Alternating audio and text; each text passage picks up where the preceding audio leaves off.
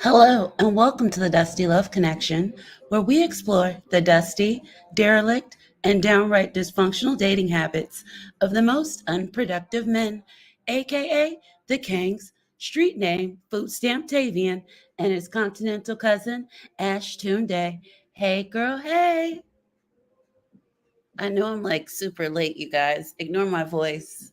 I'm just getting over like a respiratory infection. Hey, Miss Red.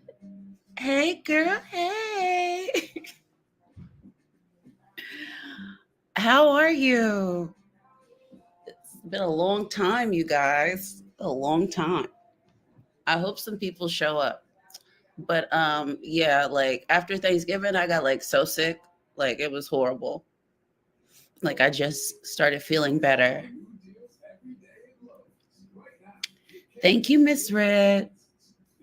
Yeah, I'm feeling a lot better. Like for I'd say like 3 weeks I just felt horrible, you guys, like just horrible.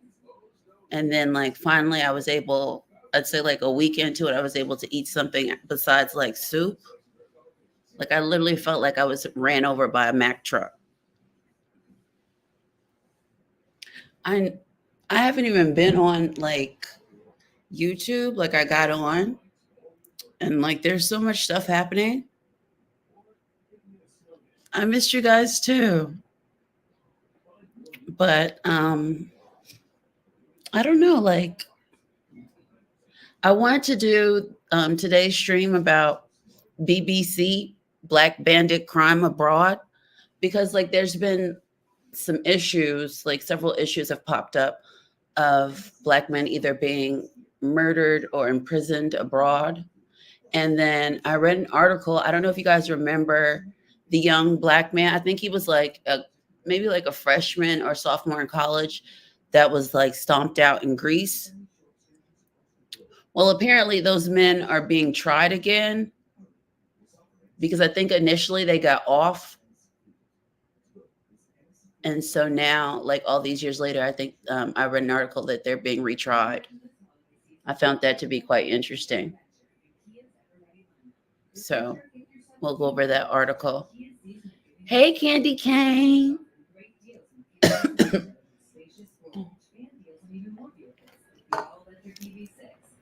How are you? How was your holiday?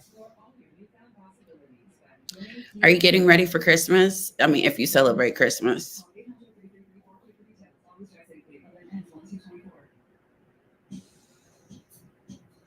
I'm going to go home for Christmas. See my family. And also, I wanted to get into the Johnny Somali case because I watched a video of, I guess, the guy who records his streams for him. I guess like he had like a videographer because that guy also got arrested and then he got out and made this really horrible video. And it seems like he might have snitched on Johnny Somali. It's very strange. Yeah, I'm excited too. Like, I want to get home to see my niece. She just turned 11. She's been sending me all this very expensive stuff she wants for Christmas. Yeah, like the Johnny Somali, it's a mess. It's a mess. And several, and then also, I think Cynthia covered, she briefly touched on I think his name is Shahid Abdul Mateen. I fell down a rabbit hole and found out so much more about him. And it's weird because like even his degeneracy in China was being covered by a Chinese woman. And then you guys, I think the woman had like a PhD. Um, he was teaching at Ningbo University. And when all this stuff went down, the woman that had hired him, she wrote a paper. I don't know why she wrote this paper. It just seems very odd, like when we watch it. But she wrote this paper basically about Black men and about them being sexually aggressive and that being part of their culture after he had murdered or unalived that Chinese student. Like, they're destroying their image everywhere. They have, it's like this woman wrote an academic, like, this is an academic peer research paper that she wrote about Black men in China that says that, like, I guess Black American culture or Black culture, because she didn't really specify, was violent and aggressive, and that the way in which they interacted with women, like the Chinese lady said that the faculty needed to forgive like foreign teachers, specifically Black ones, because it's culturally appropriate behavior for them to interact with women in that manner. It blew my mind, you guys. Like, I happened to find it because I watched this other channel. It was weird because I was going to do this topic, and then one night I was watching this, I think it's called Red, it's like True Red China Crime or something like that. And the Shahid story popped up, but it was in far deeper detail. And so then I was like, okay. And then I found the newspaper article that they mentioned in the video, and I went and read it, and that linked me to the professor, the Chinese professor's paper. It's wild, but let's get into it. I think we should start with that one. Hold on.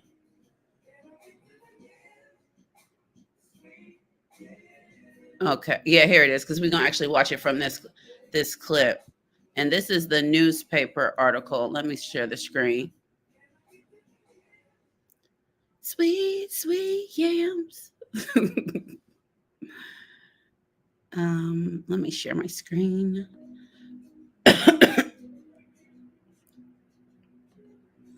Okay.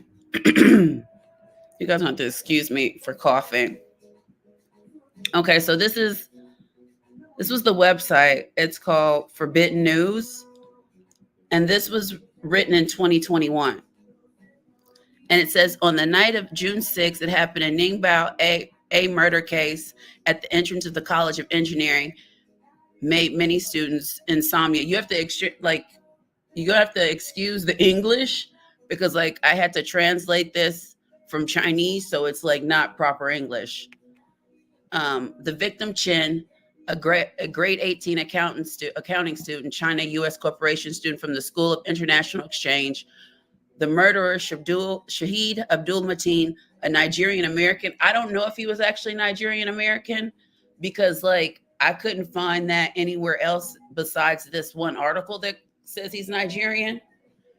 It says teacher born in the 60s at the School of International Exchange. The students called him Shahid. On the day of the killing, Shahid logged into his Facebook account and forwarded a link to a public group, a dynamic reminder about an influential religious missionary speaker.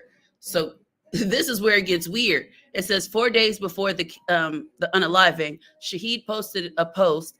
There is anger between the lines. If a man snarled a man, he might die. A true Black man is being replaced by an ordinary man without masculinity. A true man will never be seen as a threat, but a less masculine man will not.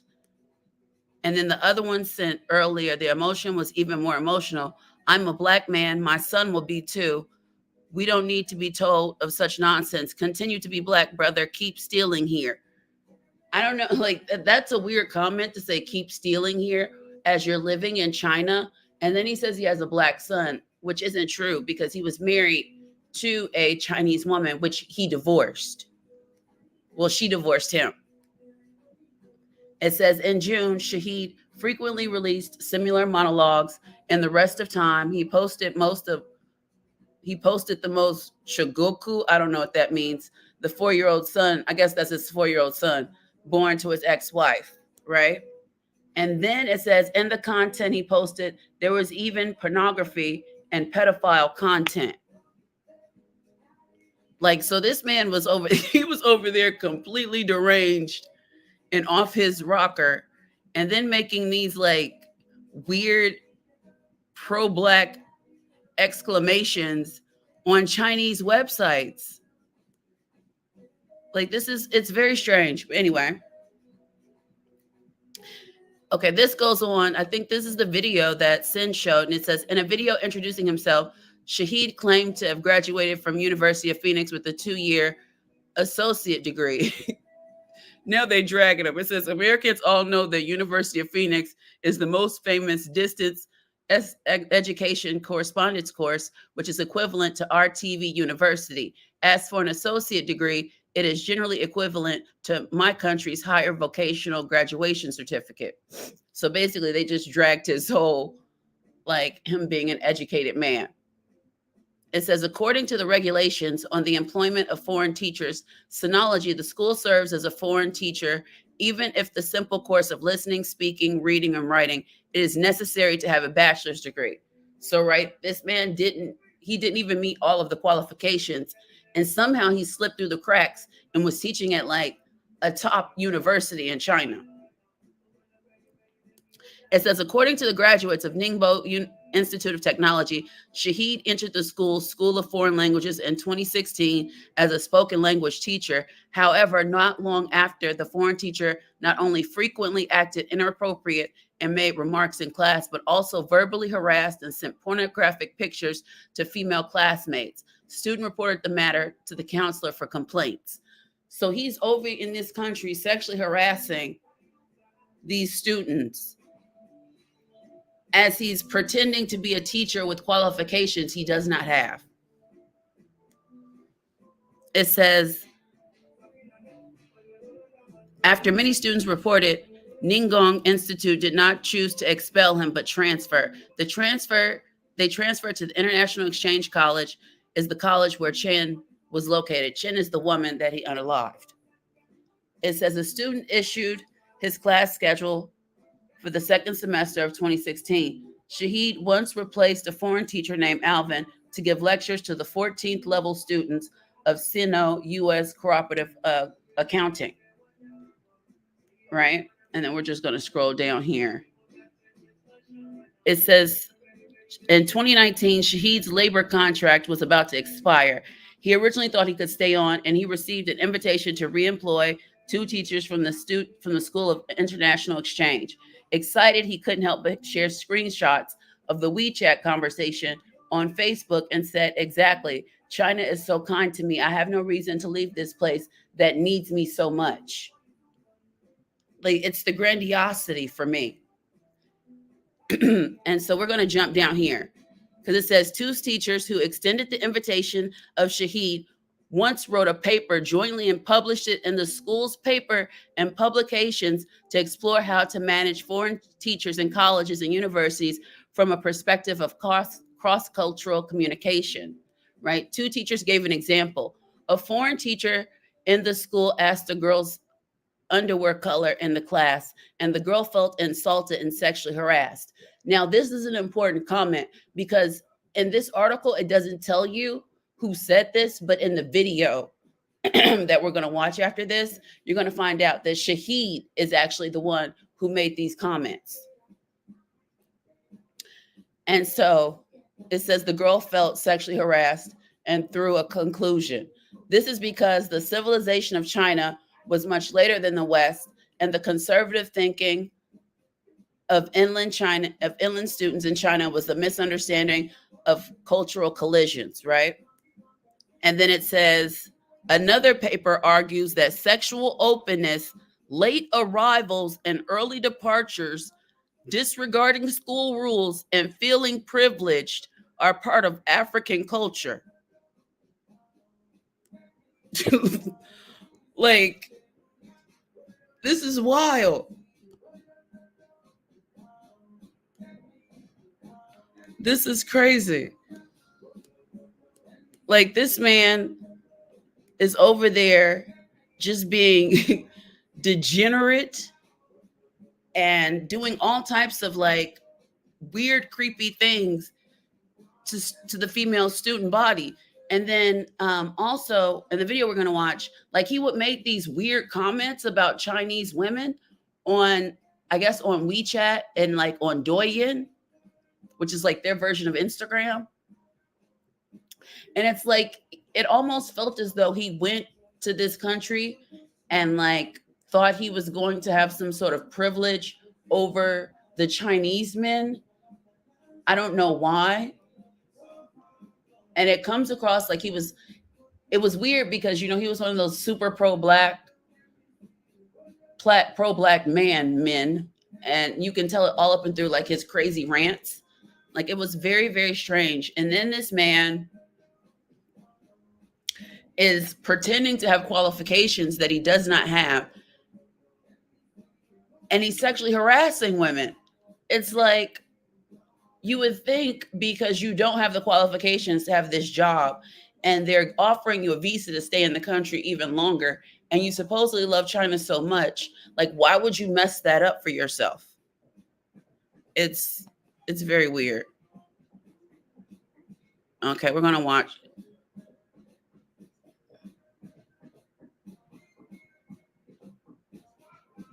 Okay, we're going to watch this video. And this is it from Red East. Oh, goodness. I'm sorry, guys. From Red Eastern True Crime. You guys should watch this channel. Like, they have some like really weird stuff on here about crimes in Asia that are really, really interesting. Hey, a bit tired. Hey, Neoletti. Let's share the screen. This video goes like really in depth to the Shahid Abdul Mateen crime in China, like unlike any of the other videos that I saw.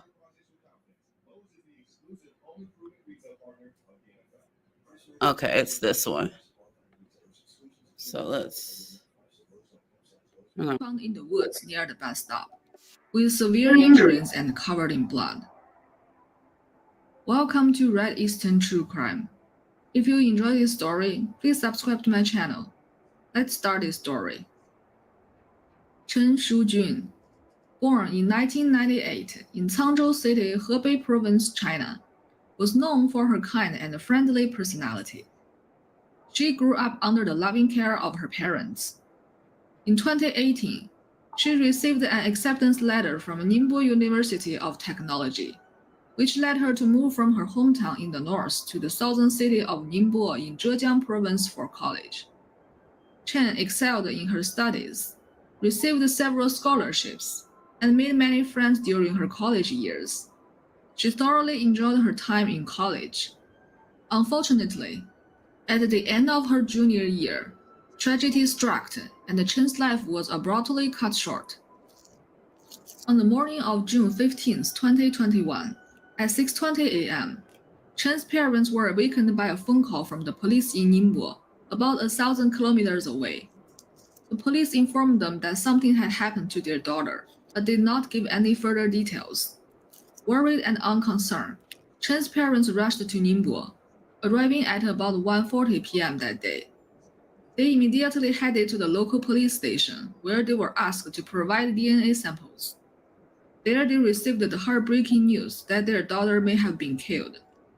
The DNA result later confirmed the tragic reality. The deceased was indeed their daughter, Chen. Chen's parents were devastated, and her mother fainted from overwhelming grief. Despite their emotional pain, they insisted on seeing Chen. With the help of the detectives, they were able to visit Chen. To their shock, they observed numerous wounds on her face and neck that made her almost unrecognizable. A deep cut on her neck was particularly disturbing. They wanted to remove the sheet to see the rest of Chen's body, but the detectives stopped them, explaining that Chen had suffered severe injuries all over her body and was in an extremely distressed state. They were concerned that it would be too much for Chen's parents to bear. The parents couldn't understand how their daughter, who was studying and living on campus, could be brutally murdered. The police informed them that they had arrested the perpetrator, who turned out to be Chen's college teacher, a man in his 50s named Shahid Abdul Mateen from the United States. He confessed to the murder and claimed that he and Chen had been in a relationship. But when she broke up with him and refused to reconcile, he became enraged and... Y'all see that, Malcolm X? on his screensaver. These men, they really need therapy. Committed the crime. Chen's parents were astonished because their daughter had never mentioned being in a relationship, and the significant age difference raised questions. Shadi Abdul Mateen, born in the 1960s, came to China in 2013. He started teaching English to young children at a training center in 2014. In 2016, he somehow began teaching English at Ningbo University of Technology. During this time, Shadi married a Chinese woman, and they had a son in 2017. Importantly, they divorced shortly before the incident.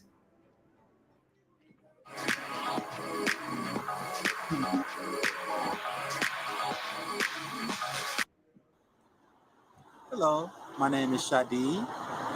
I'm from Los Angeles, California, a city rich in culture, diversity, and a city that's definitely best for someone who's trying to be culturally competent like myself. I graduated from Santa Monica High School. I also graduated from the University of Phoenix. On June 14, 2021, Shadi arranged to meet Chen. It was a little after 8 p.m. when Chen rode her bike to a bus stop about a kilometer from her school. They had a brief conversation, but then Shadi forcibly dragged Chen into the woods behind the bus stop and tried to harm her. Chen desperately fought back, which infuriated Shadi. He suddenly pulled out a folding knife and stabbed Chen repeatedly. In a fit of rage, he then stabbed Chen's motionless body multiple times in the face and torso before fleeing. Passers-by quickly spotted Chen, and with the help of surveillance footage, police identified Shadi as the suspect and arrested him later that night. Shadi claimed that he had been in a relationship with Chen since 2019. He lied about being married and always used learning English as an excuse to see Chen. In 2021, Chen discovered that Shadi was still married and repeatedly tried to break up with him. However, Shadi refused, even resorting to verbal threats against Chen. This situation continued until the 14th. After persistent persuasion, Chen reluctantly agreed to meet him. Chen's parents, devastated by the loss of their daughter, wanted to retrieve her belongings from school and talk to her classmates and roommates. But school officials stopped them, saying it could bring a bad influence to the school. They also insisted that, quote, the incident happened outside the school and has nothing to do with us, unquote. The school offered to refund Chen's tuition for the current semester. When Chen's parents posted information on Weibo, the Chinese version of Twitter, it was deleted. In response, they stood outside the school with a photo of Chen and distributed leaflets to raise awareness of the case. School security guards removed them, and the police warned them that their actions could be considered a riot and lead to arrest. Chen's parents couldn't communicate directly with her classmates. Later, online posts by netizens revealed that the school had warned the students not to discuss the matter if they wanted to graduate without problems. When Chen's schoolmates found out that Shadi was the killer, they were really upset. They shared their anger online, revealing that his teaching skills were not up to standard and he had harassed many female students at the school. He had sent inappropriate pictures to female students, often asked them out, and made jokes about both male and female students during class. Shortly before the incident, a student posted on Weibo that she was relieved she wouldn't have to attend Shadi's class that week. Even more troubling, many female students had reported his behavior to the school, but the school dismissed it as his personal matter. Shadi often made negative comments about China and issues such as Taiwan independence in his classes, which led to complaints from students. Eventually, the school transferred him to another department. The case had sparked widespread public discussion, ranging from condemnation to the perpetrator to questions about the accountability of the school and the unregulated foreign teacher industry. People also criticized the special treatment of foreign students in China and expressed concern about the possibility of the death penalty for American criminals. Online users found that Shadi lacked the necessary teaching credentials.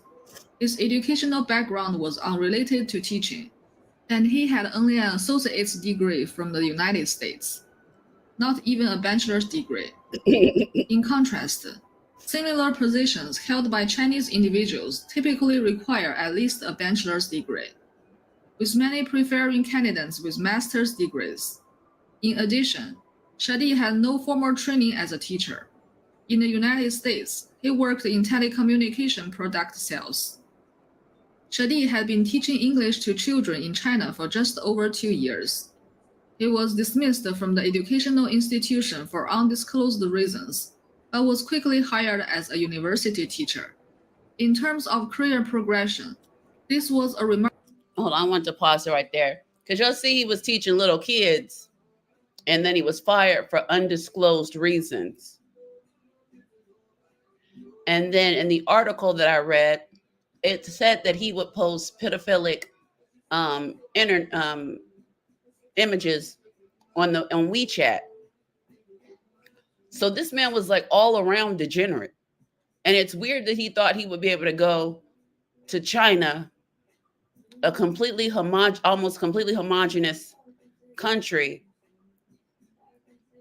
and get away with this. And then he was making all these weird comments about Chinese men and women.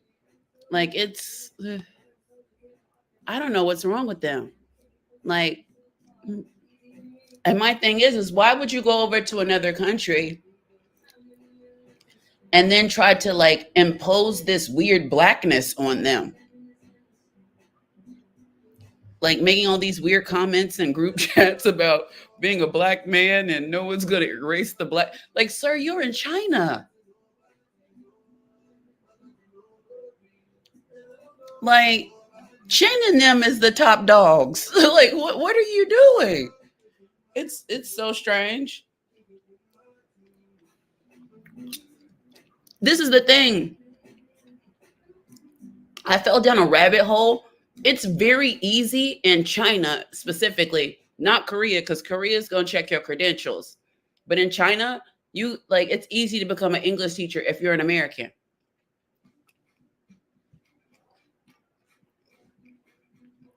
Because they still see this sort of like American carries this sort of prestige. And so they're just taking any old body. Like, mans went to, no shade to University of Phoenix, but mans went to University of Phoenix and went over there and was at like a top university teaching English to college students.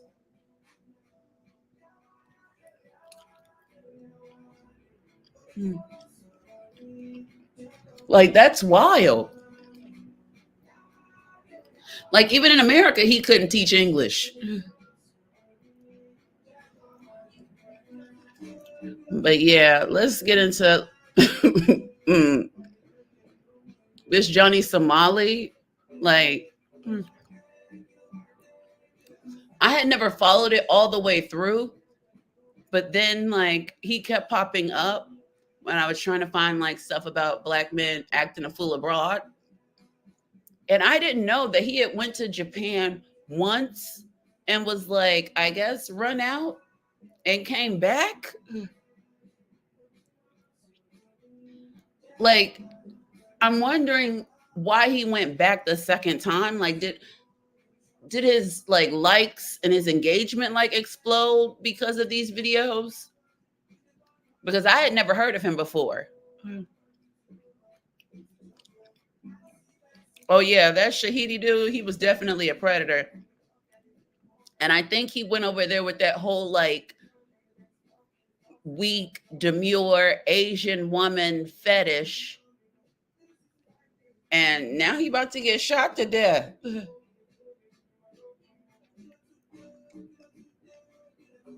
And what's wild is like the US tried to supersede into like his execution.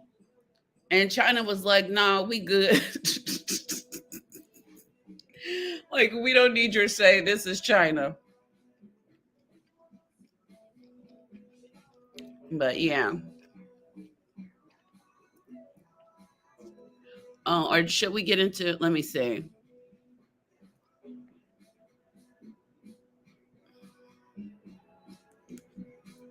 Hold on for a second.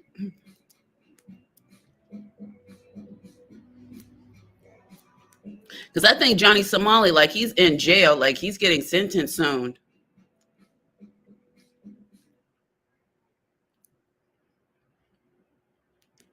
Hold on, let me find the video.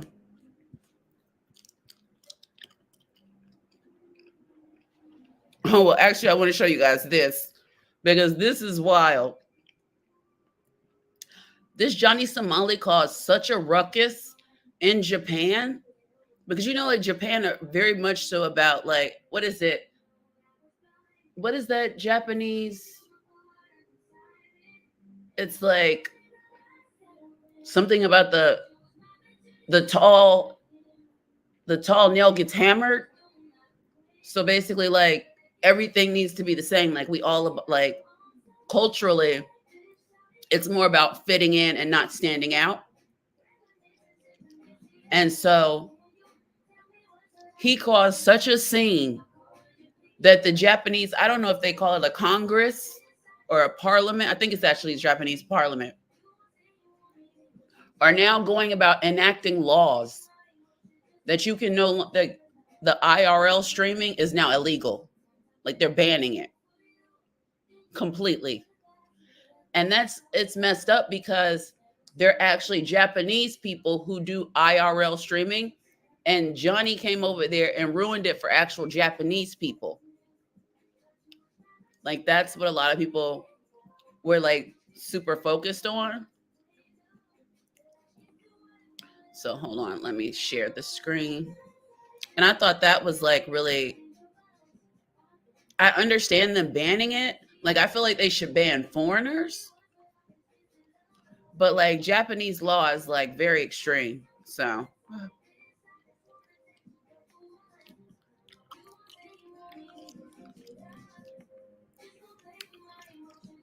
okay, here we go. Filming himself on Kick, going around. Hold on, let's start it from the beginning. So we have this Kick streamer who goes by the name of Johnny Somali. He's been in Japan for the last few months. He's been filming himself on Kick, going around and disrespecting members of the Japanese public. You know Hiroshima? You know Hiroshima? Nagasaki? You know why you do this? Pearl Harbor? Hiroshima! Nagasaki! It started off with him saying random things to people on a Japanese subway. He would even say things like Hiroshima to offend them. And when this happened, there was an American who tried to defuse the situation, but Johnny Somali continued. You know. What? What do you mean? Where are you from? You know where I'm from? Where are you from? I'm from America. You're from America? Yes. So am I. You're from America? Yeah, you're being obnoxious. You know what we do to you? What do you do? We will do again. Do what? Hiroshima, Nagasaki. You understand? Do you think I'm Japanese? Where are you from? I'm from America. Where are you from? What's your ethnicity? Texas, buddy. What's your ethnicity? I'm Korean. Then sit down, brother. Why don't you sit? Following this event, he gained more popularity over the internet by continuing to insult the Japanese public on stream. On quite a few occasions, he was confronted either by members of the public, other Japanese streamers, and even members of the Japanese Yakuza, which is like the mafia in Japan. Johnny Somali and his friends were also punched by a foreigner for their actions disrespecting the Japanese people. Don't grab nothing. Oh. You see him, the white dude just knocked him out. Brad's always going to bring in law and order. Anonymous sent $3 Hiroshima, Nagasaki. Johnny Somali still continued to cause problems and a nuisance in Japan. He filmed himself walking into a construction site in Japan, and when told to leave, he kept saying Fukushima, Fukushima, which was the nuclear accident which occurred in 2011. Chat, what did I get myself into?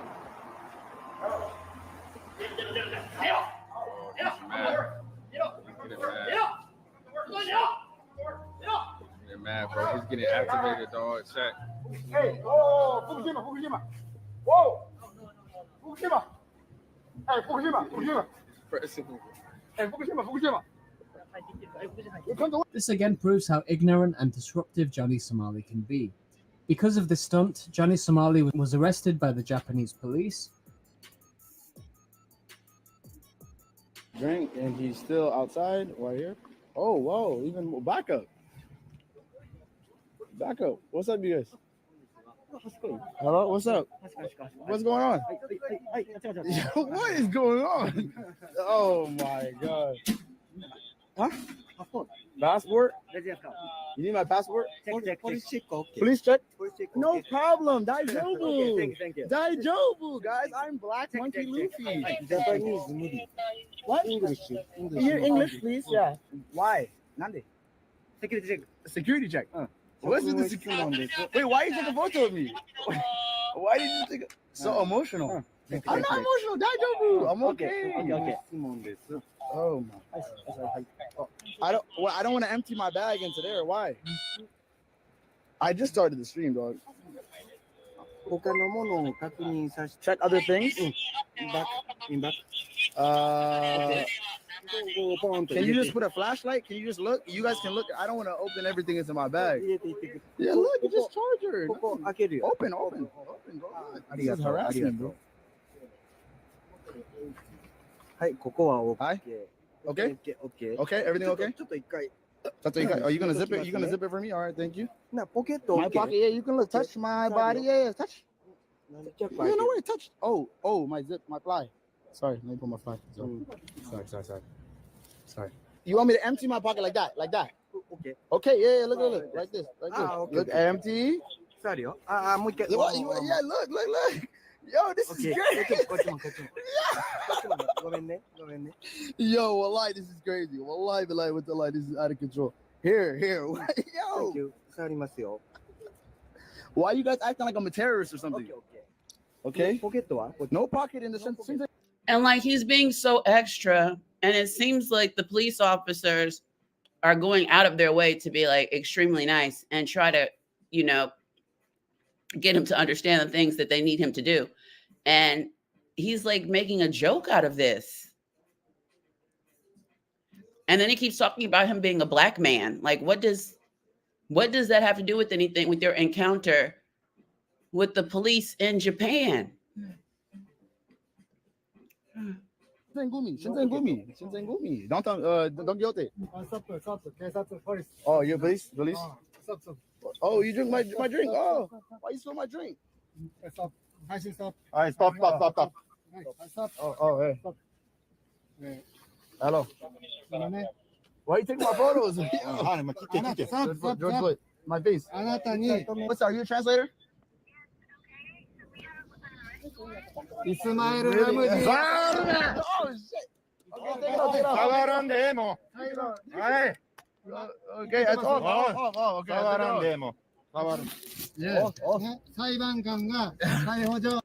And like they keep telling him to turn the camera off, and he's not allowing them to turn it off. Like he provoked this entire situation. And it's just horrible. Like they can't even go abroad and just enjoy other cultures and being in different environments and in different atmospheres without being degenerate.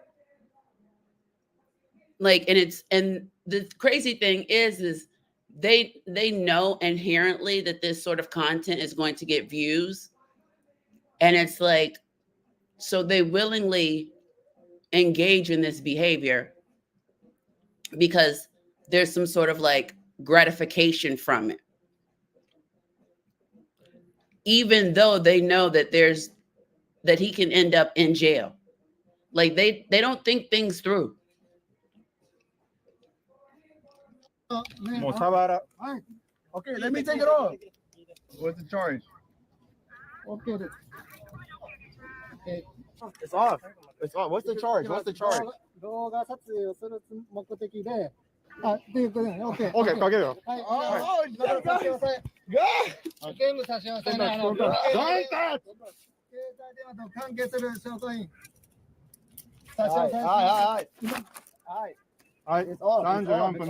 The police spoke Japanese during his arrest. but you can hear one of the representatives on the phone speaking in English to help Johnny Somali understand why he's been arrested. It was because of this act of trespassing on the construction site. Japan takes the crime of trespassing seriously. Japan has a 99% conviction rate and are quite strict. It's likely that Johnny Somali can face a fine and even up to 3 years in jail for his actions. When released, he can also face deportation. What do you think should be the punishment for Johnny Somali's crimes? Leave a comment in the comments section below. Okay, I'll stop sharing. And I need to inform you guys that in Japan, they have a 99.9% prosecution rate. Like, you get arrested, you're going to jail. And they have the right, like I also was reading up on how like they interrogate you for hours on end, day after day after day. Like, it's crazy.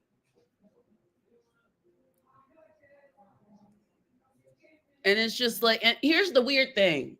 Like, this is how you know that these men are intellectually stunted, because he could have done all of this crazy stuff, right? Like, and then put it up on the internet after he left the country, because they caught him because he had put this stuff up on the internet.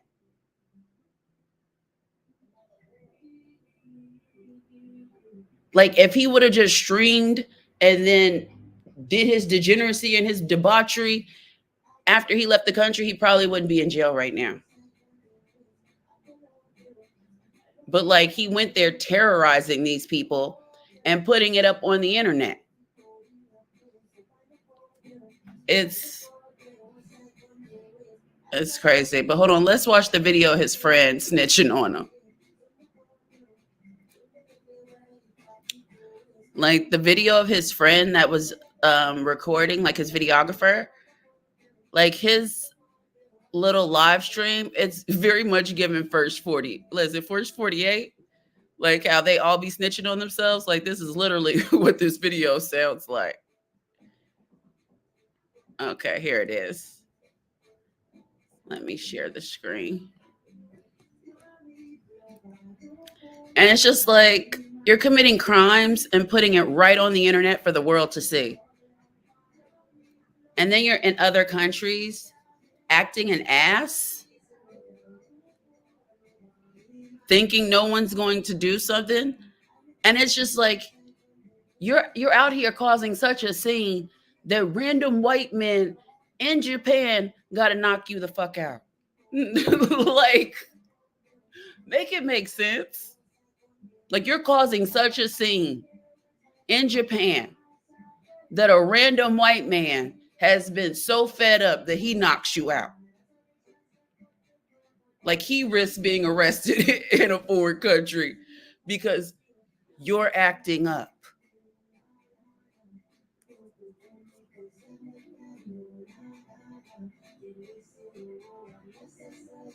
Hold on, where is it at?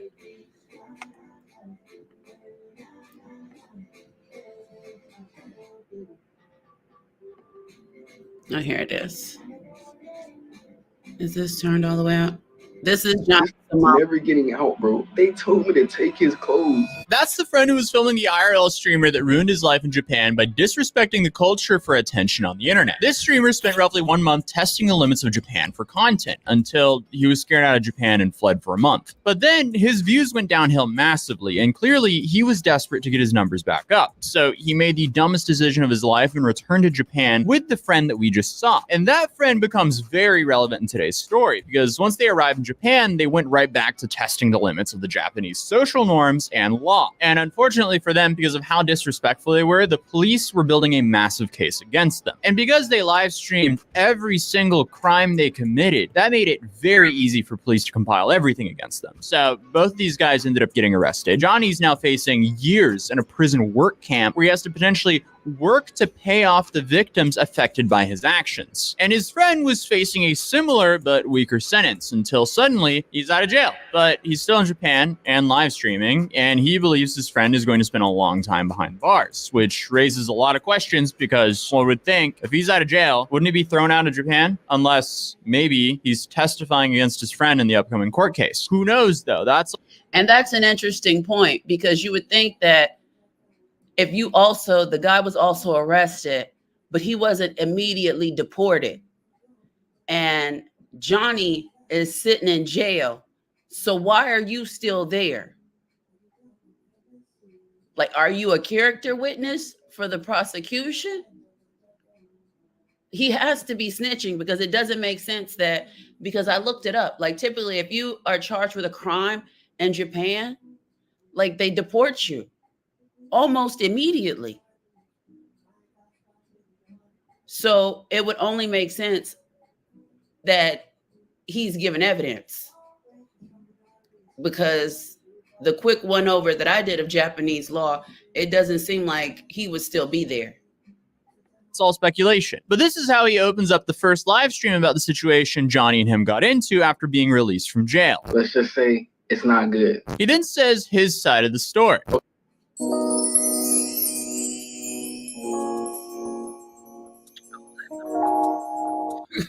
Okay, so here's what happened. The police called me. They had my phone number somehow. And they're like, yo, we need you to... Yeah, so he said the police somehow had his phone number. I mean, it could be on his passport information, like when you come into the country, but I don't think so. I think he gave them his number when he got arrested.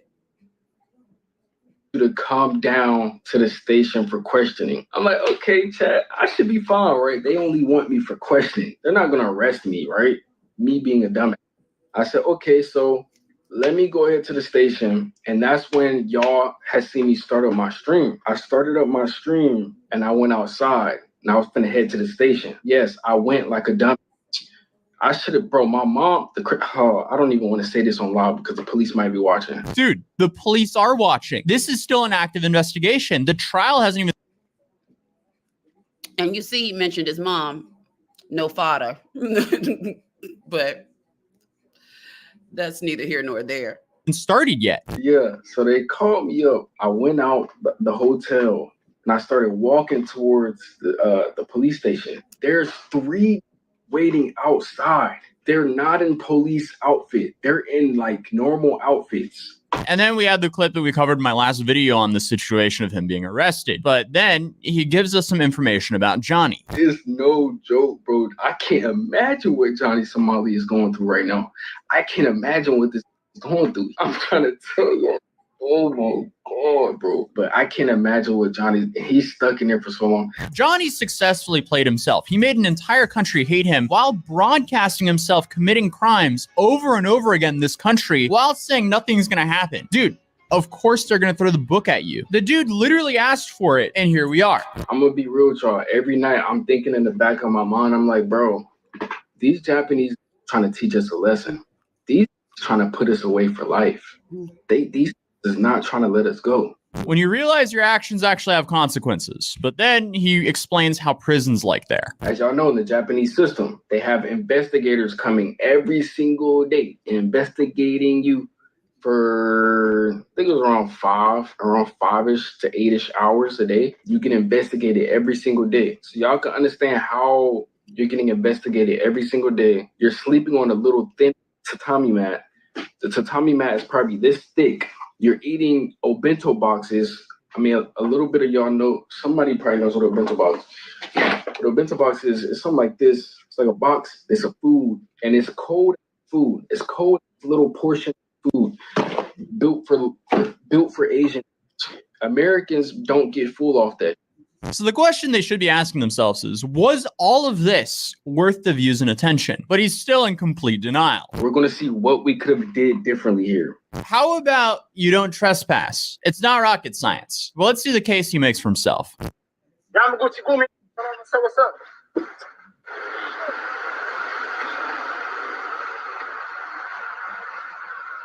He's going into the warehouse. Now this is wild.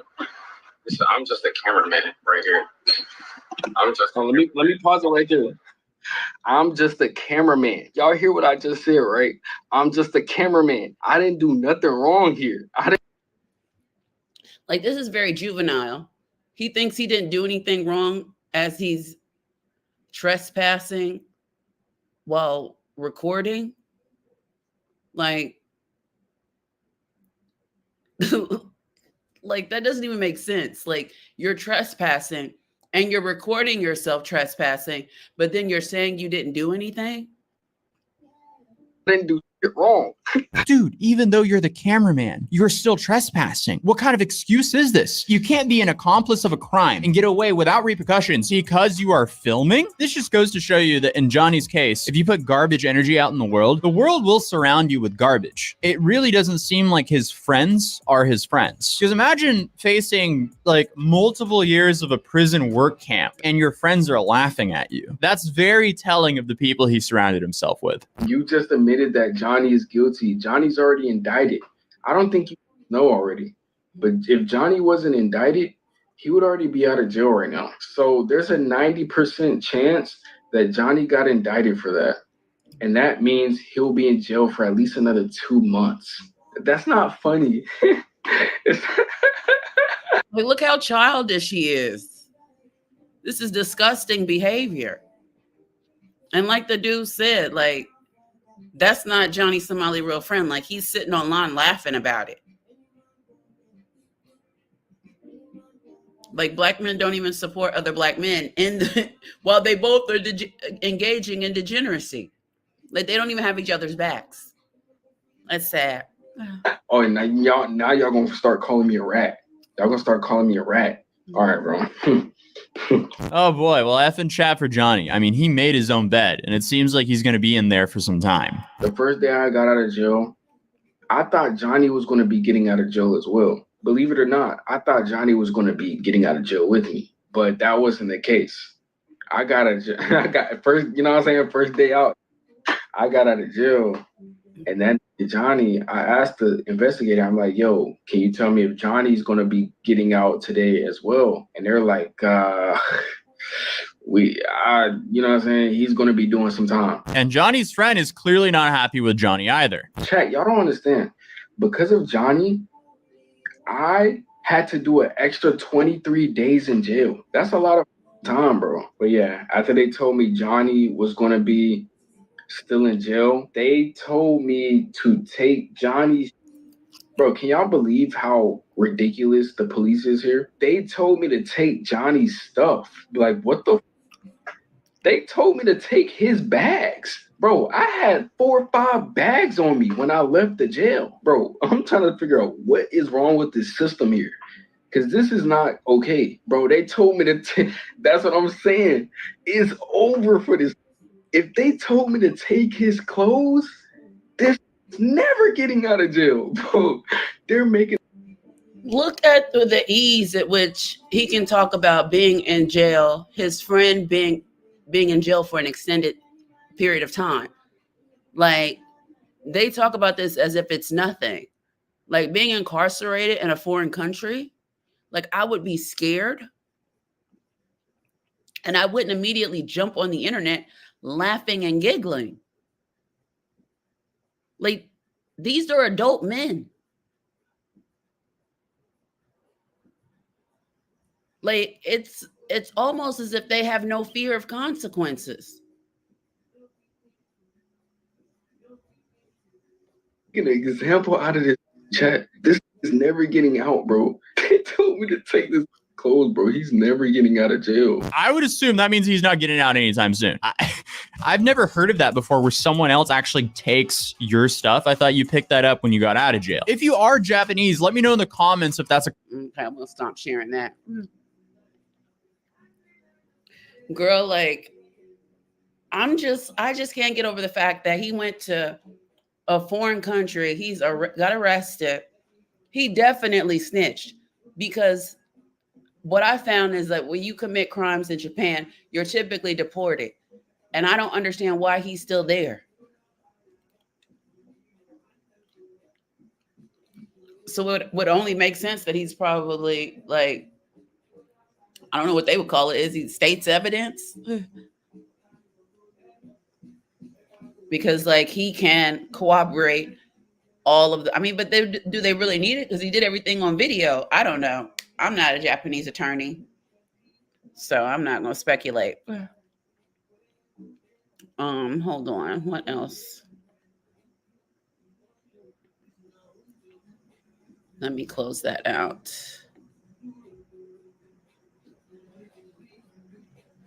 And let's get into this one because I want to hit all around the globe. There was this Nigerian student that was unalived in the Philippines quite recently. And you don't really hear any, like, what I find funny is like, well, actually, I don't. It's not funny. But I'd say that it very much showcases the delusion in which Black men live. Because if I can find these stories and these crimes of like Black men being, doing things abroad or things happening to them abroad, they easily can. Because I find all these videos that are like, oh, Black men are treated so much better here. And then I can go and find a slew of stories about Black tourists or Black men who've moved to these countries and have been unalived. Like they're not talking about the dark, seedy side of this sort of behaviors that they're engaging in, especially down in Brazil. Because down in Brazil, baby, they getting hit left and right. Like there's whole, like you watch the Brazilian news, like there's whole gangs, like gangs of women, like gangs of beautiful, big Brazilian women just out here like putting stuff in men's drinks and taking everything they got. And some of the men are ODing because they're giving them way too much. I mean, you run the risk when you're mixing narcotics with alcohol. So, but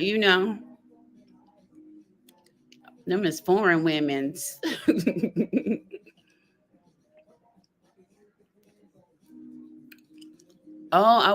you guys want to talk about, we can get into also, I found a story about, I guess it was American veterans.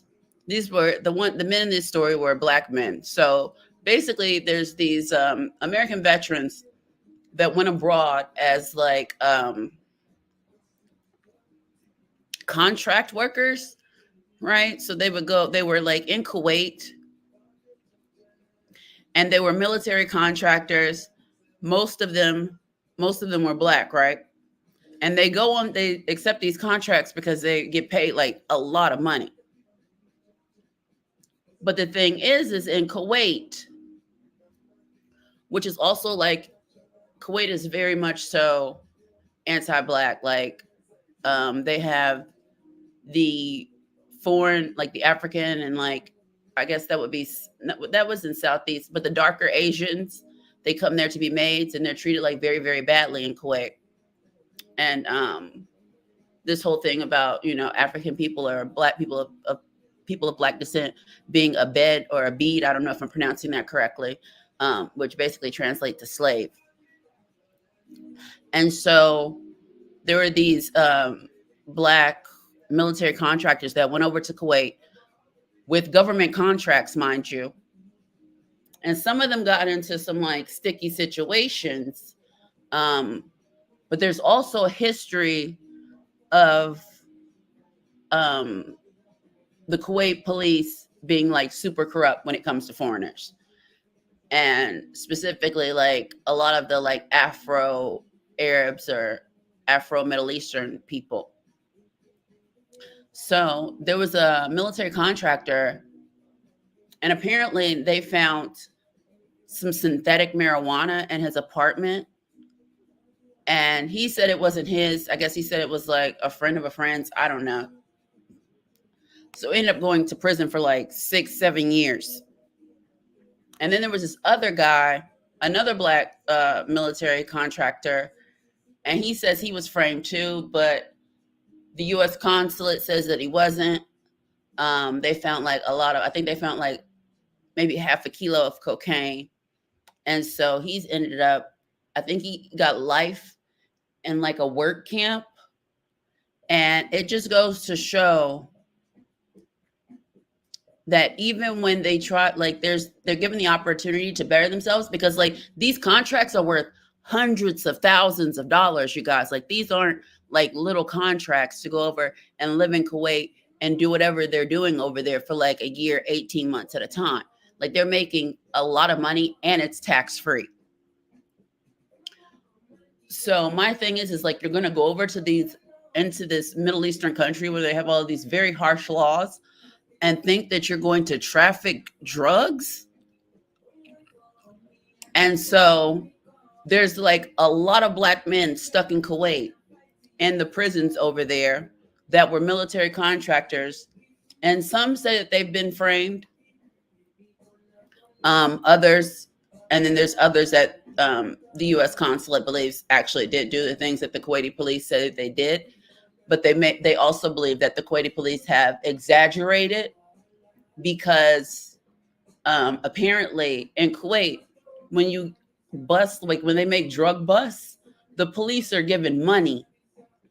So like if they find like a lot of marijuana, there was an incident where they found like a few keys of marijuana and like 6 police officers were given like $125,000 to share amongst each other. So they think that there's an incentive for the police to do these things to like foreigners. But then again, it's just like, who really knows? And then it just so happens that the military contractors that are over there engaging in this sort of behavior happen to be black. So they tried to pivot the article as if like this was based in racism. Who knows? It may be because this is the Middle East. But also we have to take into account that black men do like to engage in degenerate behavior. So I wouldn't put it past one of them to think they could be over there pushing work in the Middle East. Hey, Narc. Hey, kitty cats. Hey, Nabia. Okay, so let's see. What's another? Hold on. There was. Oh, do you guys want to watch the video on the black brothers they got like 44 years in, I think it's Ecuador. It is a funny story. So it was this black guy and his brother.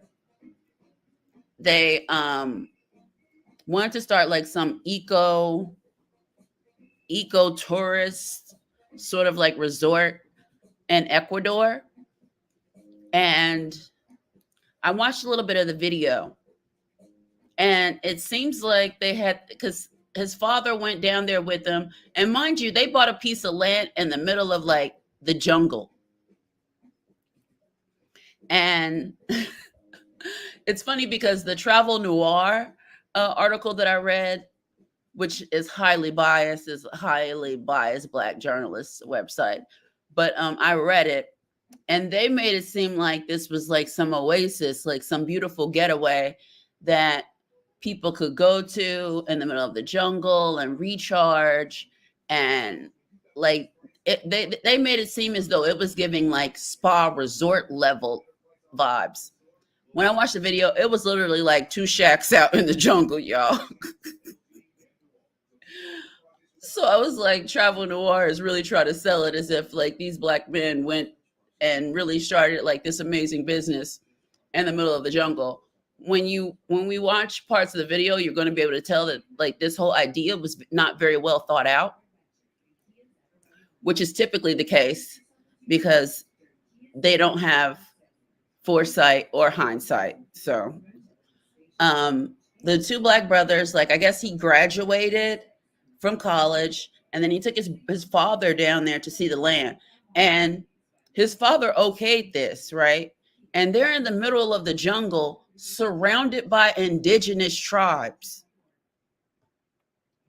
And apparently they bought this land off a Canadian, right? But the Canadian was no longer living there. That should have been like a red flag for him to begin with. Like, why wasn't this Canadian living out there if it's just this beautiful ecosystem, this oasis? Like, why hasn't he done anything with the land? They didn't take any of that into account. They buy the land from the white Canadian man. After he graduates, apparently he goes down there and starts, like, I guess he gets some farm animals.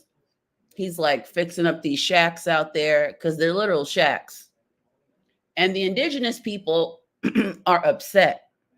You're going to see in the video. I don't know if it's in this video that I'm going to show you guys, but in the video that I watched, the brothers recounted that the indigenous people were like, where did you get the money to buy this land as a black person? Where did you get this money to buy this land from? And I guess they didn't believe, like the indigenous people, because I guess when they think America, they think white. They didn't think that these men were actually from America. I guess they thought they were Africans.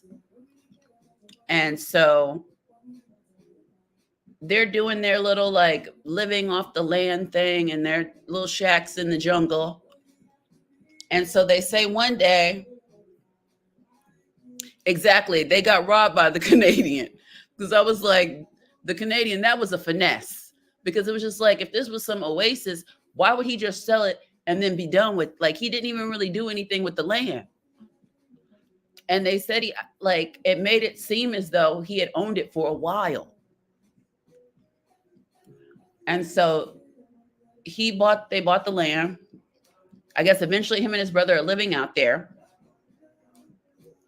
And one day, I guess he was like having quarrels with the indigenous people because they wanted the land. And then I think at one point in time, they were saying it was their land. So one night, I guess he said at like 3-4 o'clock in the morning, like a bunch of police just run down on the shack in the jungle. And they find, I think it was 2 deceased bodies on the property. So the police and the indigenous people done found the bodies. And now these black men are in prison for like 44 years to life or something crazy. So let's watch the video.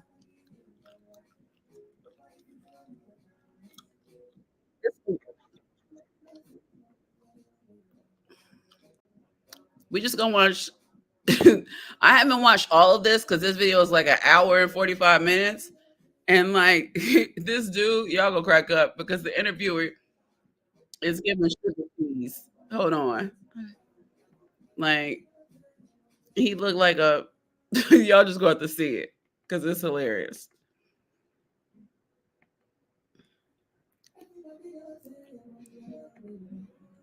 And it's called Locked Up Abroad. If you actually want to go back and watch the entire thing. It says 2 Americans framed for murder in Ecuador. I don't know, is it Roja John and Ronell Stevens? I don't know what the hell their names are. I took in the volunteer program for about a... Hold on, let me rewind it. Please check out his amazing YouTube channel. Let him know ASD Docs sent you. With all of that said, let's get right into this podcast episode. My full name is Roger John Stevenson. I'm 29 years old. I have a business administration major with a minor in sociology from Washington and Jefferson College. Hi, my name is Ronell Stevenson. I'm 39 years old. I'm from Washington, D.C. But prior to me coming to Ecuador to be with my brother with his project, I was in Baltimore and as well in D.C. repairing homes and selling. Excellent. So we are here today because right now you guys are serving a 34 years in prison for a crime that you did not commit. You have now served 4 years in prison, correct? Correct. 4 going on almost 5 years in March. In the summer of my sophomore year of college. Y'all, Rico Suave. He you look kind of fine with the square jawline. Let me stop. I had the opportunity to partake in a volunteer ecotourism program in the north of Quito. So it was located in Ecuador through the University of San Francisco. I came down. I partook in the volunteer program for about a little over a month. I enjoyed the lifestyle that I saw in Ecuador. I was really interested in the language and everything. And from there, it spiked my interest to return every vacation opportunity that I had to volunteer and see more of the country. Okay, so after the summer I spent in the north of Quito, I decided during the month of January 2013 to return to Ecuador, and I visited some different cities, Cuenca, Vilcabamba, and I let my father know once I graduated from college, I would be interested in starting an ecotourism farm in Ecuador. The currency was US currency. It's a beautiful country, and I was interested in learning the Spanish language. He decided to come down at the end of January 2013 to see the country with me. And when he came down, we met with a few real estate brokers that were in Vilcabamba, which are mainly American English speakers, pardon me. And we traveled around the country. I ended up going to the Amazon jungle and finding a farm that was owned by a Canadian gentleman. When we arrived there with my father, we walked around the property. We saw the homes he already had built on the property, the fruit trees that were pressed there, and it was paradise. It was a beautiful place. It was perfect to start an ecotourism farm. My father was in agreement, and he said, once you graduate, you can come down here and we can take over this property. We can purchase it now, and you can start your life here once you get your degree. So from there, we purchased the property in the summer of 2013. I returned. I started cleaning up the property a little bit, purchasing animals, fixing the homes. And then from there, I had one more year until I graduated in 2014. And in 2014, I graduated in May. And a week later, I was on a plane coming down to Ecuador to start my new life. How old were you when you decided to move to Ecuador? When I decided to move to Ecuador, I was 19. When I graduated from college and actually moved, I was 21 years old. And did you know Spanish? When I moved down here, I knew very little Spanish.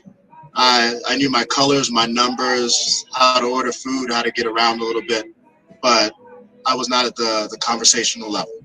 And that's crazy because he said he originally came when he was 19. Like he bought the land, his dad bought the land, and then he didn't come back till he was 21. He didn't learn Spanish that entire time. He had like 2 years to learn Spanish. He could have at least gotten conversational in 2 years. Like this just was not well thought out. And the fact that his dad co-signed all of this. So once I moved down in 2014, my dad moved down with me to spend a few months to help me get the property in order. There was a lot of repairs that needed to be done and everything. So started just getting the property put together, the homes in a manageable living order that would be up to standards for having tourists to visit. At the same time, to help myself learn Spanish, I volunteered at the local high school teaching English. So that helped me get a little bit of interaction within the community and pick up on my level. So he starts, the first place he goes to volunteer is at a high school to teach. Why wouldn't he go to a college where there were older people? And then another thing that I find quite funny when I've looked up enough of these men who move to these third world countries, like they never move into like the nice metropolitan areas. Like it's always out in the bush, in the slum, like in the favela. Like they're never anywhere nice. Like what would make you go and buy a slice of land in the middle of the Amazonian jungle amongst indigenous people and you still don't speak the language? Like there was going to be all types of problems, all types of issues. And then you don't know like their customs and things of that nature.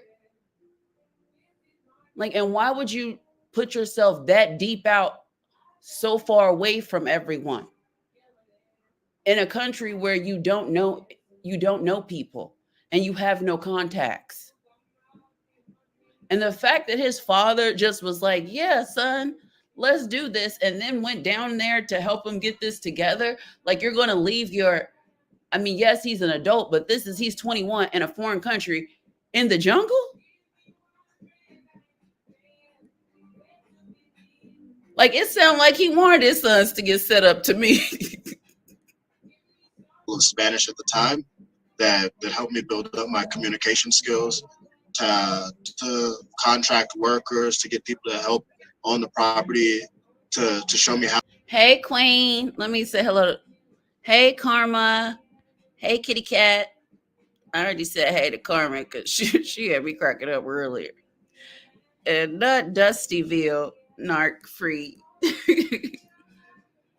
Make me your hey. Hold on, let me.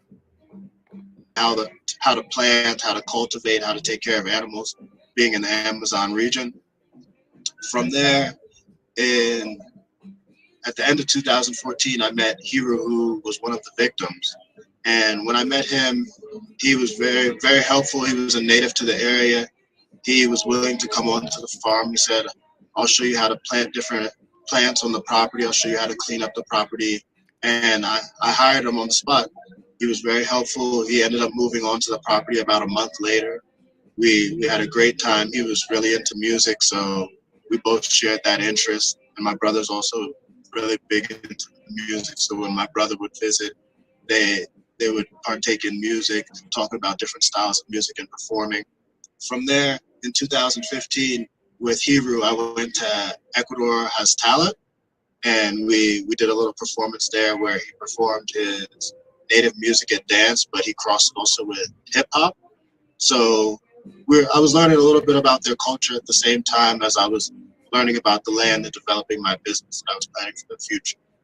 From there, also in 2015, I started getting big into the gym in the local town of Valora. I started working out, and I started competing in local bodybuilding competitions. And I won a few bodybuilding competitions on the national level. And from there, I started dedicating some time also to helping out in the local gym and just training some of the high schoolers that I was teaching English to, and just working with the local community at that point. So you were integrating yourself within the community, and you were very well liked by the locals. Correct. Many people knew me. They knew how I was. I was going into town on a daily basis, spending time at the gym, eating at local restaurants, just partaking in the local culture. I was a young man. I was living in the country by myself. I was getting to know everyone. It was my new home. From there, in 2016, I was presented with an opportunity to sponsor a candidate for the pageant for Carnival. So I partook in that. We put a float together. We developed a whole routine, a dance routine. We got one of the young women from the town. We bought her clothing, dresses, everything to partake in a pageant. And she represented my farm within the local pageant. So that was the beginning of my 2016 with the carnival. And every year my parents and my brother would come down and visit, see what progress I had on the farm, what projects I was working on. There was different projects between raising chickens, raising pigs, raising ducks. I had dogs, I had goats, I had cows, just different small projects as I was building up the property to be a self-sustaining farm. Oh, Corbin, planting I hate vegetables, you. planting fruit. There were already Corbin.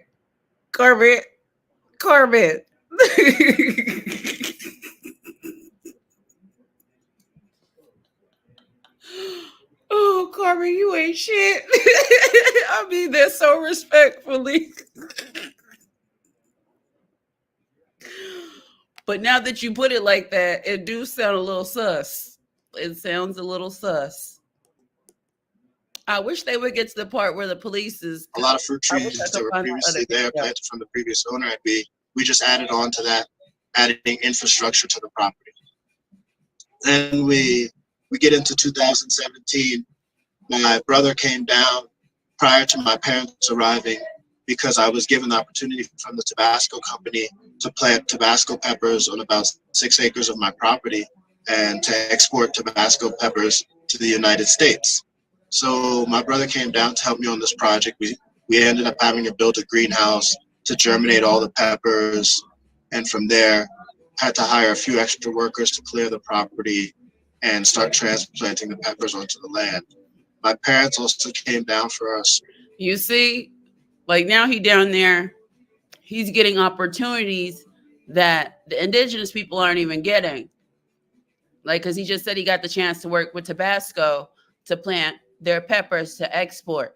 Like, he's out there in the middle of the jungle and the indigenous people not liking it. Like, he doing too much in the middle of the jungle with no one around. Like, now they're looking at, oh, large corporations are working with this American, but they never offered us this opportunity. And they've probably been there for centuries. Like, he didn't. And quiet as it's kept, like, why didn't Tabasco get with, like, afford them an attorney or something? Because they had to have been able to put 2 and 2 together to figure out that this had to do with some sort of like monetary gain that they saw that these black men were getting in the middle of the jungle that they weren't. Small period of time, about a week and a half to 2 weeks, to visit to see how the project was going and see how they could help it in any way. Mhm. From there, they went back to the States, and that's when all the problems started. On March 11th, 2017, the police raided my property, saying that they were notified on an anonymous tip that I was cultivating a cocaine plantation and that I had police-grade weapons on the property. At that point, they tried to detain myself, my brother, and my girlfriend, who was also living on the property at the time, who was a local to the town. They detained all 3 of us. And at the same time as they're detaining us, the victim's family is on the property with shovels, digging up my yard, and just ransacking the place, going around the property. And what we later found out was the victim's family claimed to have found the 2 victims buried on our property. After this, the police took us off the property, and we were later notified that the victim's family looted our homes, ransacked our homes, stole the video cameras that were for security surveillance on the property. Then they burned the homes down. They killed our pets, our dogs. They cut their heads off. Our cattle, they killed our poultry, our pigs, everything. They killed, they destroyed the whole property. It was 4 homes on the property. They burned all 4 homes. They stole any property of value that was within the homes. Any televisions, computers, everything, money, completely destroyed the homes. And I have a quick question. When they raided your house, what were you guys doing? Where were you? Were you guys watching TV? Were you guys eating? All of a sudden, you hear a knock on the door. Can you take me through a little bit of the details as to how scary it was for all of a sudden all these armed men coming into your home and raiding it like they did? Can you take me through what time? Y'all, I know Rico Suave got a mean tango. I bet you be tearing it up on the dance floor, y'all. Was it and stuff like that, the details of the raid? Well, I explain that part because it was very traumatic for myself. Because at that time, I didn't speak any Spanish. Coming down, seeing my brother, just going to the farm, going for carnival, because February is the time to come down to Ecuador, because it's carnival, it's festive and everything. So majority of the time, I would come down in February, and then I'll go back to the States around like April, May, when the weather starts to warm up. Because, in February, April, March time, it's freezing and all the snow and everything on the East Coast. So the day, March 11th, they came, they kicked in the door, I would say at 3 o'clock in the morning, because we were out that night at the club, and we got back to the house about 1 o'clock in the morning, 12 midnight, 1 o'clock, because here in Ecuador, especially in that town, Palora, the clubs don't stay open late. They stay open till about 2 o'clock. So we got home about 1 o'clock. So we sleeping, hear a big boom. At this time, let me describe the farm. The farm has 4 homes, right? It's a 125-acre farm. The house that we were detained at or arrested at was the first house on the farm, right? I don't know if you'll be able to put up pictures later or to kind of show what the farm would look like. So where we were located and where the bodies were discovered was by the first house, right? On this house and on this farm, the house that we were found in, that is like the work shed house, the entertain, the friends, and all that type of stuff.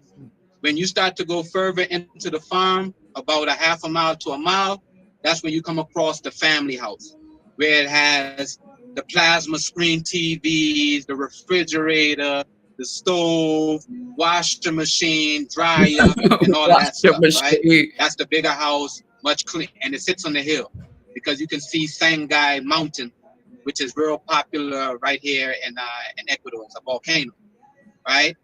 And further up, we have a nightclub with the complete nightclub, coolers for the beers and everything, right? And then the third house is the guest house, where the family comes down. They don't stay at the family house. They don't stay at the club, or they don't stay at the little work shed house.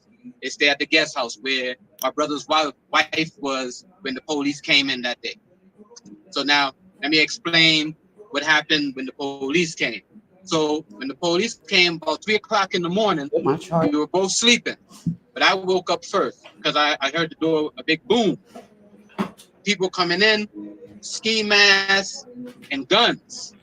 Automatically, I'm not thinking police. I'm thinking we're being robbed or possibly about to be kidnapped, because this is like people you don't even see police on the uniform. They're not shining lights or anything, because we leave a porch light on, and in the hallway we leave a light on. These guys came in while we're in the bedroom. The bedroom is dark, but we fell asleep with the TV on. So these guys got their ski mask on, got their guns drawn. I don't understand what they're saying, so I have to wake my brother up. I'm like, get up, get up, get up, get up. There's some people in this house. Like, what the hell is going on? He's like, I think they're telling us to get on the ground. So he gets on the ground, and I follow his action because I don't understand Spanish. So I get on the ground, put my hands on their head and everything. They put us out into the living room, right? When we leave from the room that we were in, you can see a little bit of what's outside, because remember, it's 3 o'clock in the morning, it's dark, you can't really see too much. So all we see is one vehicle. They tell us to lay face down, don't move. Now, we're laying face down for about a good hour, 2 hours, right? I'm asking my brother, like, yo, what's going on? What's going on? These people are paranoid because we're speaking in English.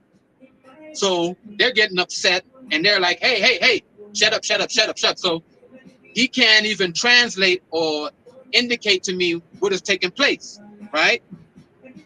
The sun starts to come up now. I'm like, man, I'm freezing because, I'm in my shorts, T-shirt, laying on tile floor. We laying on tile, on stomach first, face first on tile. And what doesn't make sense now that I'm thinking about it? Like, he said he had a Ecuadorian wife. Where was she at when all this was going on? Like, she wasn't there to translate? Did Maria just disappear when the police came?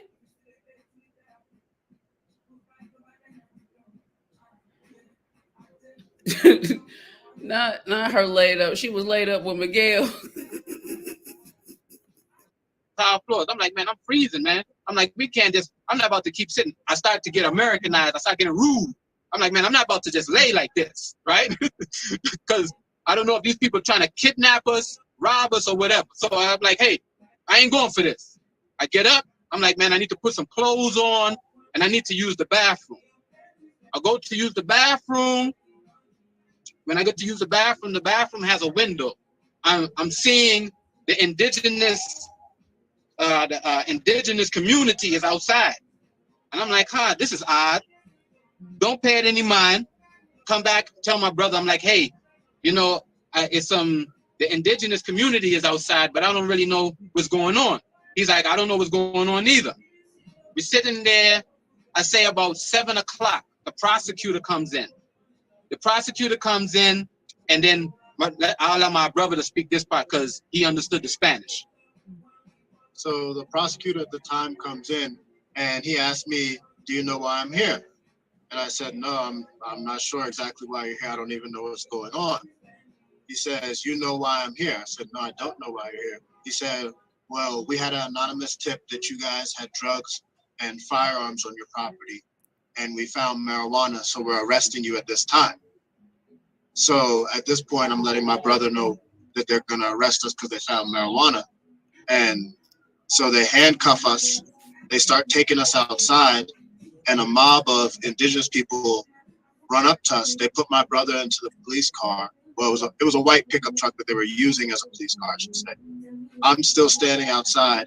The prosecutor keeps trying to ask me, do you know why I'm here? Do you know why I'm here? I said, no, I don't know why you're here. You see, he didn't say that marijuana wasn't his, or they shouldn't have found no marijuana. But he didn't say that, did he? Here. At this time, one of the indigenous comes up to me and assaults me. At this point, they rush me also into the pickup truck where my girlfriend at the time, who's my wife now, was also handcuffed in the back of the truck. They rush us off the property. As they're rushing us off the property, the police are saying to me, you guys know you guys are lucky. We saved your life. These indigenous would have killed you. They would have killed you. And I said, why would they have killed you? And they said, you should know why. At this point, I also explained that the prosecutor never read us our rights. They said we were being arrested for possession of marijuana, all three of us, myself, my brother, and my wife. At this point, they did not notify us that they had found dead bodies on the property. We were not translated our rights. We were not given our rights. I explained to him that my brother does not speak Spanish. He did not take heed of this. He did not care. It was not an issue to him. He could not explain to us why these indigenous were on our property. He basically just said, you guys are being arrested. You guys know what you did. We're getting you out of here. And took us off the property. What was the prosecutor's name? Sebastian Pacheco. Rodriguez Pacheco. He's the one that got disbarred, correct? Yes, he got disbarred after the fact for his actions on our property. He was disbarred for what he did in our case, as well as what he's done in other cases. But our case was the straw that broke the camel's back. It's the straw that broke the camel's back, but you're still in prison in Ecuador. That don't even make sense. So he got disbarred, but you're still sitting in prison?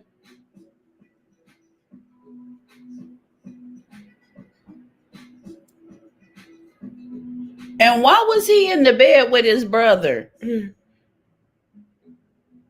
his wife at the other? This don't make no sense. We're going to watch a little bit more and then get into another story. And they used our case to disbar him, but due to the corruption here in this country, the case just went dead. So right now, he's not a prosecutor, but he has a political seat in a small town. So he's weaseled his way back into a government role, a political role, where he can interfere with people's justice, if it's civil or criminal. He has a way to interfere with that, because we've had people tell us about his situation and they said that this man likes to sue. Like he likes to go to civil court and clean up money and disputes over land or money. Like that's his big field right there. But due to him, his brother sound like a whole mush mouth. I can't. Y'all think not they was sharing Maria. Girl, y'all a mess, and I love it.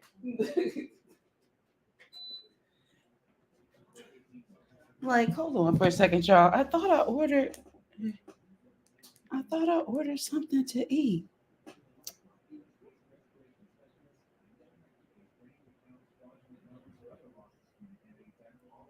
Y'all, I thought I ordered and didn't even place my order. There we go. Not sampling Consuela. Y'all better stop.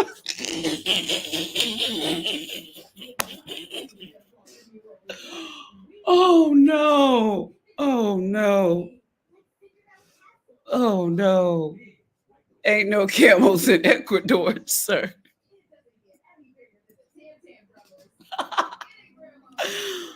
Are y'all saying he looked like the Cool's camel? My grandpa used to smoke Cool's. And that's the same thing I was thinking, Soro. Like, he was like, they didn't read him his rights. And I'm like, how do you know they even have Miranda rights in this country? It's just... And then the thing was, is like, I was also confused because in one instance, he said he didn't really speak Spanish. And then he said he was translating. So which one is it? And he was like his brother, because I'm just like, but earlier he said he couldn't speak Spanish. And is she not in jail with you? Because they didn't mention about whether or not she was in prison. I bet you she set him up to get the land. Like, and old boy gave her a cut.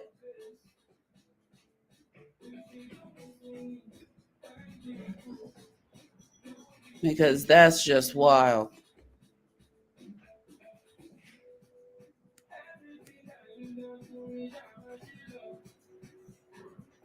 Hold on. Let me see.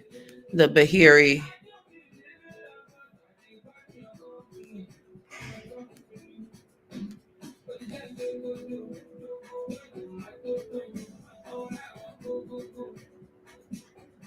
Oh, yeah. Okay. Let's get into the...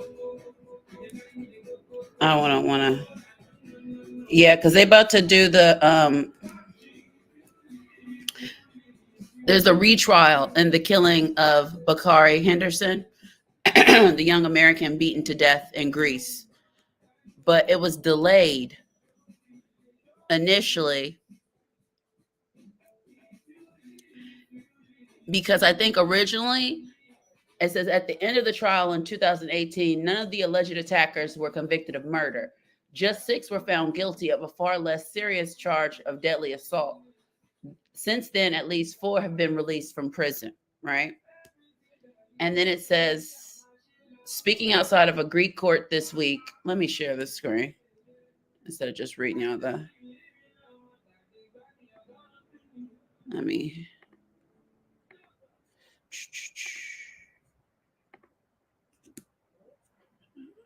Okay. Let's close that.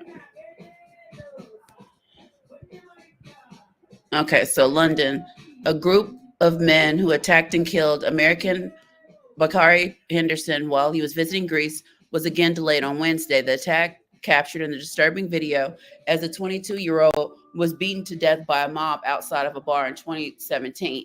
And the crazy thing is like he was with a group of white dudes. They all just ran off on him.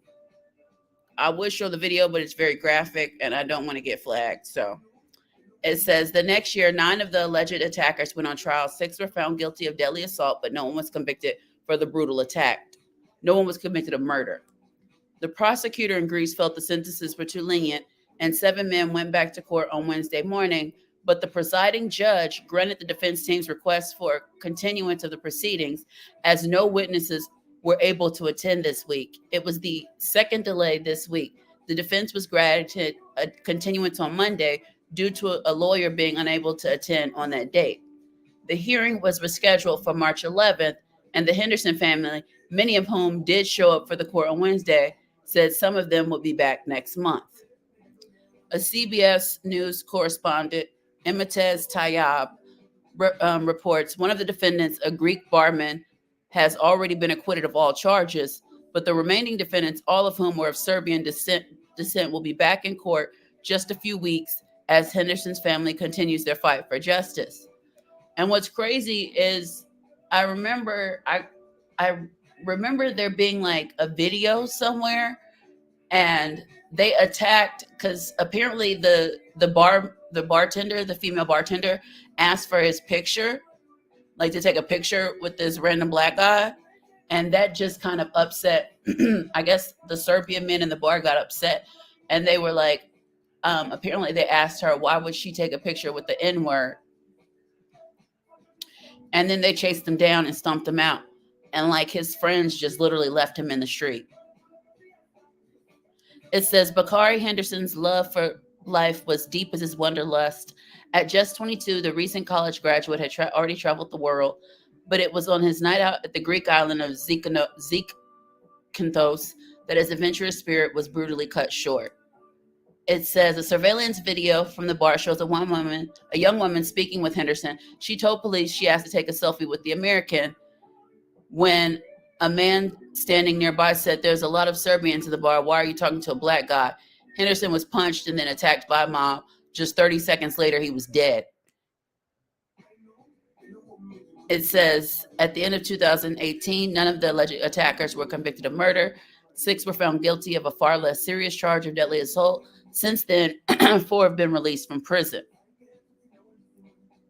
It says, we decided that the first decision was not fair, Mother Jill Henderson said. We felt they should have been charged with murder. The original prosecutor who tried the case agreed. Because Greece doesn't have double jeopardy laws like U.S., the retrial was ordered. When it begins next month, it will be watched closely by the highest levels of both Greek and U.S. governments. CBS News has learned that Vice President Kamala Harris has taken what's been described as a personal interest in the retrial of Henderson's alleged killers, and even discussed the case with Greece's prime minister while she was at the Munich Security Conference last week. Harris has apparently told the prime minister, I don't know how to pronounce this man's name, Kyriakos Mitsotakis, would personally keep her informed. So yeah, they're going back to trial. And I read a Greek newspaper, like I had to translate it. So I'm not going to read it to you guys because it was just like the Google Translate was trash. But from what I could like decipher, I don't really think that these men are going to do any serious time because they went to trial by jury and like they got off by the jury. And from what I've seen, like apparently like Greece is very like nationalist, like very like white women are for white men type of place. After they, had their like financial debacle, like they're hardcore nationalists. So I don't think that they'll do any serious time because apparently there's like there's an undercurrent of the Greek population, like the indigenous Greek population, like they don't like I guess there's a lot of like there's a large African like refugee population there, and they don't like it. So I don't believe that these men will do any hard time. And then, oh my God, I'm glad that you brought this up that you mentioned that, because there was an African man recently. He was an African man living in the Philippines that was unalived. And baby, he was Nigerian. I was just like, I literally just put in his name. And I don't know if y'all know about the Naraland forum. Like, it'd be some funny stuff on there. And so I typed his name in, and then like an article, I guess like people, it's sort of like Reddit, but like for Nigeria. And so like there was a forum and people were talking about it. And y'all, I thought black men in America had some self-hate issues. Baby, they deep in the sunken place on the continent. I was reading that forum, and they literally blamed this young African man. And mind you, like, you can't just go over there doing what you want to do in these homogenous countries where like people aren't going to care whether harm comes to you or not, right?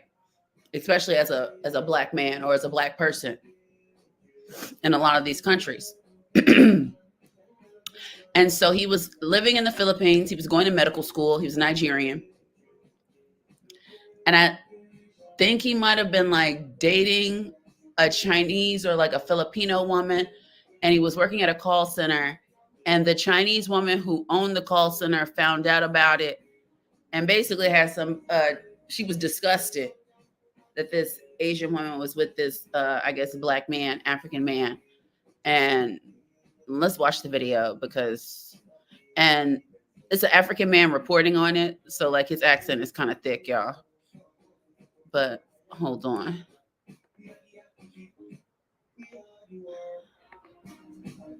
I did.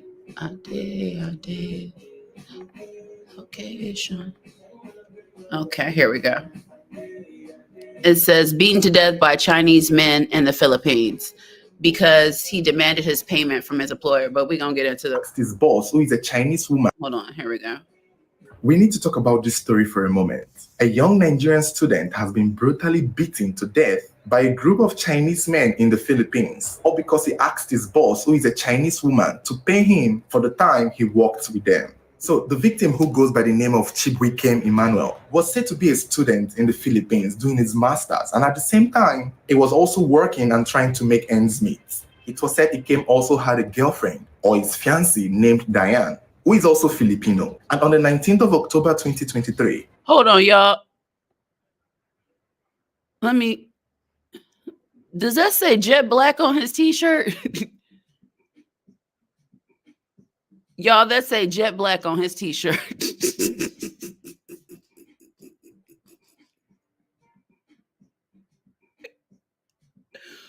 What is wrong with, like, why does he have a t-shirt that says Jet Black?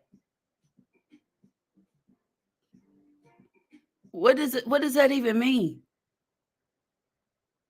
Like, that's so odd. Ikem and Diane went to Cebu for a call center job. Ikem was recruited as a call representative, while his fiancée Diane was hired to be a recruiter. Since the call center company was a Chinese woman's own and happens to belong to a group of Chinese people, Diane's job was to hire Filipinos into the business. And everything seemed to be going fine. Everything seemed to be going well for the two of them until the 21st of October 2023, barely 3 days after they've been hired to work in this call center. That was when the trouble began. According to a Nigerian student who also worked in the call center and other Nigerian witnesses, it was said that their employer, that is their boss, learned that Ikem and Diane were involved, learned that they were dating, and reminded them that there was a strong policy against office romance, that their relationship is not exactly welcomed in the call center business. More like it was against work policy for two people to be involved. And it was suggested to them that one of them would have to quit so the other one can stay. But that arrangement would not work for Ikem and Diane because they really wanted to be together. They really wanted to work together in the same work environment. And so when that suggestion was presented to them that one of them had to leave for the other one to stay, Ikem said that they both would go, that they don't have to stay. Rather than one of them to leave, they both would quit and stop working. But that did not sit well with their boss. I don't know, it's almost as if the boss did not like the idea that the two of them would have to go. But it wasn't an issue for the most part. This is where the big problem started evolving. Since they've only worked there for a few days, not even up to a week, they were most likely not required to be paid per se, maybe for the time they've worked. However, for Diane, who was a recruiter who was giving other Filipinos employment, her agreement stated that she would get some kind of commission for every person she hires that is of Filipino descent. And in the few days they worked, she had hired a couple of Filipinos for the company. And so she's entitled to a commission. And when it was time for them to leave, since they both don't want to work there anymore, Diane requested her commission. But the company, the boss, said that they will only give her the commission by the end of the month. But that was not fitting for their plans. That was not going to favor them because they came from another city, Manila, to Cebu to work. So now that they're no longer working here, they have to travel back to where they came from. And that was Ikem's argument, that they had to go back to where they came from. So it's important that their money is given to them right away instead of waiting by the end of the month. And this is where the argument began. The employer said she would only pay them by the end of the month and not immediately.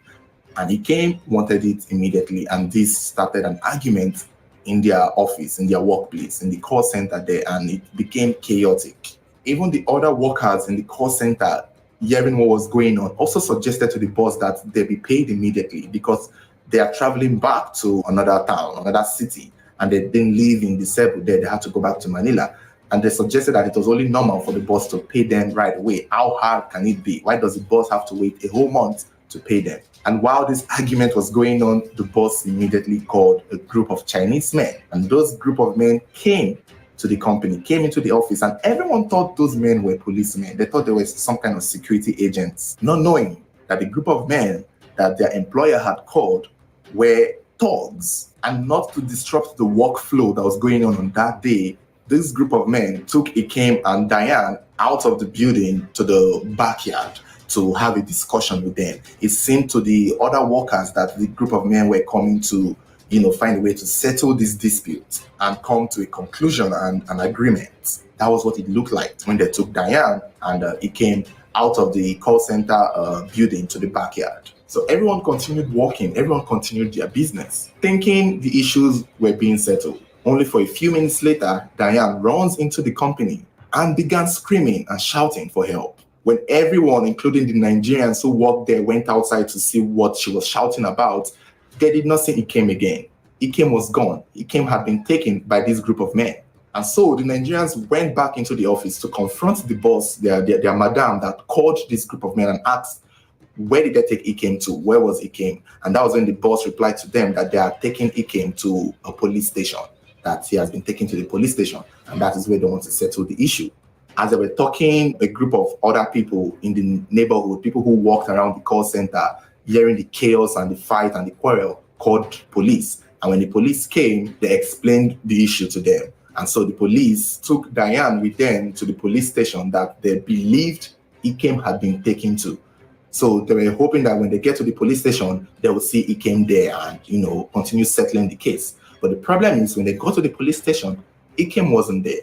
Ikem was not taken to the police station. And that was when they discovered that the group of people who had come, the group of Chinese men that had been called by the boss, were not security agents, were not policemen, they were not affiliated with any agency at all, that they were most likely thugs. And it did not even take long. As they were talking, a car stopped by the police station and dropped Ikem by the door. At the time Ikem was dropped at the police station, he was badly beaten. He was still alive, but his hands and mouth and legs had been tied and gagged, and he had been visibly, physically attacked. And the men, when dropping Ikem off, told the police that Ikem had sexually assaulted someone at his workplace, and that was why he was beaten like that. And the men ran away. They left Ikem there and vanished. Ikem was rushed to the hospital, but unfortunately, he lost his life.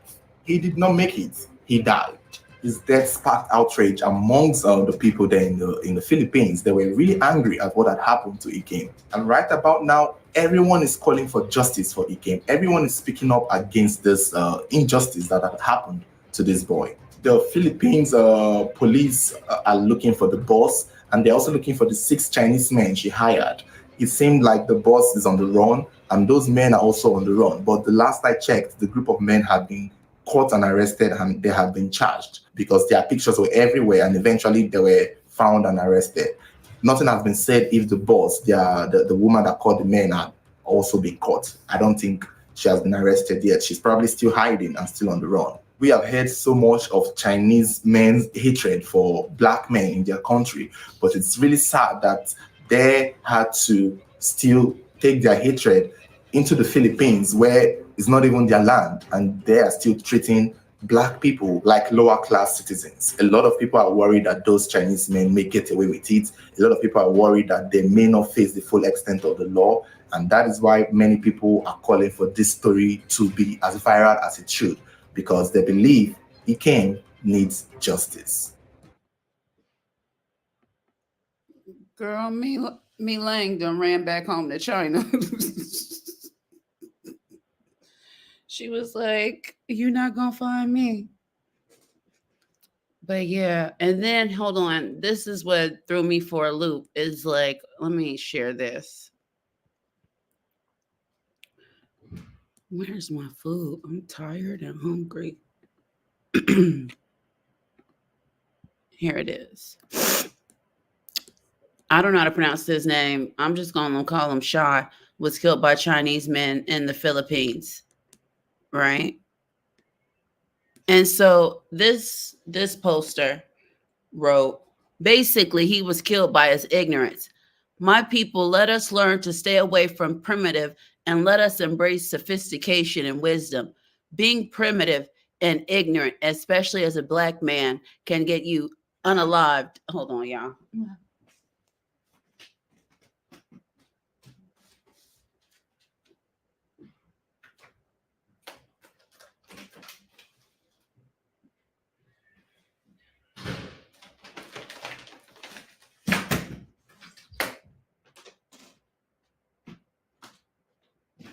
Okay. Messed that up. Okay, so where was I at? It says, being primitive and ignorant, especially as a black man, can get you unalived in foreign countries.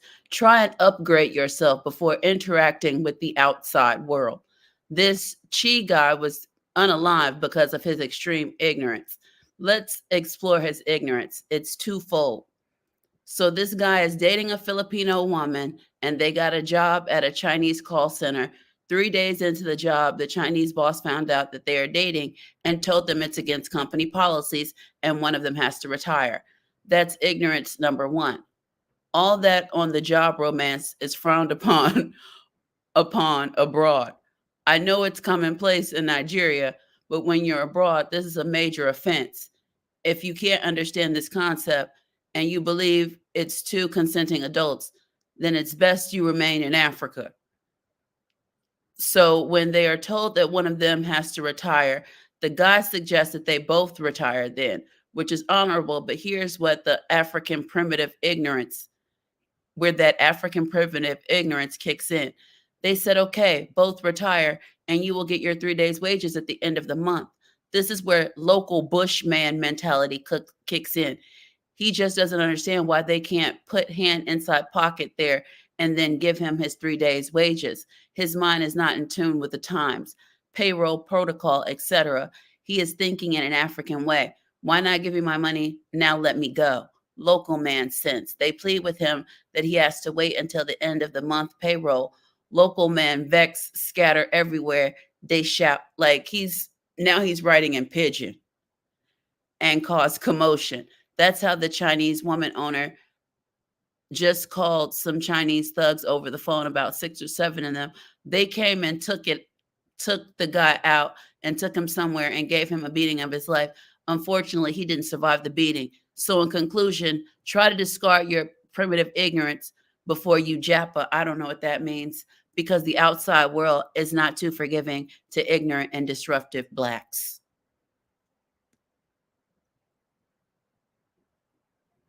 Like, this is wild. And this is on a Nigerian. And then it says, this other person says it's a reply to that commenter, because someone was like, are you blaming the guy for dating his colleague or for asking for his wage? And then this person responds, he is asking Black persons to be very wary, to be very aware of conditions in countries other than Oyimbo land. That's basically white. During commotion, scattering and creating nuisance, like in Nigeria, is a strict no in Asian countries. Rules are different everywhere. At least obey other people's rules when you are in their country. Does not excuse the death. This is where embassies need to step in and make local authorities act to have suitable punishments for the killers. And like, does this man not realize that these are non-Filipino men who committed this act in Philip? Like, I guess they're just conflating all Asians together.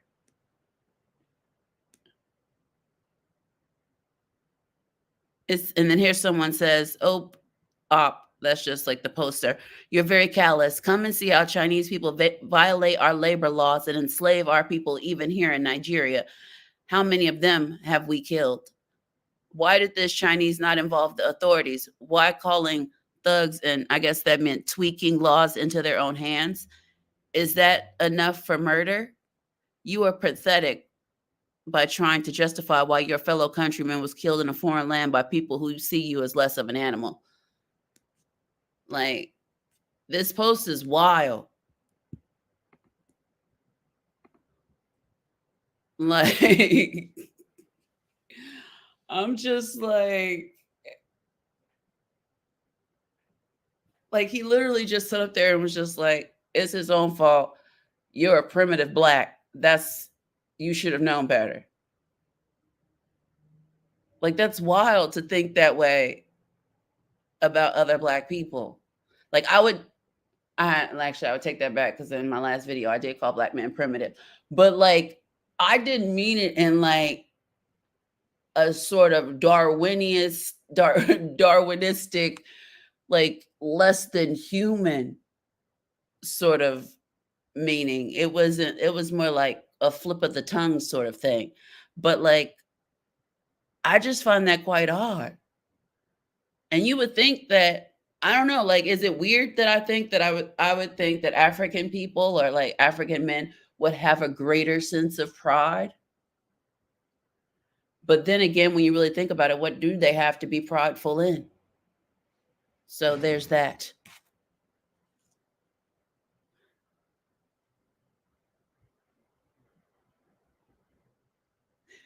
That was telling too, because like I thought it was kind of weird, but then I noticed that like other people in the forum also use the term blacks, because I was just like, that, like, coming from a Western country, like when someone uses the word blacks, I automatically think they're not black, because I've never heard black people use the term blacks unless they like deep in the sunken place.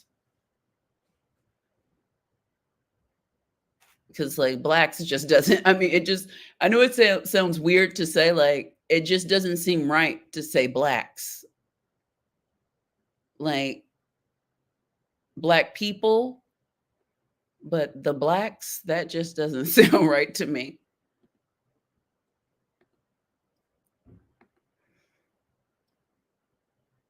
But yeah, that thing in Greece, like, I don't think he's gonna get any more. I don't think those Serbian dudes are gonna do any time, based on like how like anti-refugee, even though he's not a refugee, but like there's a whole like anti-refugee, anti-black, anti-Middle Eastern sort of feelings in Greece, especially after they had like their financial decline. So I don't think it does. It sounds subhuman. Like, I never liked the term sub-Saharan. Like, I don't like using that term either. Like, that just sounds weird to me.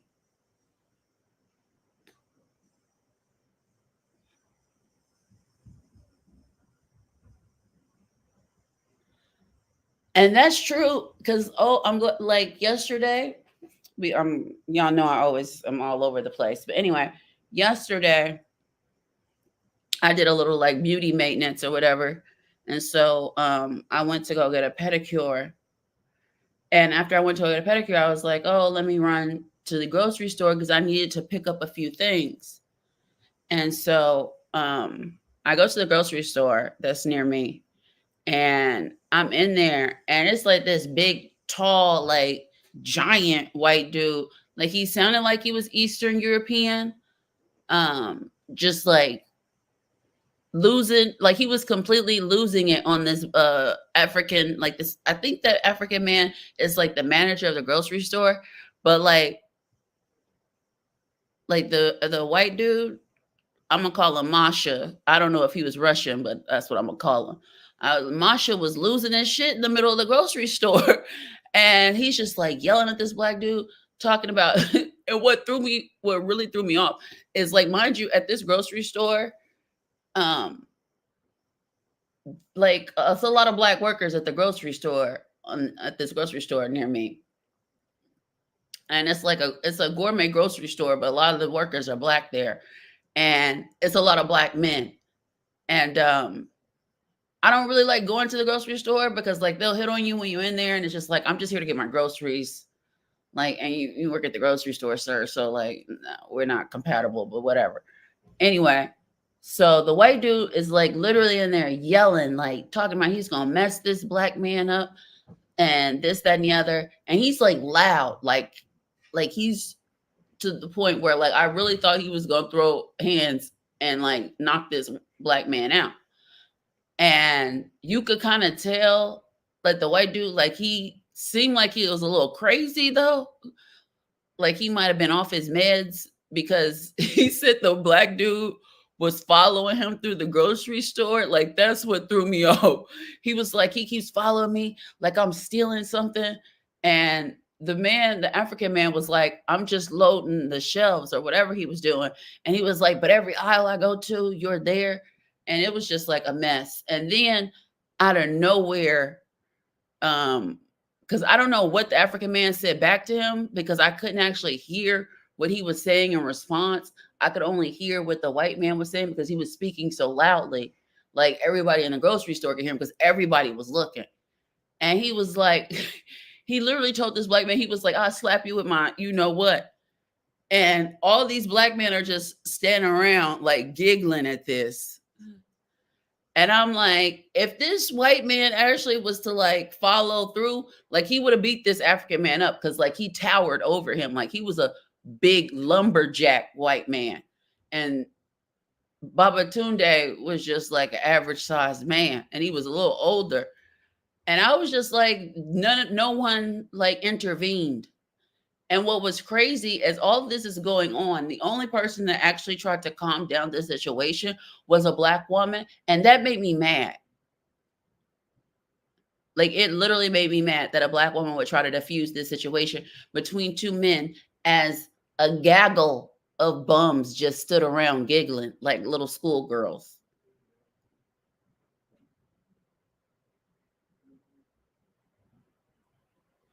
It was just like, it was disgusting. But yeah, they do be real submissive, like, because I've seen it in the flesh. Like they talk a lot of stuff, especially when they acting wild on the train. Like I don't know if some of you live like in New York City and you've ever seen like one time I was on the train, it was this black dude. I think he might have been like having a mental health issue, but whatever. He was acting a fool on a train. Like he was acting like he was gonna hit this random white lady, and this white dude just stood up and was like, get off the train, and made him get off at the next stop. Like he literally got off, like all that bucking up he was doing, he completely calmed down.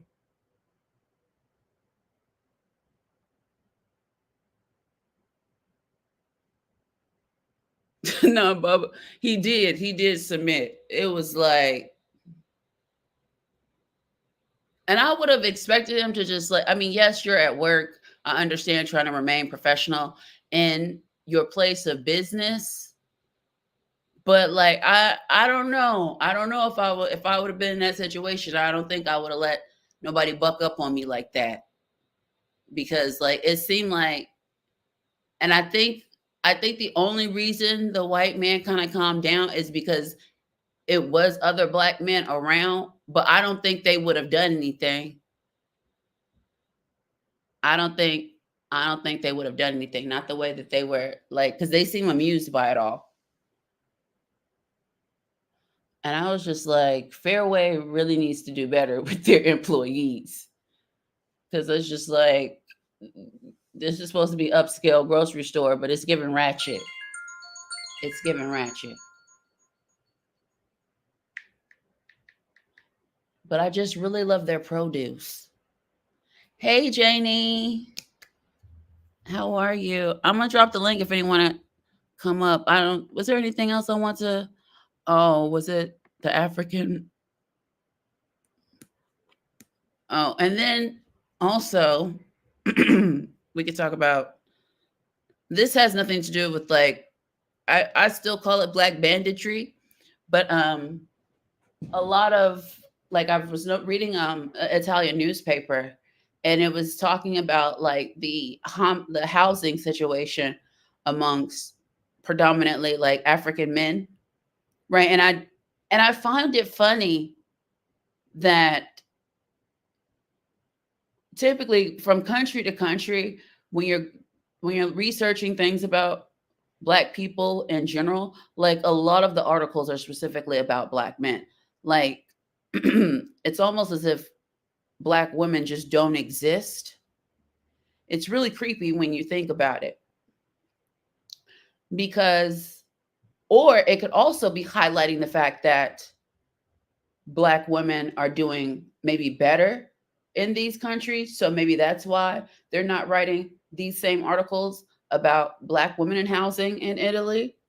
But apparently, like, it's hard for a lot of the African males to find housing. A lot of them end up on the street, like living on the street, or they also fall victim to predatory housing by other Africans. Basically, they're being taken advantage of.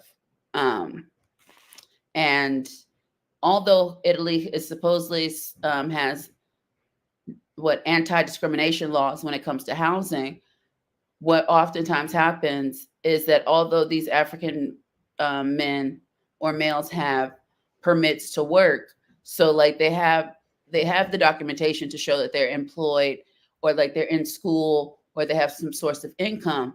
But what they're having issues with is when they finally go to see the apartments, like people just don't want to rent to Black men at all. And so what they'll find is like they'll have to find someone else to try to rent the apartment for them, and then hope that the landlord doesn't find out, because then they'll be immediately put out on the street. And I'm not using this situation to gloat for Black women, but it's a sad state of affairs, because we as Black women also find ourselves in these sorts of positions due to the positioning of Black men globally. And it's like, aren't Black men, oh goodness.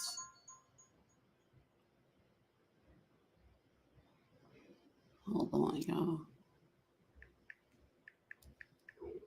Wait. Let me put my phone on silent. Okay, where was I? So what was I saying? That like, because of the positioning of Black men globally, we as Black women oftentimes find ourselves in situations due to their standing. So like, I would never gloat on this sort of situation, because Black women find themselves in these same sorts of predicaments as well. But what's different is it seems as though Black women are more likely to pull themselves up out of this position than Black men are. And that's been studied statistically. So that's that on that. But let me show you guys the article.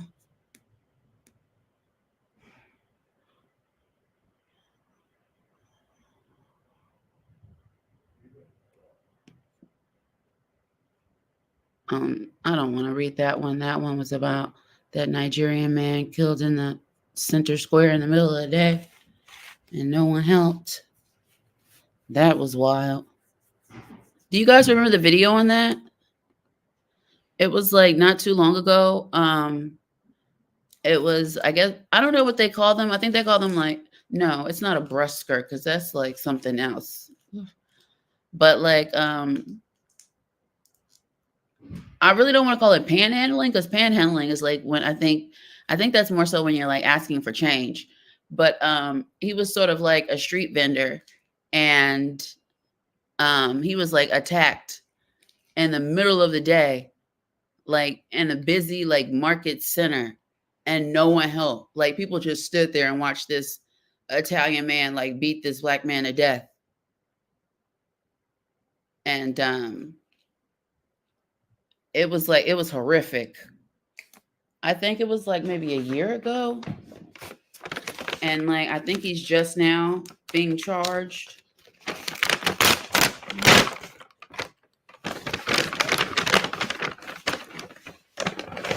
Yeah, it was really rough to watch, because it was just like no one intervened.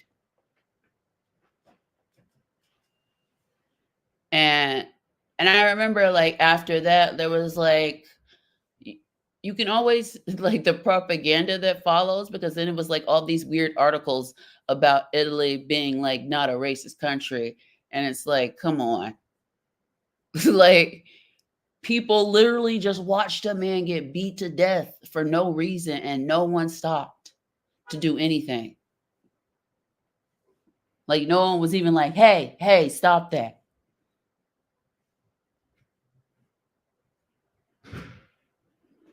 Yeah, that was really hard to watch. Yeah, she was. And like it was weird, because I mean, it's not weird because like we see this in Western countries, like pretty much, the whole like sensationalism of Black death. And I remember that after that video was released, I forget, but like there was a lot of videos of his body like laid out with like that foil covering over the top that they give people when they're cold. Yeah, they didn't. It was Nigeria. They didn't. I could pull the article up like right now.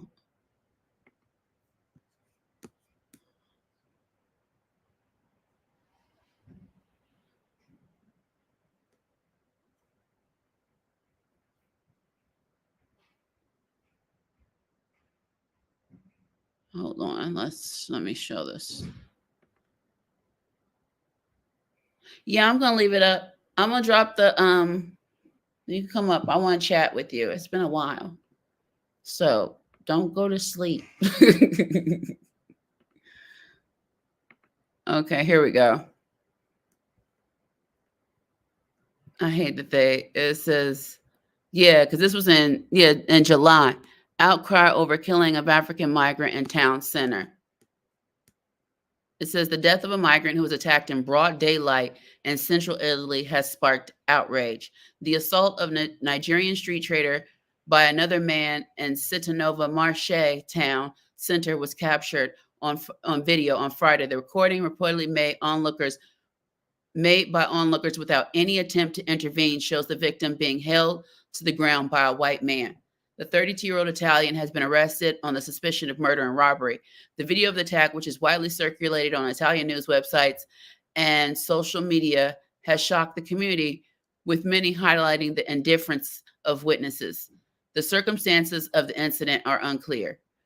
The victim has been named as Alika Oguchukwu, a married father of two. His wife, named as Charity Oriachi, could not contain her tears as she told media how she was shown the body of her husband lying on the ground. On Saturday, hundreds of people from the local Nigerian community took to the streets in Citanova, Marche, and Marche region to demand justice. The attack has also been condemned by Italian politicians. Enrico Leti, the leader of the left-wing Democratic Party, said what has happened was dismaying, unheard of ferocity, widespread indifference. There can be no justification, he wrote in a tweet. Right-wing leader Matteo Salvini also expressed outrage over the death, saying that security has no color and needs to return to being a right. which is weird because the right-wing Italian party is like very much so, like we would say that that's the Italian version of our alt-right. So yeah. And then the crazy thing is I tried to find an update on this. There's been no updates. But the video was, I don't know if you guys remember, like it was one of the most graphic unalivings I have ever seen. Like it was just, because this might sound sick, because I think that as Americans, like we've been desensitized to death. Like we've seen it, especially Black death, like hundreds of times, right? And typically it's with a firearm, so it's very quick, right? And I think that kind of takes like the quickness of death with a firearm takes away like the veracity, like the intensity of it. And I think that that's where this video differed, because he beat this man to death with his bare hands. Like it takes a long time to beat someone to death with your bare hands, and people recorded it and no one intervened. Like it wasn't just like, oh, you got shot, within seconds you're dead. Like this video was quite long. Like he bludgeoned that man. And he had 2 very young children. And you can only imagine, like, it's an immigrant father out here trying to make a living. And I can't imagine having to have witnessed that and not do anything, because I think in another article that I read, they were saying that like they didn't get immediate 911 calls. Like, yeah, like it's like the video was just it was a lot to see. Like, and I can only imagine like his wife, and like you would, like, I don't know how old her children would have been, but like when they get older, they can easily come across the video. Like no child should ever have to see like their parent or a relative, be so brutally unalive like that and no one assist.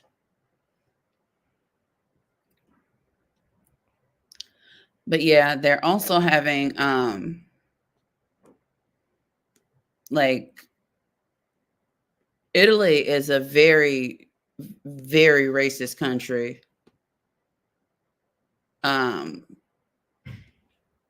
And people try to say that, oh, it's more so xenophobic than it is racist.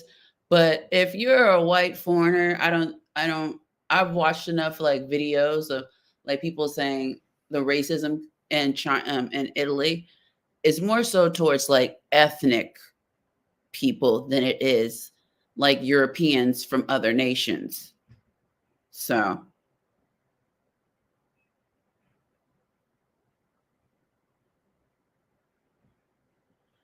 yeah, I've noticed that too, especially on TikTok. It's like, I had never, let me get them before I say that. Like I had experienced like Asian, racism, especially if you've ever gone into like any of their like beauty supply stores. Like I don't go into any of their beauty supply stores anymore. Like I just don't give them my money. And even when I do buy like my clip-in extensions, I try to buy them from like a Black woman, even though I know that they're getting them from like an Asian, whether they be a Chinese or Indian. It's just no way of getting around it. But yeah, especially like, because remember there was I say like a year or 2 ago, there was like a ton of videos of them attacking Black women and beauty supply stores, and it wasn't just in America. Like I saw a video about, I think there was a protest in the UK somewhere, and then I think it might have been Trinidad and Tobago, where the community actually burnt down one of their stores So really, he would be out here vacuuming the hallway at this time.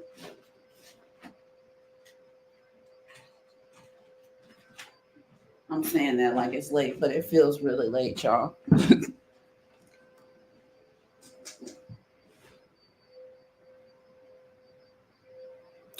I've seen enough of those videos too.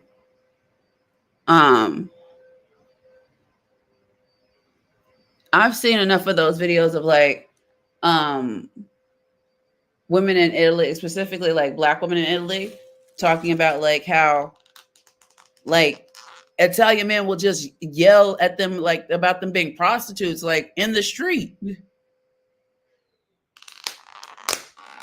it's just like, what?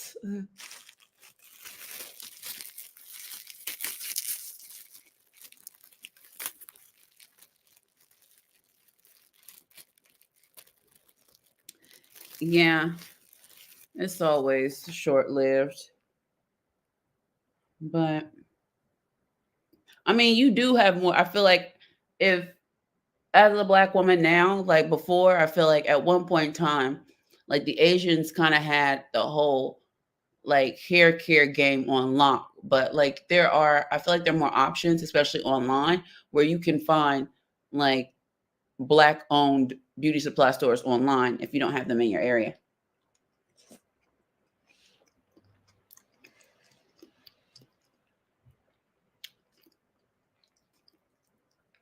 But yeah. Y'all, I'm so hungry. I'm gonna mess this ZD up.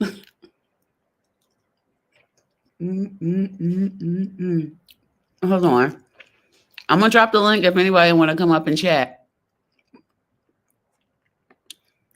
What else?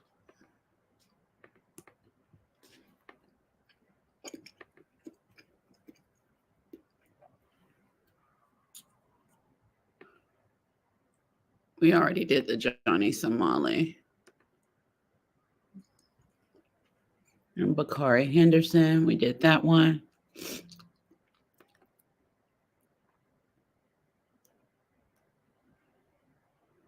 We did the Shahid Abdul Mateen.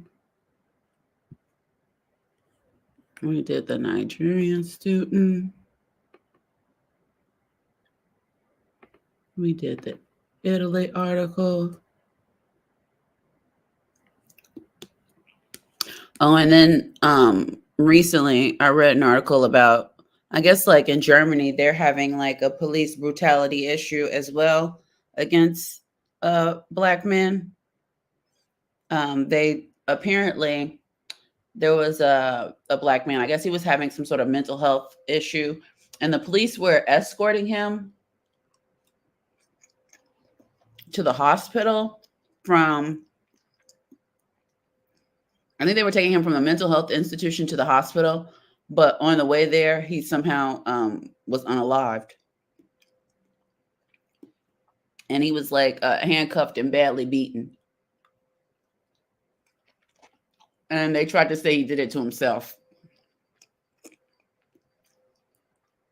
So they're currently investigating that.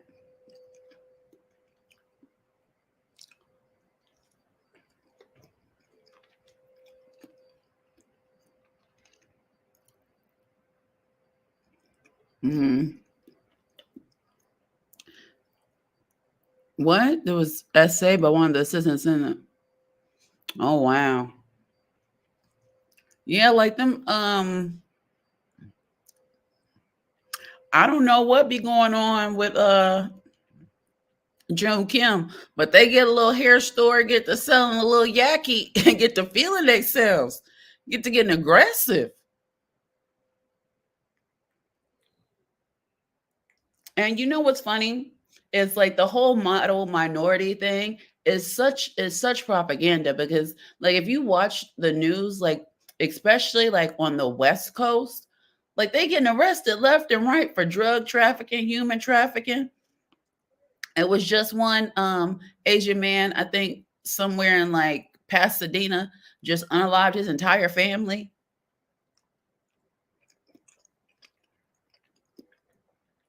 And I even watched an article.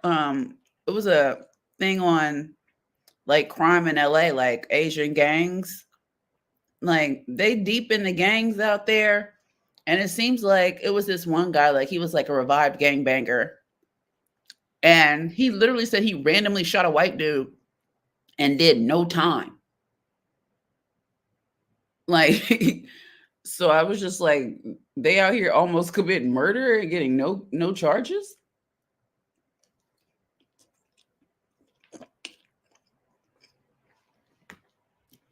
That model minority stuff really works in their favor.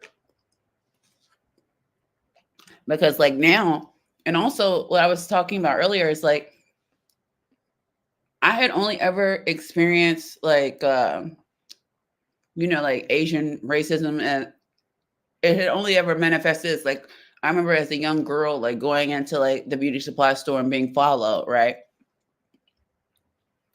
But I had never experienced like out and out, like face to face racism from an Asian person, like in my entire life. But what I thought was like, I'd say since like social media and TikTok and all this stuff, like it's wild how many of them are just like blatantly racist. But then the whole affirmative action, like that really showed all their cards. Like it was very strange. And you would think that as a minority in a predominantly white country, that they would have the foresight, being that they're supposedly such intelligent, high thinking individuals, that they would have known that Brett was going to pull a okie doke on them, and that it had nothing to do with taking opportunities from Black students so that Asian people could have more spots. It ultimately always ends up being about white people helping other white people get a further step ahead. Like, I just don't know how they missed all of that. Hey, Queen. Hi, sis. Can you hear me? Yeah, I can hear you. Tax evasion and counterfeiting. Yeah, big time. And I don't know where you are in the world, but out here, like a lot of these little you have to be careful of a lot of these little like Asian massage parlors where you can go and get like a cheap massage for like $60 for like an hour. Like a lot of those places are brothels, especially the ones that look like where it's like, because there's one on my street that's like down the block, because they're everywhere. And I've never seen anyone come in or out of there, but there's a camera at the top of the door. And I was like, yeah, they not in there giving happy ending massages in there. You in Queens? Oh, I thought you said I'm in Queens. I was like, yeah, I'm in NYC. You in NYC, Sora? Okay, I'm sorry, Queen. Go ahead. I'm just chatting up. No, it's okay, sis. I was just because I bought a new headset and a new microphone, and I'm on my other laptop. I just wanted to check the sound is good, because sometimes it can be a bit all over the place when I'm in other rooms. How are you, sis? What going? I'm good. I'm finally feeling like a whole human being again. Good. I'm glad to hear that. What you eating? Some ziti with meatballs. Ooh, y'all know you can't have food around Queen without Queen saying, "What you eating?" I'm just so mad that they didn't bring my ciabatta bread. Like they usually have the free bread. They didn't bring my slice of bread. Oh, whatever. I got some whole wheat in the kitchen. So what's on your mind, sis? Nothing. I just wanted to see how you were. Me alive and I continue to survive, me dear. For the holidays? Hell no. Bah humbug. I'm acting like the Grinch and I'm acting like Ebenezer Scrooge this year. I'm not really, to be honest, a Christmassy person in sense. I've never been either, but it seems like most people are. Mm. And like I live alone, so like I've never put up like Christmas decorations or even Mhm. so much as bought a tree. Like that's just too much for me to do. Girl, there's a tree here. Only reason I started celebrating Christmas was because of Lioness, so she could have that, childhood um, Christmas stories and all those kind of things. It was never something that I was really into because, as far as I'm concerned, it's manufactured and man made, and it doesn't match up with Christianity and the Bible, and there's a whole heap of things. But yeah, I started like, just doing it because of Lioness, and so she could have that element of things. And then when she kind of got to a certain age, she kind of asked me questions about why I don't really celebrate Christmas and stuff. So I gave her a project to do around it, where she kind of found out about Santa Claus, about certain things that were real, that were fake. And then kind of from that point on, I think she was about, what, 12, 13 when that happened. She was like, well, she kind of knew about Santa Claus and a few other things already, but this allowed her to sort of like delve deeper in it. So after that, she was kind of like, this is a load of cogwash, Mom, isn't it? I was like, well, what do you think about it? I know how I feel about it, but how do you feel about it? So, listen, there's been a tree here for the last how many years? The last time I was like, you know what, I'm not buying no more trees. My sister-in-law, because they're very traditional when it comes to Christmas, and they think I'm a weirdo because it's not something I celebrate. Um, so she took it upon herself to buy a Christmas tree and give it to my daughter. So I've said to Lioness it's there if she wants to put it up. I don't think last year she bothered to put it up, but my mum has traditions every year of the kids going down there, putting on their, Christmas PJs, doing the whole filling the stockings and all that kind of stuff. So she still gets to participate in it. It's just something that's with her cousins. But now I'm point blank refusing to kind of celebrate it. I'm being selfish. And I love it. Okay. So yeah. Like a family tradition for me growing up was we always like we would have my mom would get us all like matching pajamas and would Hmm. like a Christmas photo in front of the tree. We still do it Okay. home for Christmas. Like we still have matching pajamas to this day, and we're all See, grown. back in the day, we never, like I said, there's a lot of things that weren't traditionally British. Do you get what I'm saying? But have come from America, so that influence is here, like prom now. But it wasn't something when we were little. Don't get me wrong, we did the whole Christmas thing, going to church and all that kind of thing. But all the let's dress up in PJs, let's wear those horrible Christmas Santa costume, what do you call them, sweatshirts No, to yeah, work. Yeah, Christmas sweaters. yeah, that's all since like my sister's age group was born, and they're in like their mid 20s. Do you get what I'm saying? So, I've got nieces and nephews now, so they get to celebrate it and enjoy it, and my daughter gets to go and enjoy it with them. I'm just like, bah humbug, resting Grinch face.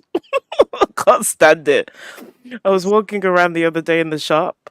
Not even the other day. It didn't even get to Halloween, and all the Halloween stuff was out, and all the Christmas stuff was out, and I was hearing Halloween songs, and I was like, it's not even October yet.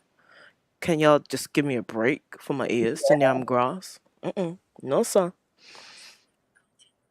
It's been like that here, but the other day because I had to go. Like I don't like actually shopping in stores. Like I have this huge thing with like crowds, Mm. and I don't like buying clothes other people might have tried on. Like it just I have this weird thing about like already tried on clothes. I But feel you. my my niece like she wanted something and I had like it was sold out on online, so I had to go get it like in store. Mm-hmm. And I went and saw like I went to 34th Street and like went and saw the window decorations. Mm-hmm. So because there's like this Korean donut place that I like around 34th Street. Mm-hmm. If you live in New York City, you have to try out Tous Jour. They've got the best donuts in the city. But Mm. yeah, that was the only reason. Like I've been out doing Christmas shopping.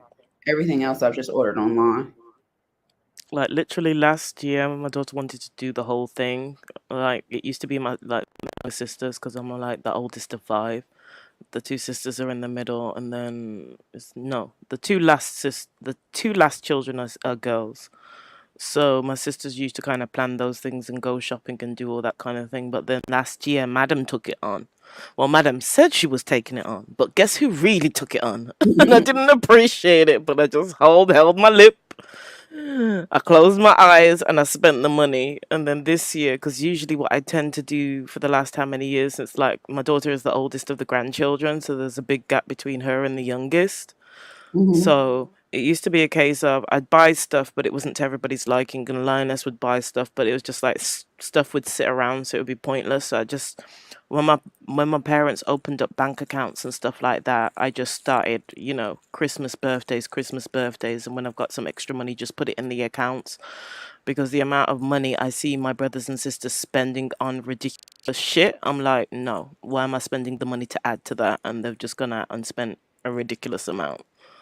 So, since I think me and my dad, we bought one of those little mini, what do you call them? The Mini Cooper, little electric cars, the ones for kids when they were toddlers. Since that, I haven't bothered again until last year. Everything's just money going into accounts and shit. Oh my God, somebody's car is going off. I hope they're okay. So what was you saying, sis, in regards to Germany and stuff? Sorry, I've been in and out, and because I've been doing laundry and, tidying up and stuff. There was an there's like a outcry, like I was reading up on like the German police as I was like researching like black men and crimes abroad.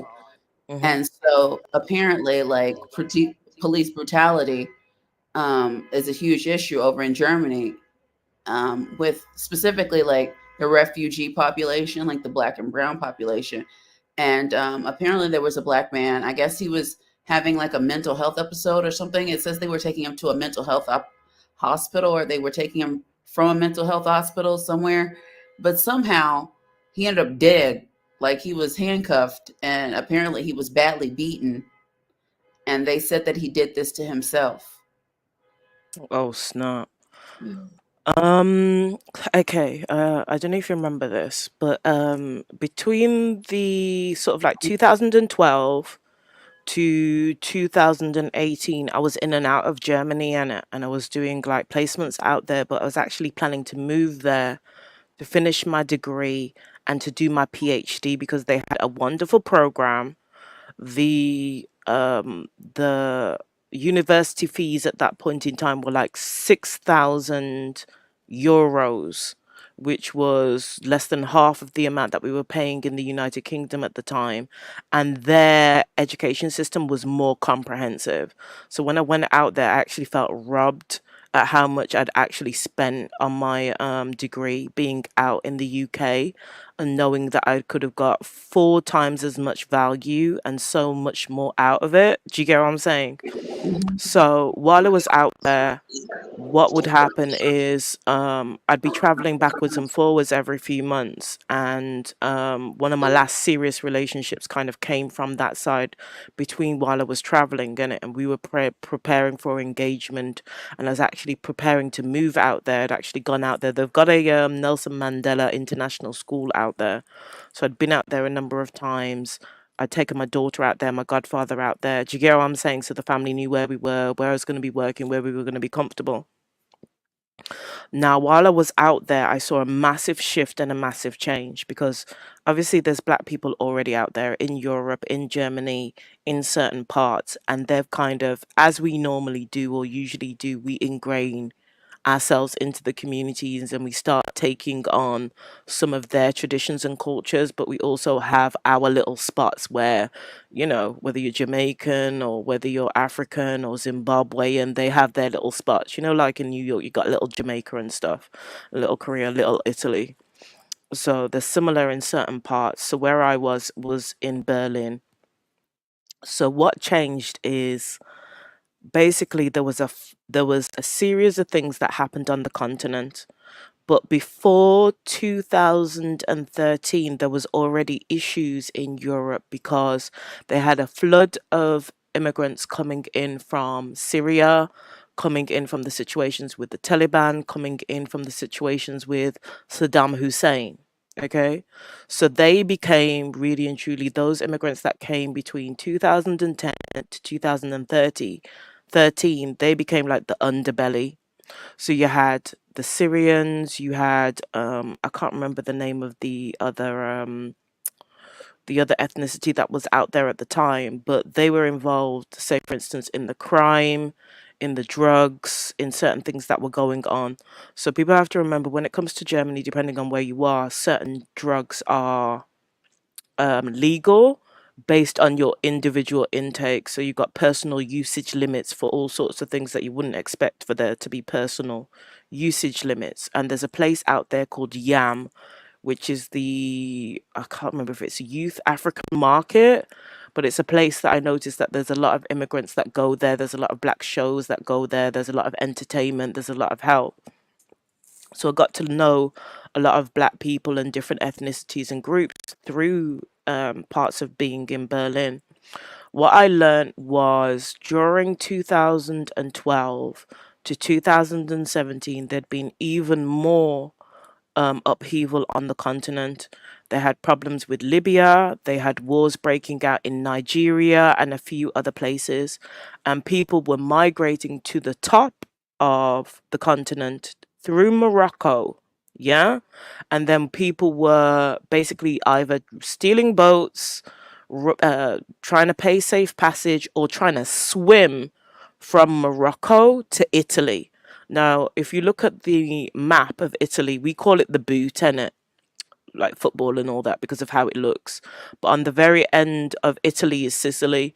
So they had major problems. The what you call them, coast guard and stuff, having to send out the navy, having to send out ships because of dinghies, boats that had sunk with people on it, 30 people, 100 people, people trying to swim over or use pieces of wood to float over, or whatever they could find to get over from Morocco to head towards Italy. So what's happened is you've had a massive influx of people coming from these war-torn countries into Italy, into Sicily. Italy was overwhelmed. So Italy reached out to the United Nations for help because they couldn't deal with the amount of immigrants that they had. So what happened was an agreement was put into place that the UK would take so many, Germany would take so many, France would take so many, each European country would take so many to take the pressure off Italy. Meanwhile, remember, there'd been a whole heap of things before the pandemic in regards to Italy's stability, Greece's stability, other countries around those areas that were almost going bankrupt as well. So, other countries have been helping in different ways. So what I noticed is this: Germany took on a great amount of people, not fully understanding their needs and everything that was going to be impacted. So everything that was going to happen and the impact to the local community. And when I say that, I mean,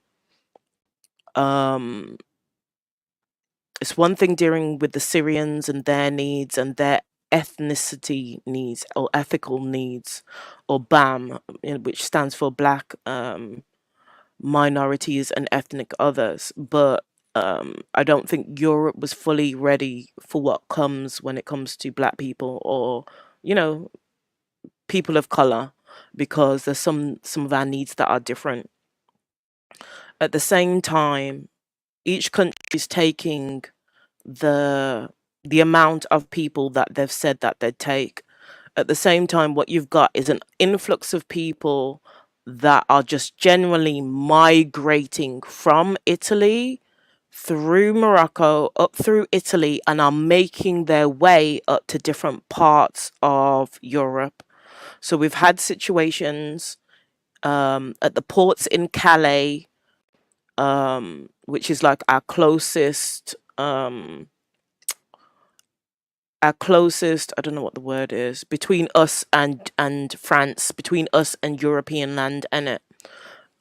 So we've had issues with migrants coming up through Morocco, coming up through Europe, and eventually making their way to Calais and trying to cross the Channel Tunnel, which is the body of water between England and France, England and Amsterdam, and England and a few other places. They've had serious situations at the ports where guys have tried to get in the back of vans, get in the back of tankers and stuff like that. My brother, for a number of years, up until about a year ago, he was a driver doing Arctics, and he'd even had problems with people trying to get in the back of his truck, trying to hold on to the bottom, trying to get in freezers, pulling stuff, food, all kinds of, stuff off the back of the trucks. They have to have special police by the borders. Even down to those who live on the coastal areas have had problems with the immigrants because some of them are breaking into cars, some of them are stealing money.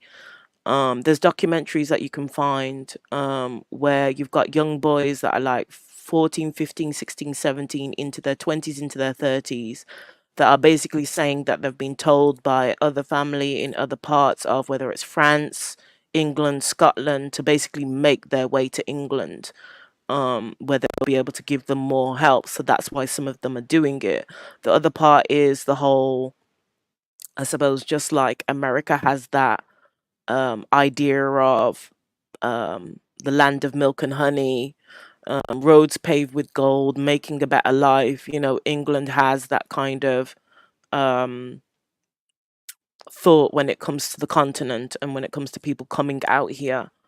So when I was looking to move out to Germany, there was a whole heap of issues between what was going on with the German community and what was going on with the immigrants. What had happened with the underbelly of what was going on with the Syrians and the other people were there was wars between them and the immigrants coming in from the continent that were trying to basically take over the underground workings of what was going on the streets, which caused a lot of conflict between them, the Syrians, and the police. The other thing is there was a lot of people that were supposed to get their paperwork sorted through Italy, but didn't return to Italy to really get it done. So it caused a lot of issues with paperwork and other things and getting people what they needed.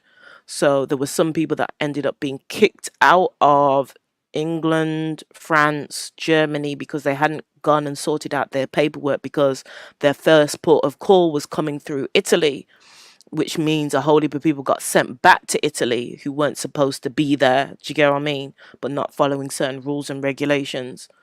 So what I noticed is from about 2010 to 2015, the Syrians that were sort of like on the bottom of the totem pole, they basically worked themselves up, into different positions. But also the UN had put in money for people to be able to go to college, go to university to get their education. So they've kind of, moved up the totem pole by getting their education.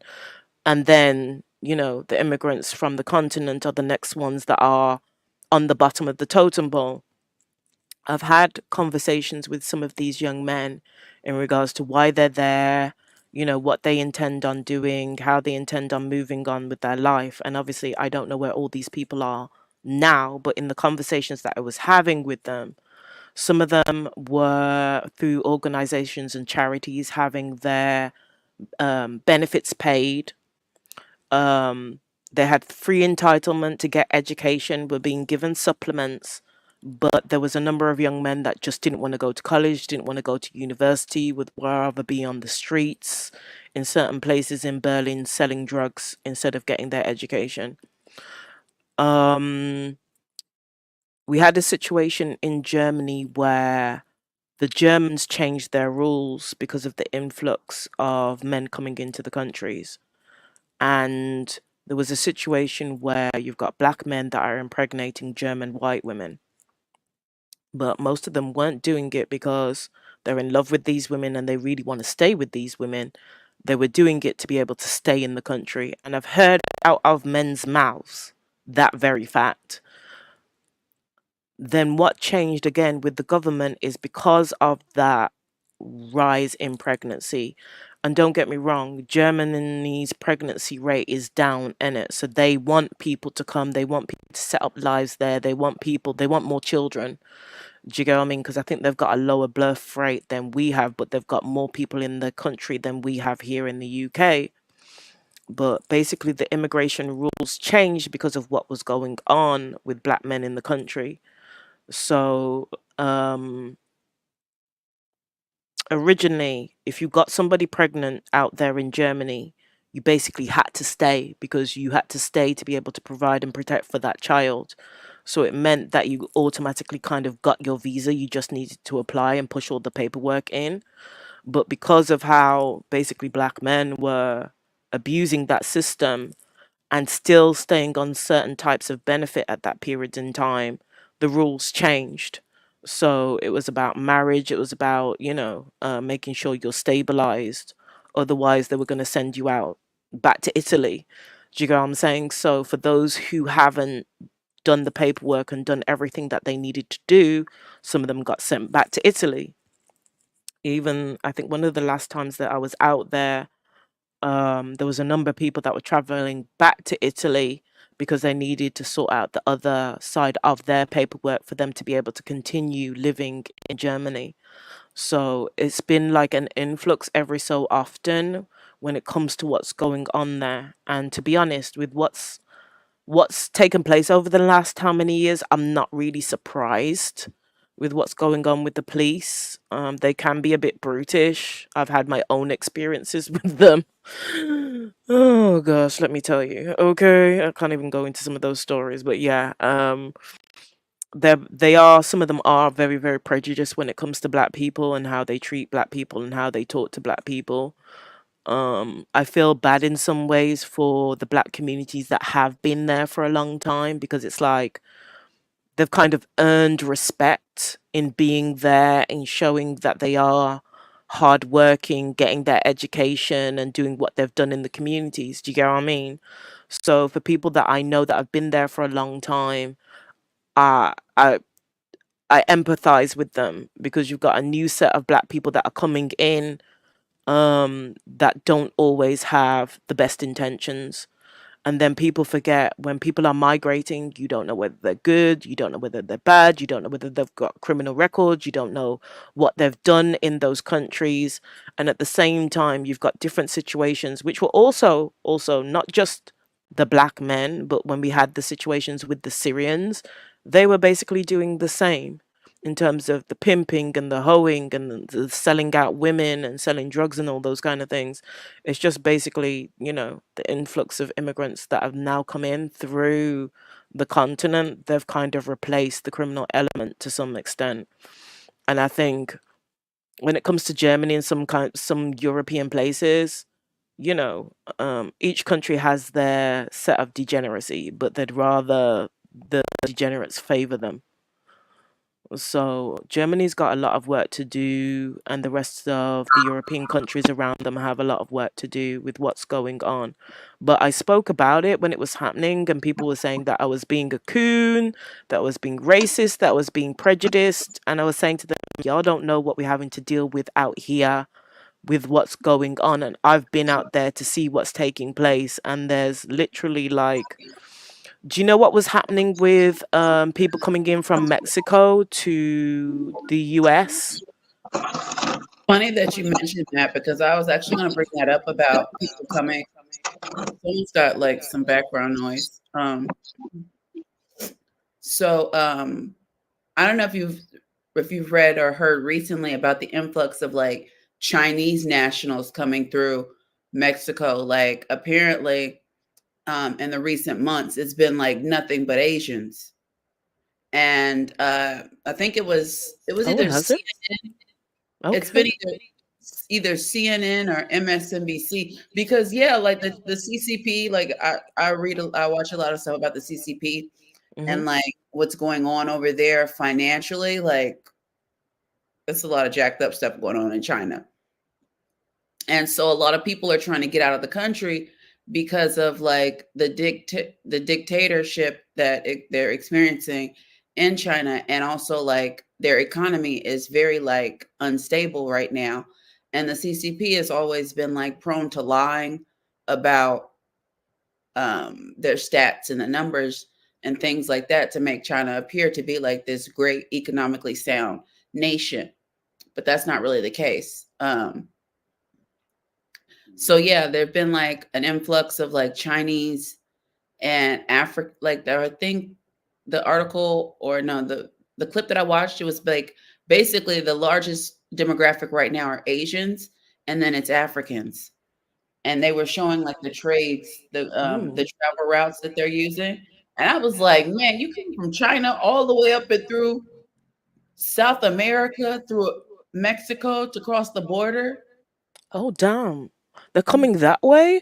I was going to Yeah. ask which way they're coming through because I know obviously you got the Caribbean there and, Jamaica and there's certain islands where the Chinese are slowly taking over. So for a hot second there, I thought they were traveling up through the Caribbean into Mexico, but from South America all the way through. Wow. Yeah, they're traveling through South America all the way through. And some of them are actually like there was also like there's an influx of them like in Trinidad and in Jamaica. And I guess like the Venezuelans were like trying to we're trying to ship them, get them out of their country. Okay. Another family said some stuff had been going on over there and it's not really the right time to come out there with all the upheaval. And just in terms of everything that's kind of gone on since the pandemic, people are desperate, do you get what I mean, for money and willing to rob anybody. So I'm just like, although I want to go home, it's not the right time. You know what I mean? And I can understand with what it I is was you're just talking reading up about. on like this. I don't know if you saw like there was a Haitian American couple that were like kidnapped in Haiti, and I'm just like, why in your right mind would you be going to Haiti right now? Like, People are why? crazy. They said they thought that they would be okay because they're going to visit like family, and I'm like, nah, you're not. Nope. If they think that you're from America, I think that you're foreign. you about to be deep in the bush with with Jean Michel. I don't know about that because if you get that far deep in the bush, can you still escape? Okay. Like you gonna be deep in the bush with Jean Michel. They gonna have machetes. Hi, ladies. Hey, Cheyenne. Hi, Hey, Cheyenne. sweetheart. How are you ladies doing? It's been such a long time. Yeah, it has been. CB, like the recession is strong in China. Like all these graduates having no employment. It's a hot mess, ladies. I just tuned in to when you were talking about because I just seen that because I've been working so much, it's just been so much going on. But I just had seen the thing about the affirmative action. Girl, I was laughing my butt off. I said, why don't you get it? Like, why don't they get it? They just keep falling for white people's tricks. I really don't get it. And what's funny is like the Chinese actually have an old adage, and you would think that they would be like hip to it because they have this saying, if you can cheat them, cheat them. So like I don't understand why they think that a non-Asian person will be looking out for something to benefit Asians. That's not the way the world works. Because their American dream is, even though they're opportunists, that's for sure. They're all about me, me, me, me, and take, take, take. That they do have some white people who are tired of that and still want to keep their legacy white and keep their universities white. They don't want them in there. They'll deal with them. And that's what they've always, that's why they're the so-called model minority when it benefits them because it's opportunity. They'll play into it just until it backfires. And guess what? It backfired on them for what, the 20th time? They don't see who white people are. They haven't learned from the yellow peril back in the 1800s. I mean, it's like, come on. But for the Asian people who were smart enough to see through it and said, you take this away, it's not going to do anything. They were smart. I mean, it's just like, I don't know. But it's embarrassing. They have egg on their face and they're trying to see where to run. Don't run back to black people. It's always good for the fight. It's ridiculous. Like I said, the ones who get it that were like, this isn't going to do anything for anyone. I think white people, for the ones that do, that are in the universities, they don't want a bunch of robots in their colleges, a bunch of antisocial people who are graduating, when people ask them where they graduate, oh, I graduated from Harvard. No personality, nothing going for themselves, but they can take tests. No, it's not appealing. It's just the truth. And you know, I like me an Asian man. It's the truth, but the truth is the truth. That's funny. I said, oh my God, here they go again, because they were going hard with Fox News. And yeah, it's because of Black people and Hispanic people that this isn't happening for us. There could be more Asian students in there. Did you mean to add that, Queen? Did you want us to see that? So I was just bringing it up in the back. What this was just to show you, I'm not going to play them because some of them are copywritten and I don't want you getting struck for it. But just from putting immigrants in France traveling to the UK, you can see the kind of things that have been happening in terms of taking dinghies and Oh the yeah, homeless problem. Like a few years ago, that was like always on the news, like them in boats capsizing off the shore of Italy.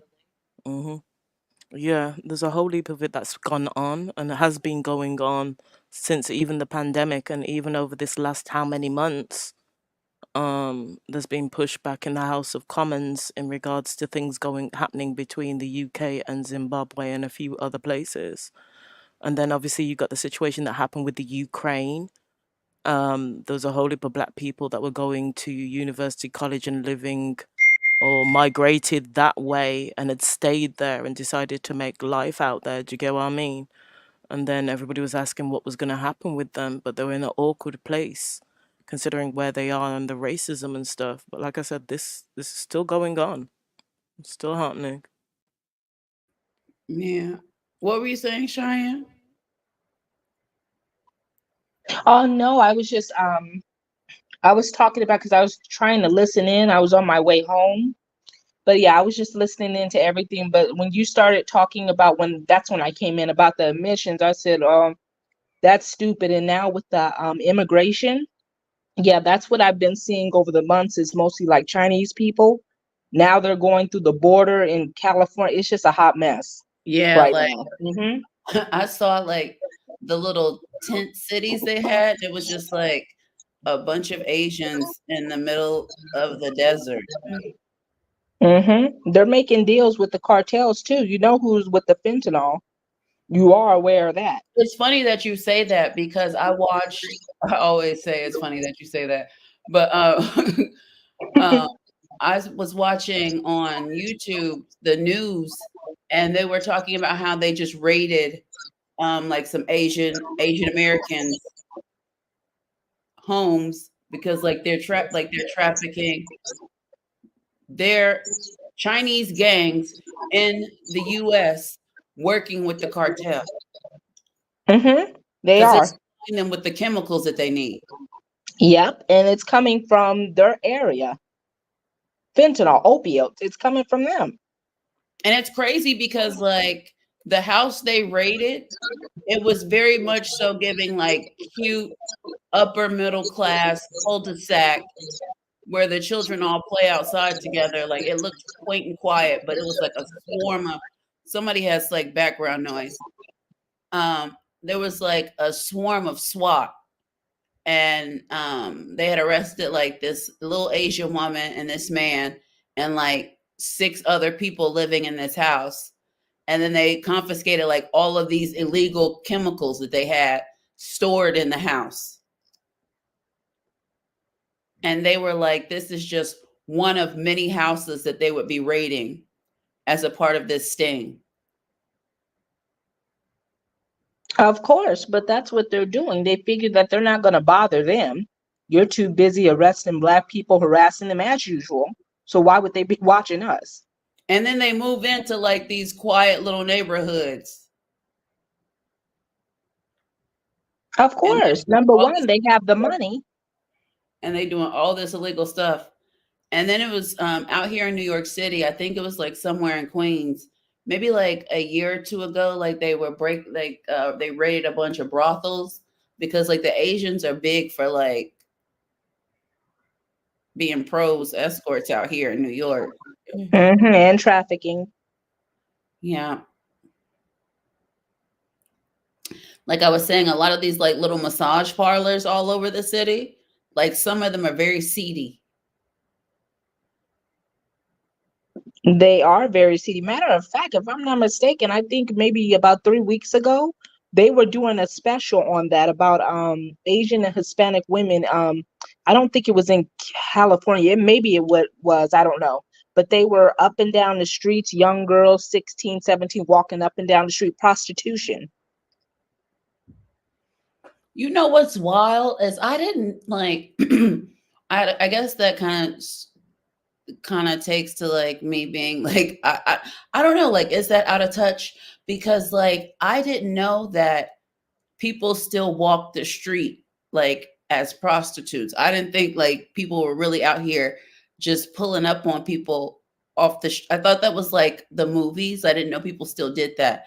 And then I saw something and I was like, wow, people really just pulling up like walking down street corners selling Yeah. yams. You would think with all the social media and your face being out there, it would be worse, but they don't care. Like I would think like it's 2023. Like get your yams off the street corner, baby. Girl, at this point, Like they don't you're not care. selling street yams. Of course, because it's the men in their community. They don't care. And And the male identified women. my thing is listen, if you selling street yams, you're not making no money. Because I don't believe like random men is like making it rain off women they pick up off the street corner. Street yams. Street yams. I mean, because you're selling your yams on the street. This is street yams. That's true. But, the thing that I seen when they were talking about it, on the documentary or whatever they were doing, the insider, they just made the girls like, oh my god, they're such, even the women, oh, this is so terrible, which it is. It's not good when there's children involved being trafficked, but even the adult women, it's like, oh, we got to do something about this. And I just think about all the black girls, I swear I do, and all the black women who have been harmed. I'm like, oh my gosh. Yeah. Because like sex trafficking is huge in our community in America. Oh my, y'all, my mama is blowing my phone up. She at a holiday party and she just recently colored her hair. Girl, I'm getting all the photos, all the angles. Ooh, mama is Oh, let slaying. mama getting litty. Yeah. Okay. Her and my dad are out at a holiday party. And my mom was just like, she added some color to her hair, girl. She just can't help herself. She Just feeling herself, feeling her. Go on, mama, feel yourself. Yeah, slay to the gods, okay? She's having her a good time. I said, Mama, where you at with your chest out? You better cover that chest up. Girl, we Listen, gotta protect her so they don't try to get her and have her showing her yams and stuff. We gotta protect her because she cute. let mama live. Let the breathe a little. Winter's coming, okay? And then you let your wife out with looking like that. Oh gosh, I'm glad that your parents are out having fun though. That's good. Yeah. Yeah, that's good to hear, especially around this time. I think I watched like one episode of Soft White Underbelly. I kind of feel like it felt exploitative to me. So it was hard for me to watch. Girl, that soft white belly is something else. And then in the I feel last like how many months? it gives me Have you like seen the it whole gives me thing? exploitive. It I is. haven't seen It's the whole thing. very. But like just watching, I watched one interview of a girl and like I felt dirty watching it because like it was giving exploitative. It was giving, I'm like, are these people even paid? Because he's making a ton of money on these videos. Yeah, but he doesn't Yeah, care it's kind about of it. like Vlad TV. You know what? But Vlad TV, he make them sign documents to say they're not gonna get paid. That's Yeah, on them. true. Did you see the whole thing with the guy Mark Lita from Soft White Underbelly and the Amanda Rabb story? No, what happened? Okay, there was how many months back I was doing the whole pimpology, and obviously I didn't know about Mark Lita's. I didn't know about his background and all that, but he's got interesting interviews in it with the pimps, and I'll just call them attitude adjustment workers. So I came across this other channel through what happened with that UFO sighting with Santa Monica, and the content creator was playing a woman called BJ Investigates.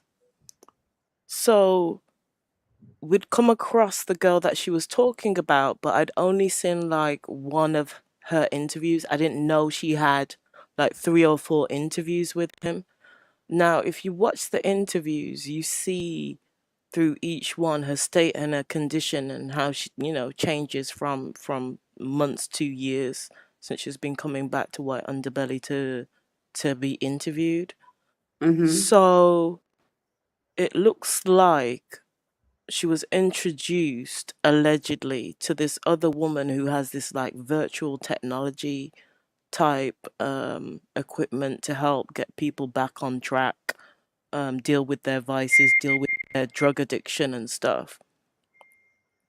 And through her working with Mark Lita, this other girl, and the father, basically it looks like they weaponized the court system to put her into this rehabilitation unit with this virtual reality type. I don't know. I don't even know how to explain it, but it sounds like it comes across as some weird undercover MK Ultra type thing on the virtual reality aspect of things. But Amanda Rabb ended up dying. They ended up finding her dead. And there's a whole investigation into the virtual reality company, this young woman who's running this virtual reality company, and how she basically, fell apart at the moment. So this happened some time ago, but when BJ Investigates got involved and started digging up old videos and stuff and putting things together, she tried to silence her and it had her up in court, and what do you call it? Where you have to sort of like you can't report on it anymore. Oh, he had a gag ordered? Yeah, put a gag order on her, so she's had it in and out of court for the last, I think, nearly a year. I think it's about 9 months, 9, 10 months. So yeah, and the Amanda Rapp was black, and it looks like her father and all them kind of worked together to kind of, I don't know. It's just a hot mess in a handbag. I want to go back and review it because it was how many months ago. But yeah, his thing is very, very exploitative. He knows what he's doing. And what was her name? Amanda what? Amanda Rabb. I'll hold on a second. I'll bring it up in the back. Oh, BJ Investigates.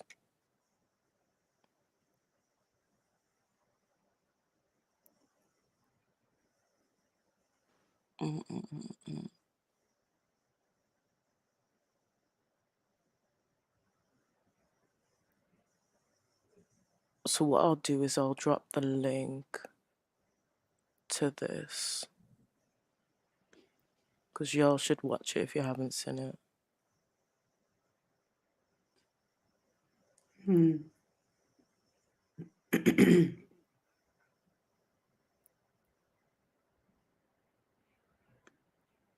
I'm just gonna copy and paste it.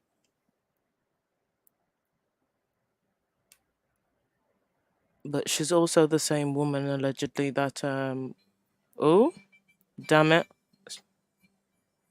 Stop playing. Okay. She's also the one that was investigating into Britney Spears and the conservatorship and help break that wide open.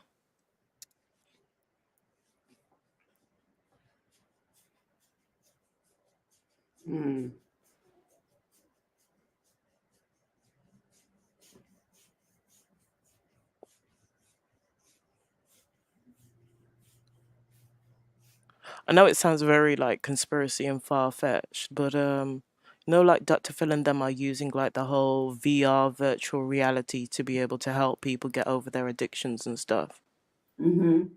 This woman in this story with Amanda Rabb was basically using the same kind of equipment, but it can have interesting effects on different people. But there's a whole other backstory where she had like allegedly like conservatorship for her sisters and stuff like that, and she was using this virtual reality on her sisters as treatment as well. And there's also one of the guys from Jackass. He must have became like drug addicted and stuff. And she Mm-hmm. also got conservatorship for him. It's really, really weird and bizarre. I'll drop the link in the chat.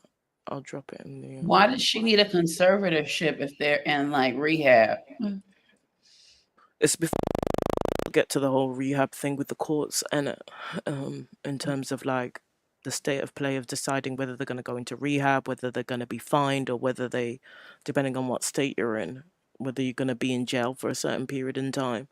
So sometimes as an out, the addict will choose like the rehabilitation element of things, but there's some seedy things that are going on. But I feel like, when it comes to Figueroa and different places like that, where you got those that do the walking, as we used to call them, ladies of the night, they're very vulnerable, and obviously there's usually pimps also involved somewhere around the situation. So different elements of financial abuse, and then you've got a number of people down there that are homeless and in survival mode, and some people will do anything for food, anything for money, anything for some clothes.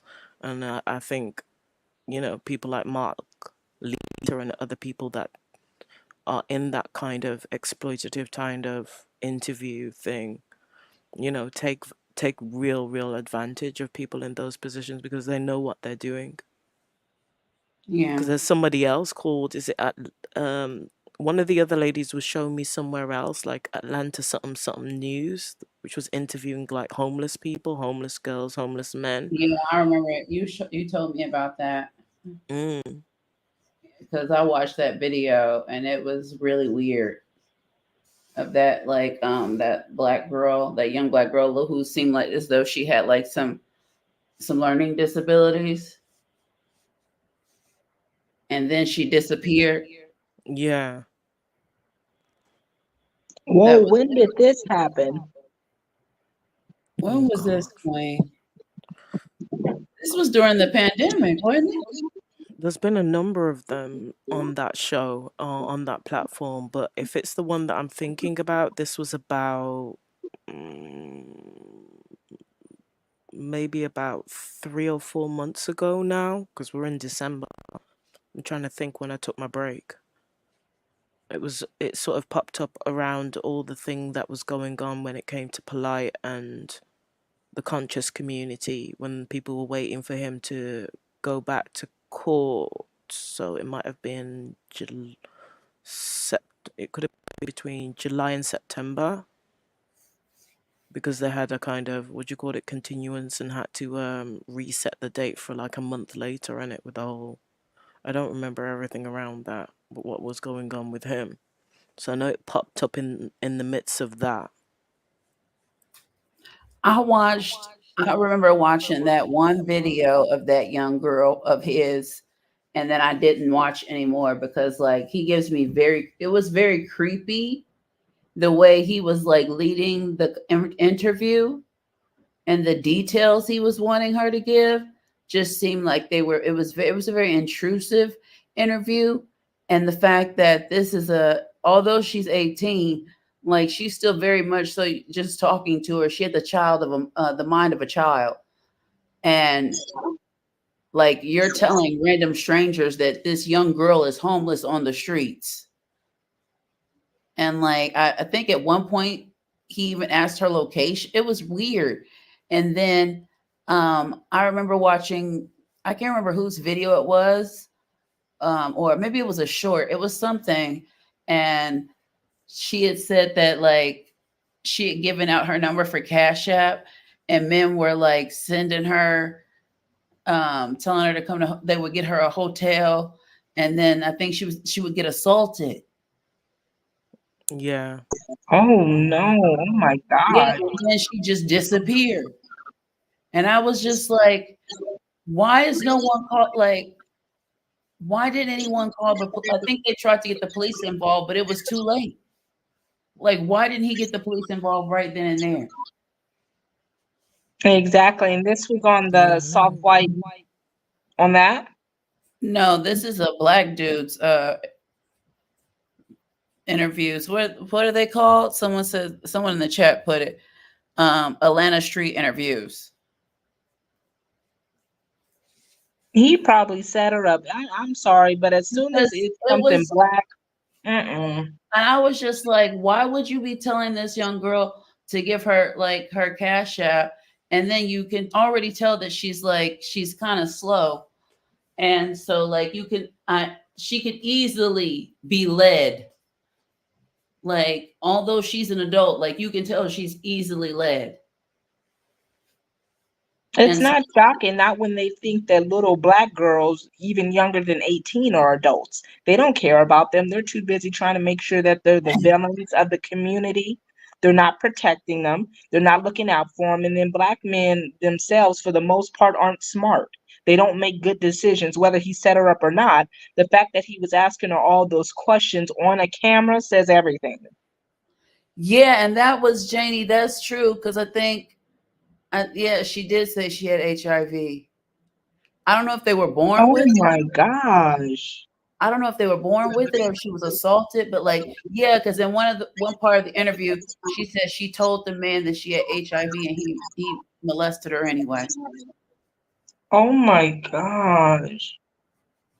Who the trauma? I'm telling this is just so That's disgusting. like somebody needs. I don't even know whatever happened to that little girl. We tried to do some research at the time, but my location posed a problem and I hit brick walls, so I left it with other people. But at the time, about a month later, nothing had come up in regards to finding her because she disappeared. If it's the same young lady that I think you're talking about, I'd have to go back and have a look since, because I'm catching up at the moment. I'm trying to catch up on content and, get things out the way. So I'd have to have a look back into it and see if there's anything more that came up about it. But y'all would have more access your side. Yeah. But that one was really sad. And then there was another one where the kids had just been dropped off by the foster parents and left in Atlanta, and they'd driven off and just left them to fend for themselves.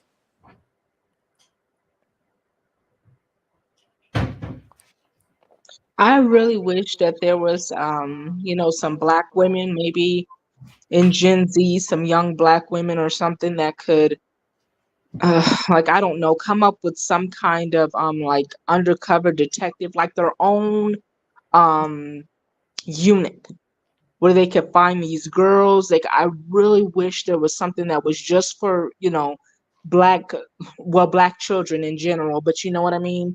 I really wish that there was something for that, just specifically for them. Well, it's about everybody pushing, isn't it? Because obviously you've got the situation with, I think it's LA, about a month or so ago with the Ebony alert, but it's Oh about yeah. pushing it also outside of LA. Do you get what I'm saying? Because you've got a whole heap of other states outside of LA as well. But really Yeah. and truly, y'all need a task force. Y'all need task forces. Like they've got the African American missing women's task force, but that's in Minnesota. Do you get what I mean? But that one little task force, which I'm so grateful that that has been set up now, considering what was going on a year ago. But they've got so much work ahead of them. And just think, how many other states connect and leave out of Minnesota. They need like 5, 6 other task force around the state to be able to help them. You've got over 100,000 black women and girls missing, and that's just over the past year. That doesn't even include the previous years. Yeah, I mean, they should really be reporting on some smart stuff. So far, they've just been reporting on the same usual dumb stuff like Cardi B and her struggle bandit Yeah. being with her. Big surprise. Like really, I can't stand these women like this that always want to act surprised, and then she goes on this long rant once again trying to prove herself. Oh my God, like I've been a good woman. I've been saying, you know how ignorant she is. I've been at home. Like, But shut up, Cardi. But this is the thing, because you've got all the reports that have been coming out of Chicago about black women. You know what I mean? It's about other content creators doing the work and putting the work out there, but it's also got really difficult with the censorship with YouTube in Yeah. terms of them taking down those that are doing the work. Do you get what I mean? They get shadow banned and end up with their content having to be taken down and all sorts of other things, so it makes it really complex.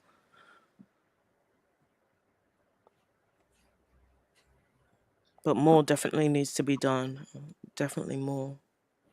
Yeah, Chicago is just, it's hard to say that Chicago is just a mess because it's every city Atlanta, New York City, of course Los Angeles, and then Houston and Florida. The stories coming out of there and the things that are going are just, they are so gruesome and so disgusting. It's hard to believe that we're not a third world country, I swear. It's that bad. That's the gag, like, because you would think, like, the stuff that you hear, the crimes that you're hearing, and like the viciousness of some of these murders, you would think that we live in a third world country. It's crazy, and they're getting crazier and crazier by the day.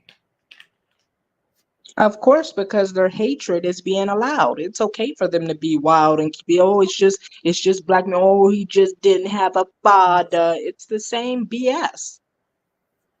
Like when, what is it? I think the news station, is it WGN? I think it's WGN, the Chicago news station. I haven't lived at home in so long, but I think that's the news station. When they came out with their report on like how black women account for almost all of the murders, robbery victims, assault, and all this, even though they make up like less than some minuscule amount of the population. It was well over 50% of all the crimes are happening to black women in Chicago. Of course they are. Look at who they're living amongst. I mean, even the rap culture, and it's just so disgusting. Even that, and I can't stand him. You know that what's his name? Charleston White. Do you guys know who that is? I've seen some people report, Unfortunately, yes. like, he's Yeah, just so ignorant. Like, he is. But then he turned around and he was talking. He said, well, the only way I'm able to speak the truth is if I'm ignorant, because that's the only way they'll listen to me. And while there is truth in that, he, as a black man, should be able to do much better. But I'm just saying, it really disgusts me. But he was talking about how the stuff they do. And I'm like, I thought, honestly, why are we still talking? I hate hearing black men talk. Why are you talking, and where's the action? You're sitting up here saying they're doing this, they're doing that. Whereas since there's so many good ones in the community, band your asses together and go do something.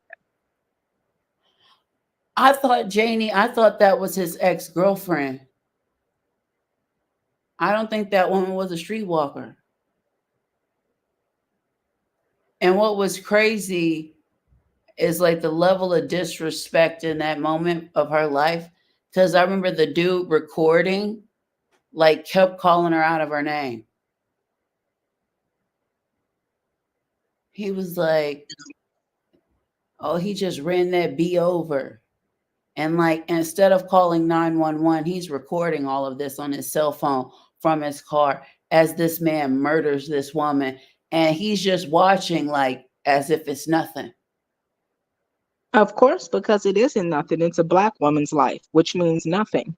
She can get ran over. She can be assaulted in any way because, oh, she's black, whatever. He literally, that Nigerian dude ran her over, then got out and like he had broken off like I guess it was like maybe a gate or something, or like the steel rod. He took the rod and just started beating her with it. Like she's already deceased. Like you completely ran her over. And then you jump out of your car, pick up a like steel pole and start to beat her with it. Of course, heinous acts. And the reason they are is because they hate themselves. And it was just like, it's wild. And then like Black women being unalived in Florida, like the Haitian men down there, the Haitian men just be taking their wives up and up out of there in Florida, left and right. And They then the crazy do. thing is like these men often be pastors. And then there was one that I saw, and I was like, ain't no way. There's no way. Like, y'all, these women, you might as well say that these church women worship the devil, because this pastor, he unalived his wife after she caught him having an affair. Do you know the women of the church still thought he was innocent? Of Like, they were course you literally did. on TV talking about the pastor would never do this. That's brainwashing 101. That's literally the Black community. It's not even shocking. That is literally the Black community. Everything, every wrongdoing that a Black man does to a woman, a child, or even a little boy, it really doesn't matter. It's always their fault. You're lying. You're fast. Where was her parents at? It's always someone else's fault.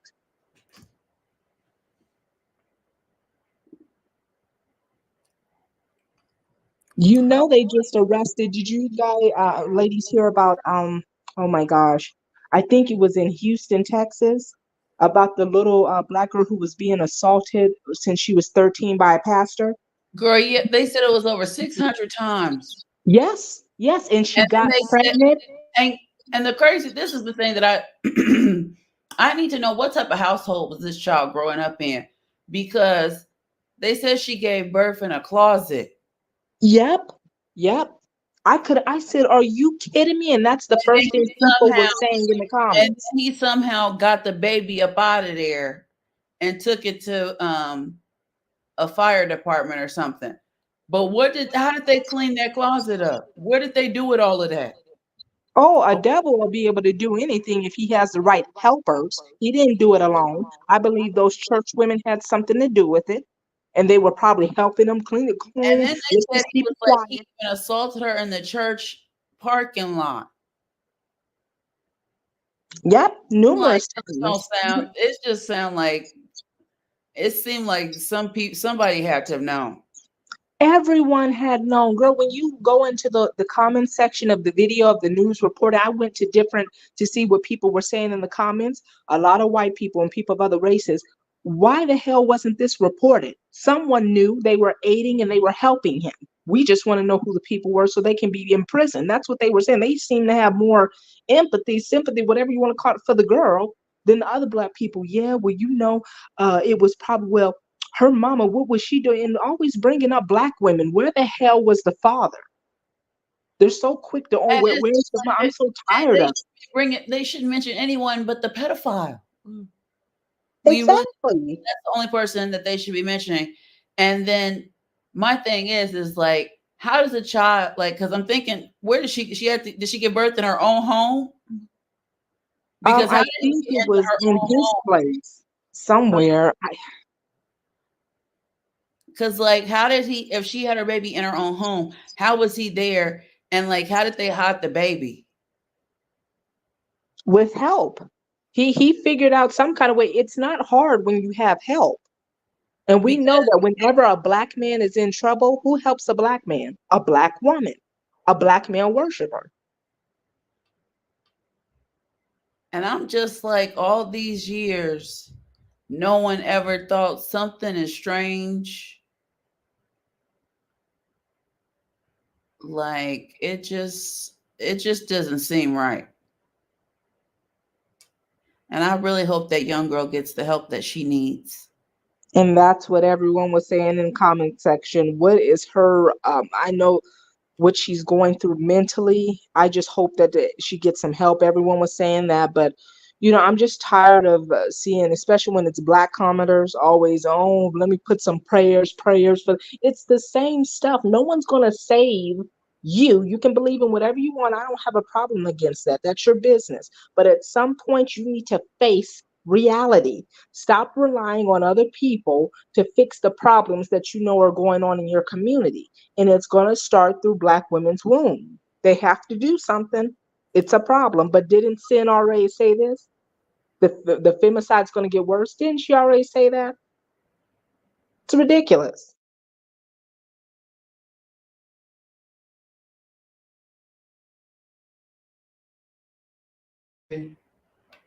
Like, that's so sad that that happened to that child. Like, he completely robbed her of her innocence.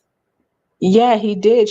That poor baby probably doesn't even know how to be a child. She probably doesn't even know what normal looks like, because her reality of normal is nothing but just tragedy. It's ridiculous. But these are the same people, oh, pro-life, pro-life. But you took the child to the fire station. Pro-life, pro-life. They don't care. They're taking out poor Black women who are having their children. They don't care. But I also go back and forth and I get mad at Black women too. And it's really hard for me. I don't want to get mad at them because I know that we all had to wake up at some point, but it's like they need to wake up quicker because they don't, there's no time. They're being taken out left and right. It's like you keep messing with these dudes.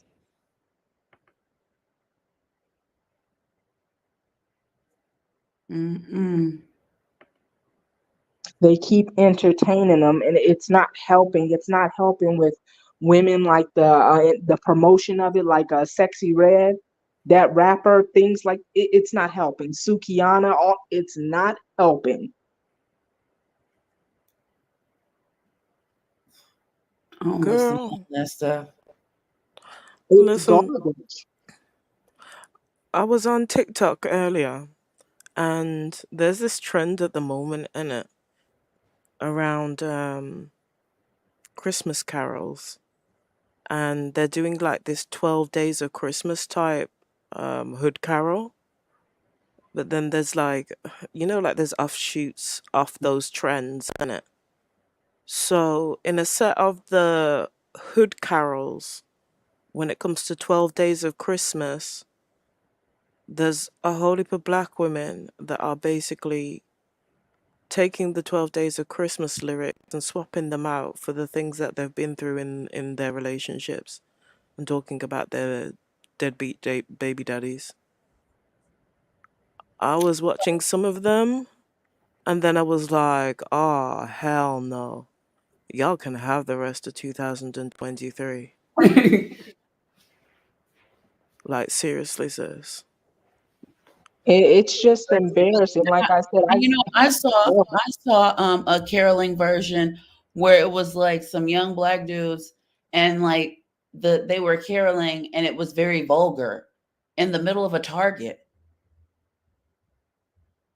And I was just like, why do this? attention. Like, the clout demon runs deep. It does. I think social media has just highlighted, it's just put a spotlight on the Black community. See, this is the gift and the curse of the Black community and Black people. Black people, for the most part, are very creative. I love being Black. It's just the truth.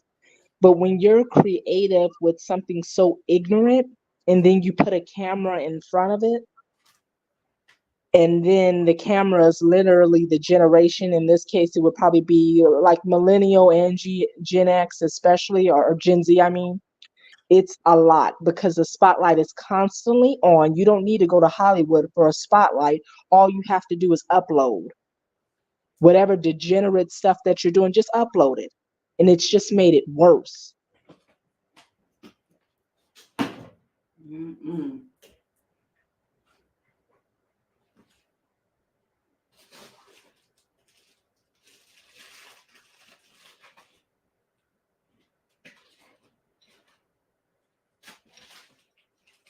I really just want them to start putting criminals away. I swear, ladies, they really need to put. I'm tired of them, these people walking and stuff for all the crimes that they're committing.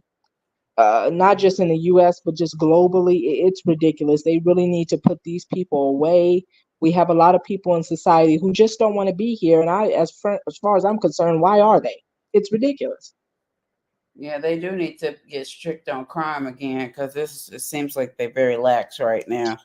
Of course they are, but that was partially, I wouldn't say all of it, but partially because of, for the most part, Black women going out in the streets, rallying, stop harassing my son, this and that. Because of all of that, they said, okay, Black women, this is what you've been asking for. You've been as loud as you can be. Okay, so I guess we have to stop the frisk. The stop and frisk has to go. We have to stop this. We have to stop that. And then now look at it. It's ridiculous. Does anybody on here, speaking of that, watch HBO Max? I don't have HBO Max. Okay, on HBO Max, there's a documentary. I don't know if you heard about the story. It happened in Boston about a married couple. And if you know anything about Boston, Boston, of course, is very racist. One of the racist places that you can probably ever be, especially back in the day. It was really bad. So they followed this documentary about this crime that happened. And it was this married couple, I guess, who was pulled over, and it was supposed to be like a robbery or whatever. His pregnant wife was shot in the head. A white woman. This is a white couple. And so it caused a lot of issues. It was nothing but a mess. It caused a bunch of issues, them raiding, Black people's house. Of course, they went to the ghettos. They were waking them up in the middle of the night, just harassing them, doing all kinds of stuff. And you hear this one Black man, he's an older man at the time, and he was talking about, back in my, we were doing everything we can with segregation. I was married to a white woman, so it was really hard for us as an interracial couple. And I'm like, look at this fool. Look at this fool, girl. I almost jumped through my computer. I said, look at him. Don't you think you're part of the problem, tap dancer? Don't you think, why are you literally laying up with the enemy? How did you go to bed knowing that the community, that you're literally laying with the community that you claim is such a problem? Just hearing him talk made me want to throw up. I just said, oh, I forgot what it was called. I have to look it up or whatever, but I think you should look at the documentary. It's a 3-part series, so there's one more part to it that's coming out next week, Monday. But I guess that's the final part. And I guess the guy lied, because when they asked him, well, who did it? Of course, he said, oh, it was his testimony wasn't adding up. It was a Black guy in an Adidas outfit. This happened in like the 80s. And then they were like, okay, that could literally be anyone, because Adidas was very popular back in the 80s, especially with the rise of hip hop culture. So that could be any Black. It was very generic answers he was giving. He shot his wife in the head. I guess he did, but I don't want to get into it. I don't even want to Google the crime of what happened, because I want to see what happens. But You're wait for it to come out. I'm waiting for it to come out or whatever, because I never heard of this story. That's why I was asking if you ladies knew about it. But yeah, it was a big mess. Hold on, you want me to add this, Queen? Queen. Sorry, sis. Yes, when you're ready. Sorry, Okay. I'm multitasking here.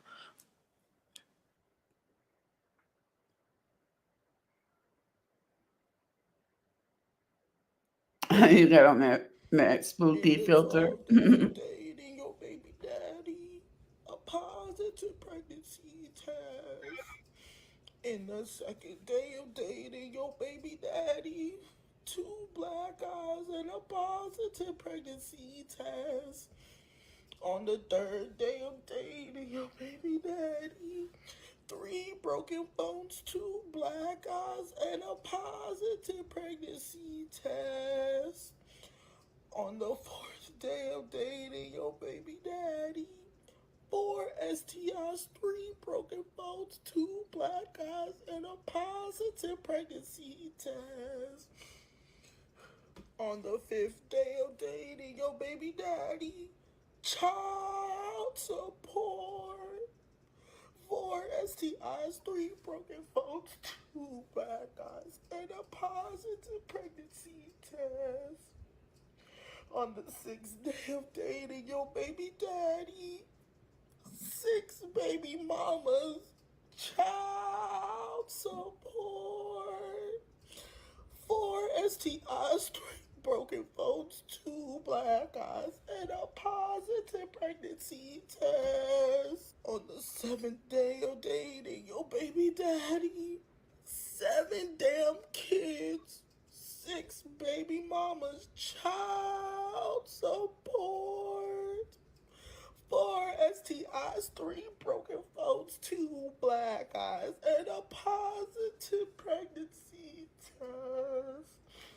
On the 8th day of dating your baby daddy, 8 I miss you text, 7 damn kids, 6 baby mamas, child support, 4 STIs, 3 broken phones, 2 black eyes, and a positive pregnancy test. On the 9th day of dating your baby daddy, I sent him $900. 8 I miss you text, 7 damn kids, 6 baby mamas, child support, 4 STIs, 3 broken bones, 2 black eyes, and a positive pregnancy test. On the 10th day of dating your baby daddy, he left me 10 miles in gas. I sent him $900. 8 I miss you text. Thank you. 7 damn kids, 6 baby mamas, child support, 4 STIs, 3 broken phones, 2 black eyes, and a positive pregnancy test. On the 11th day of dating your baby daddy, 11 different women. He left me 10 miles in gas. I sent him $900. 8 I miss you text.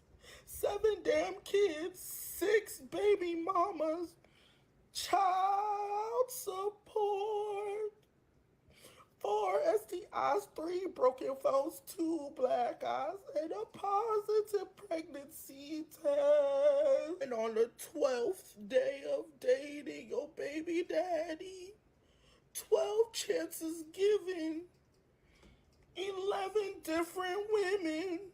He left me 10 miles in gas, y'all.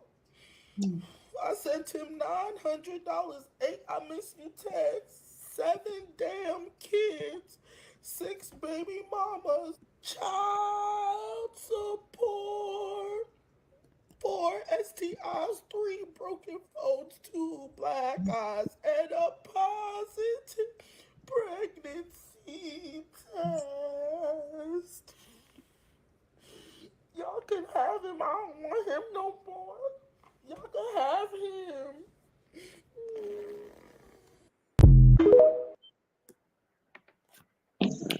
Honey. Oh my God. I can't. Girl. You mean she lived all them days for Christmas? I should give her an award for that. She put all the different things that had happened in the situations with her baby daddy into the 12 days of Christmas. I was just like, and there's a whole heap of other ones with women talking about black men and other versions. When I got to that one, I was just like, y'all can have 2023. 2 I black know that's eyes. right. Girl, in the words of my grandma, that's ridiculous. Yo. It took that long, but you know what? She's telling the truth. That is a lot of black women and young black girls. That's what it is. It's like how many black eyes? Like you're lucky that you're still alive to even have a chance to leave. How does that work?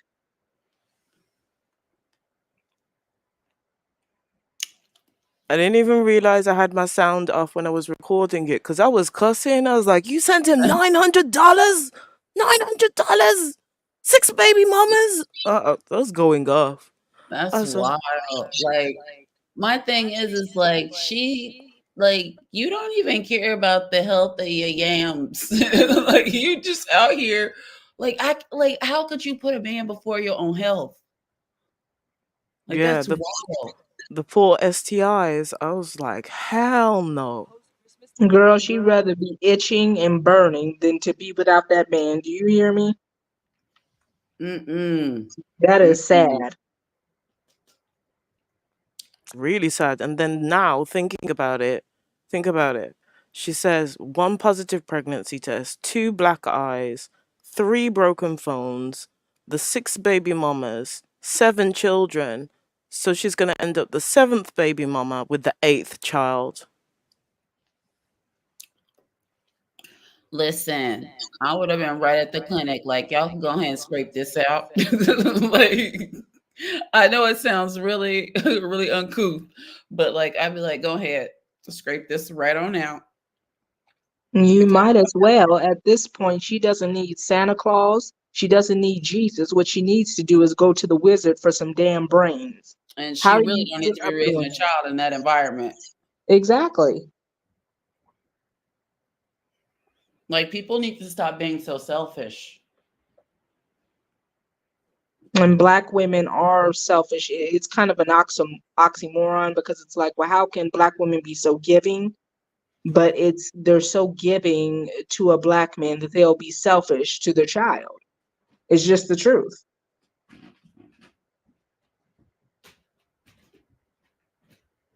Mm.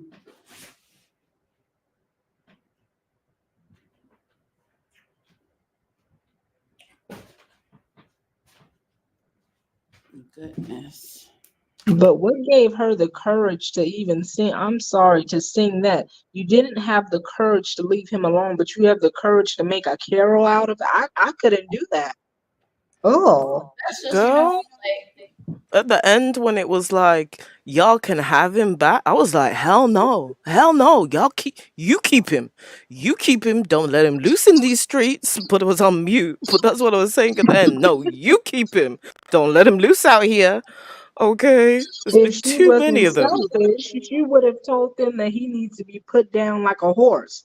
Why the heck would she say y'all can have him? No other black woman needs him. I'm sure they have enough. Okay, you didn't need them, but you kept them, right? So you might as well keep them. Just go down with them. Some black women you just can't be saved, and that really hurts me because I want them to be saved. Mm-mm.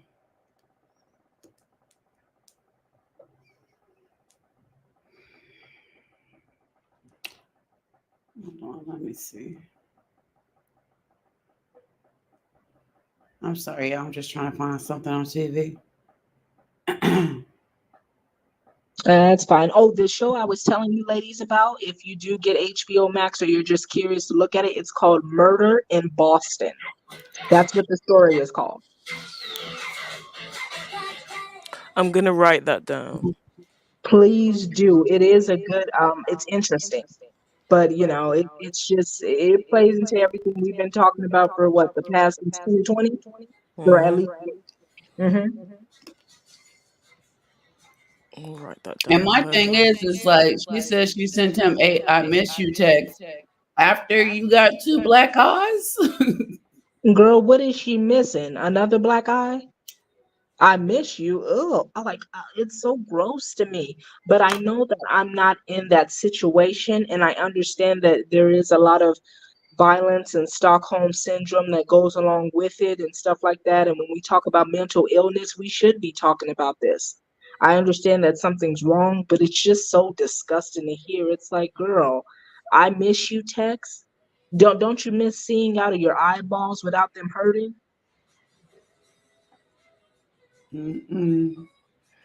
The other thing is, like, domestic violence is very prevalent in the community, and I agree with you in regards to the Stockholm syndrome when it comes to that.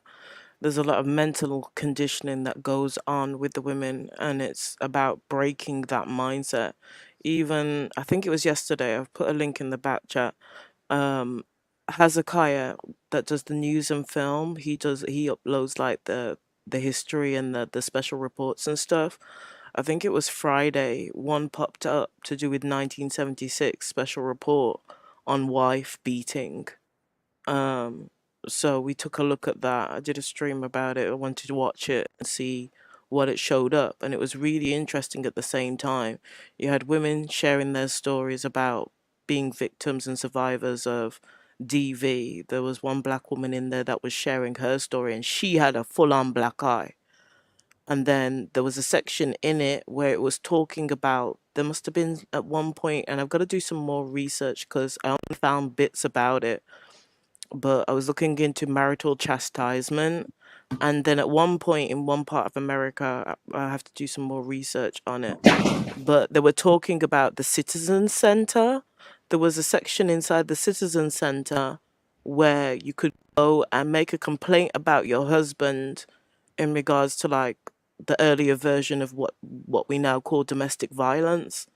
So it was a way for women I'm not sure which state specifically it's referring to, but there was a center where women could go and make a complaint and, get somebody to mediate in terms of a lawyer so that it didn't go through the police and he didn't lose his job. And some of the lawyers were so overwhelmed and getting so depressed that it was affecting their mental health and they couldn't even keep up.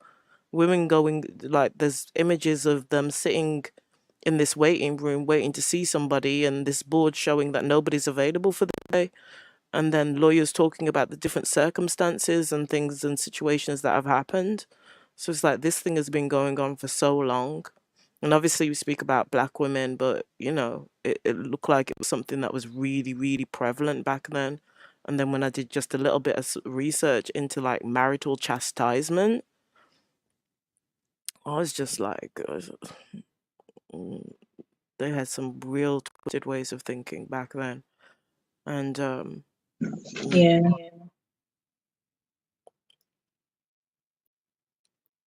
Honestly, what do you ladies think it's going to take for black women? Because we know it's not all of them and we can't save all of them. But what is it really going to take for them to wake up?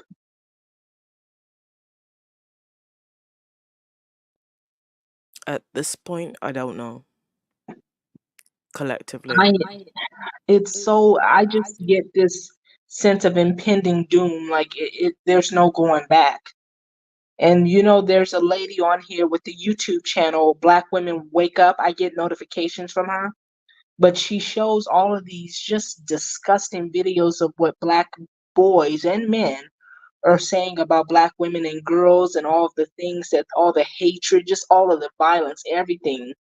And I get, things from her. She has to turn off her comments.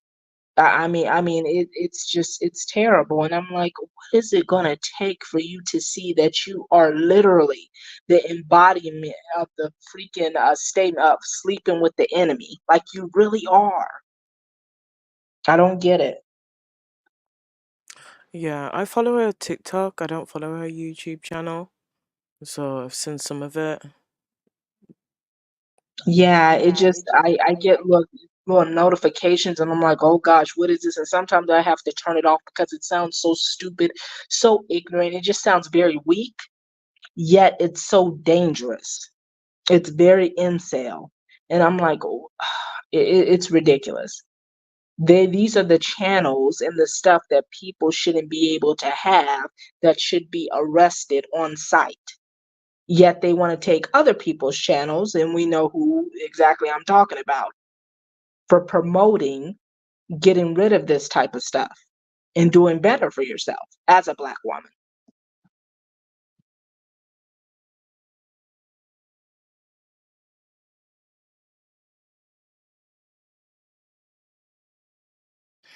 Yeah, it's unfortunate at the same time with everything that's going on with the censorship.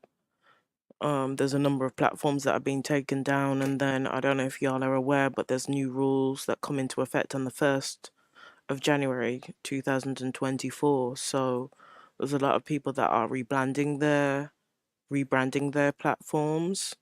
And I suppose it depends which part of the space that you're on, but there's convergences now in terms of like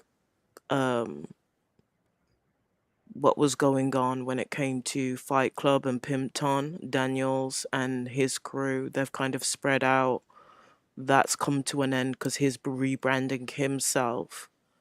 And it's like convergences in terms of having the manhos and having the women in the same place, and having bounty panels and different elements of emotional trigger marketing, as well as buyer persona advertising at the moment. So I'm saying to black women to be careful in these YouTube streets, to lean on your intuition and discernment. There's a lot of grifting in the space. There's a lot of these dudes who are pretending that they're going to be superheroes and get things done in the community, and some of them are wolves in sheep's clothing. They're here to get clicks, they're here to get clout, they're here to get views. And basically they want to be able to benefit from black women's voices. So what you're going to see over the next how long is rises of different talk shows that sort of have the blueprint of Perlina Masculina, Bigfoot, Fight Club, and a few other elements like Kevin Samuels' old setup and things like that. Mm-hmm. And basically what they're going to do is they're basically going to weaponize black women's voices, but not in terms of for the best intention of black women. It's more because they can benefit from it financially through clicks, views, monetary support. They give the air of they're going to do something and that they're real men, but there's a whole heap of these dudes that just want to be like the next Storm Monroe in their own way. Do you get what I mean? Utilizing certain blueprints and fusing other things. So what I'm saying to black women is be very careful, because a lot of these guys are setting up like multiple platforms on like Spotify, on Apple and stuff, and they're streaming not only from YouTube but from several platforms. And what they're doing is they're getting, in some ways, black women's voice out there, but it's not for the benefit of changing things. It's because black women have strong, powerful voices, and they've seen how when black women set up their platforms and black women rally around each other, how successful and profitable it can be. So with some of these dudes that are coming through at the moment, watch very carefully who you support, because if it gets them into the mainstream, or it gets them highlighted, or it makes them go viral, they benefit from it.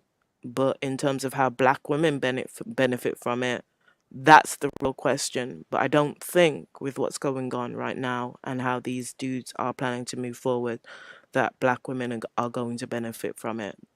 I think they're going to saturate having black women's experiences so much out there that people are going to be desensitized to it, and they're going to profit off it, and there'll be a handful of them that become successful by YouTube standards in terms of money, and then in 2-3 years, when they've made the profit that they need to make, they will disappear or move on to the next trend at that point.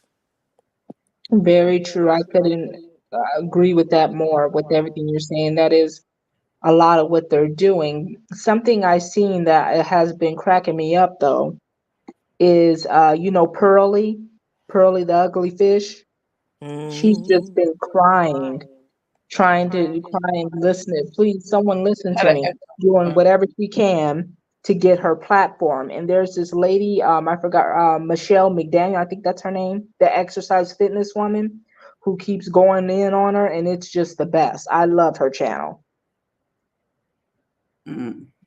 But yeah, she's going in on Pearly, and she says, Pearly, why are you behaving this way? And where's your man at? We're still waiting on him. Why aren't you barefoot and pregnant? You're doing exactly the very thing that you said women shouldn't do, which is being independent and working. Why are you working on YouTube giving interviews? You should be at home barefoot and pregnant. People have just been going in and laughing, and it's been both black, white, and everyone else. But yeah, old Pearly, she's crying and she said, give me my channel back, please. What, she lost her channel? She's been demonetized. Oh yeah, big time. So what's happened is Perline the Masculina Bigfoot's been demonetized. Phony and Fraud's been demonetized. Sinji, obviously, we know about that. But then Angry Man's being demonetized, and a whole heap of other platforms are going to be demonetized. So I don't know if you heard what I said earlier, but people have basically got until the 1st of January to get rid of certain content. So people are rebranding their platforms and getting rid of, well, some are getting rid of the quote unquote what's being now called the gender banging sector. But there's a whole heap of them that are moving the content over to Rumble and over to other platforms that will allow it. And you can, from what I'm hearing, being in the clouds in certain spaces, you can monetize quicker over there. Yeah, I haven't been on YouTube like that in a while, honestly, because Sin hasn't been on here. And because I've been working so much in school, it's just been a lot going on. But I really hope that she comes back. Maybe she'll have something for us next year. I just miss the videos. I love being on my break and I see that there's a new live or something going on where I can kind of watch it or whatever. It's the best. But of course, we know why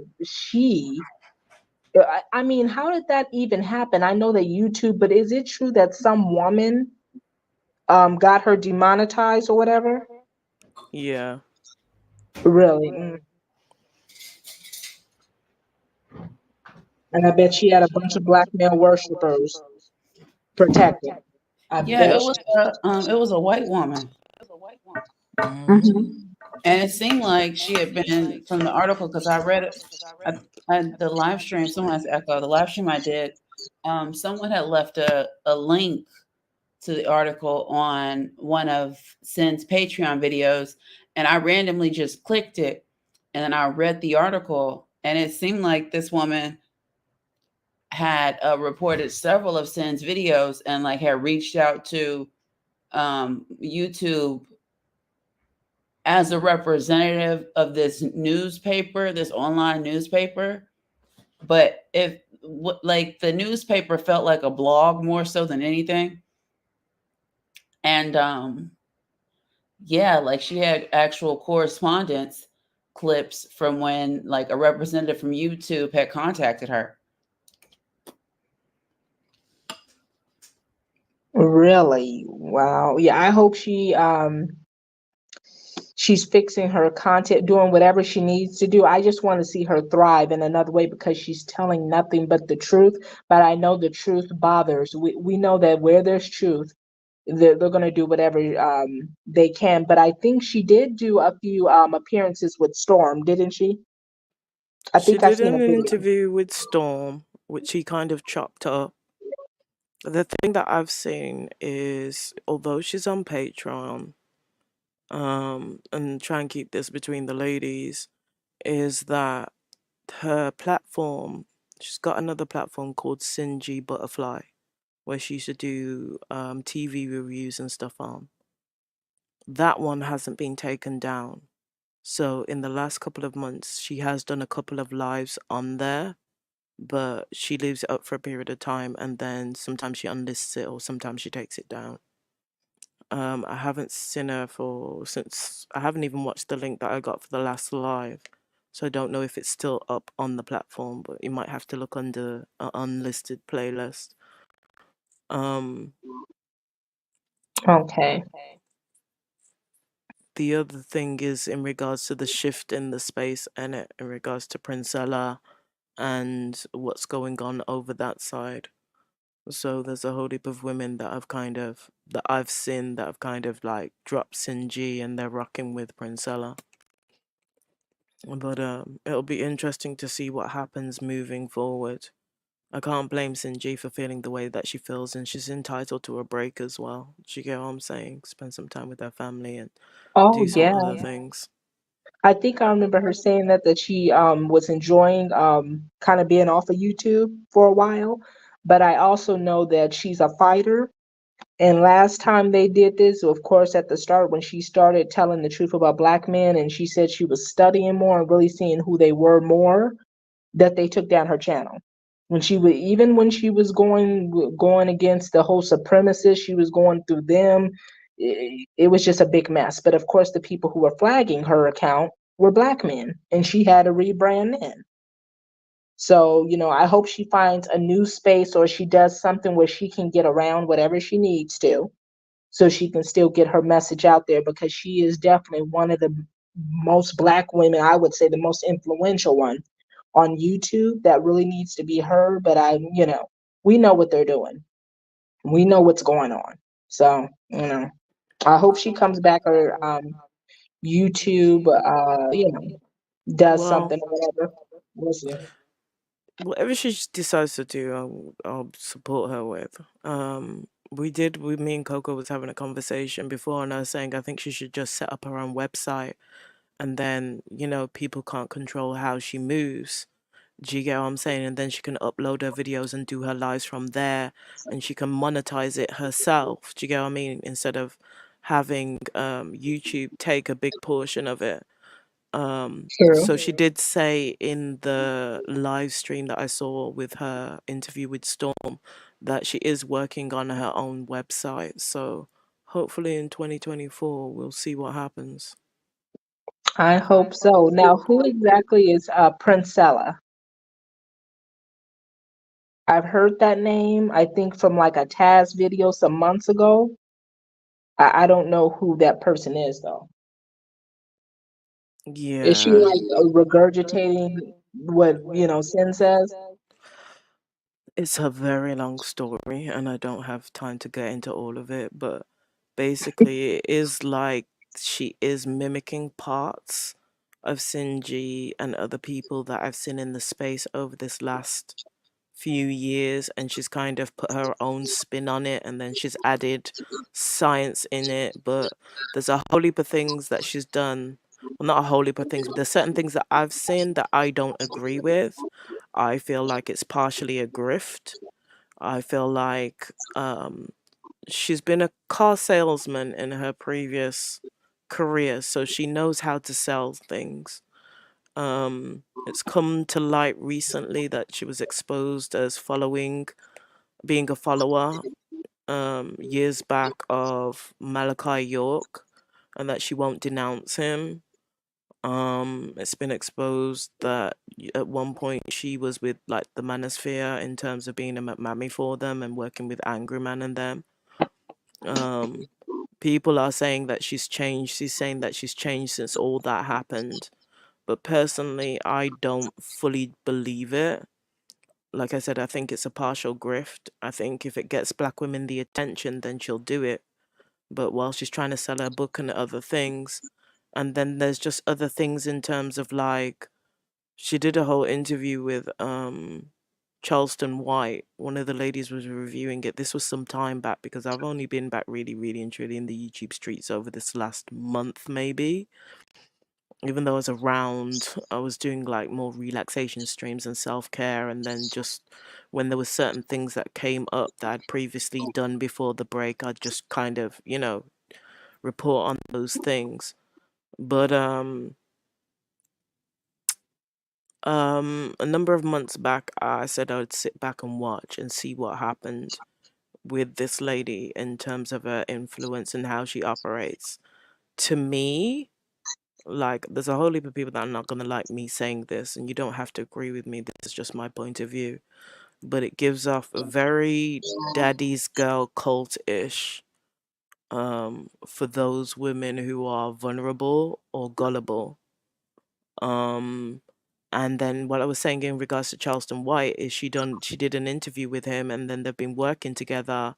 Now, as far as I'm aware, in order to sort of do an interview with Charleston White, you have to pay him. Now, this is the same degenerate that's been in lives and saying on video and saying in live streams that he's great women. So I don't understand what the need is to promote this dude, to have him in your home, to have him around your children. And then the air it kind of gave off in terms of her interaction with him, it gave off very pimp, very stud adjacent. There's competitiveness between her and the manhos. And I think black women need to be really, really careful. Well, that's all I need to hear, Queen, because I already know that you know, some of us have been in, like I said, I just started getting into, for me, the YouTube and listening to Sin and meeting you ladies through her. And of course, on Coco's channel, I'm just used to, of course, the familiar, but that was in 2020. Some of you ladies have been on here since the start of like Sin when she first came on and stuff like that, and even before Sin, other things. But yeah, I'm not for that stuff. And like I said about the Charleston White, he likes to talk black, and do all that stuff, but he's still a degenerate. I mean, I thought this guy was arrested, if I'm not mistaken, for something dealing with some Asian women. I don't remember all the stuff with him. Yeah. I know he made threats towards Asian women, and then I remember there being something with him and a comedian from the Asian community saying how basically allegedly he'd bust his ass if he came to that city. I don't remember what happened after that. Okay, yeah. There's going to be a lot of people, and I expected that because I said since channel hasn't been here for a while, there's going to be a bunch of people trying to rebrand what she says and stuff like that and try and make it their, and it just makes me want to bomb it at that point. But I am, I just want her to come back stronger and still be able to get the support that she needs and stuff like that, and that Black women need and Black girls. We're still out here. We still, ride for her and the truth, because she is telling nothing but the truth. And other Black women who have also been on this platform as well with her, and I'm doing their own thing. That's why I will always be a supporter of both Sin, Coco, all the women that are telling the truth about what's going on, because it's just getting worse. But then again, that's what we expected. And of course, Sin talked about that in many of her lives. She said, "You guys know that YouTube is messing, especially with Black channel. They're messing with our channels and everything." So it's expected. But I just want her to come back, stronger, because she did have a good platform, a big one, and it was getting bigger. And I know that intimidated and made a lot of people mad. So hopefully everything works out and stuff. But yeah. Oh no, the truth doesn't need to stop to be told, or it just has to be rebranded or whatever you want in a different way, or in a more private way. However it Yeah. needs to be done, but the truth shall set you free, because I'm tired of it. Every time I see these stories, I've been seeing more and more stories about stuff happening with celebrities. What's her name getting a divorce from her man? What, oh my God, what's her name from Iman? Do you know who the guy I'm talking about? The singer, Tiana Taylor. There we go. Her. Oh, Iman Schubert. Yeah, yeah, You said Amon. I was about to say David Bowie, but I was like, no, I think Girl. he did. Yes, You there's been said a lot Amon. going That's the on. only Amon I know of is the model. Yeah, yeah, yeah. And I was like, oh my gosh, there's just been so many stories. I'm like, I know Sin is in her seat right now saying, oh, the dust. I can already see the thumbnails on her videos for this stuff. And I just laughed to myself because I'm like, I know Sin is like, oh my gosh, I just want to put up a video. Because this stuff it's sadly it's getting worse, but also Hollywood, it's really getting exposed. More and more of it is getting exposed, especially in the Black section. And I'm happy it's getting exposed, because old Diddy, woo, he's been hot for the last, what, 3-4 weeks? Okay, and I'm Mr. so happy. Take that, man. Okay. And the Okay. rest of them. It's Mhm. been overdue for some time. It was always gonna hit the music industry. It was just a matter of when. But all those Mhm. predators need to go as far as I'm concerned.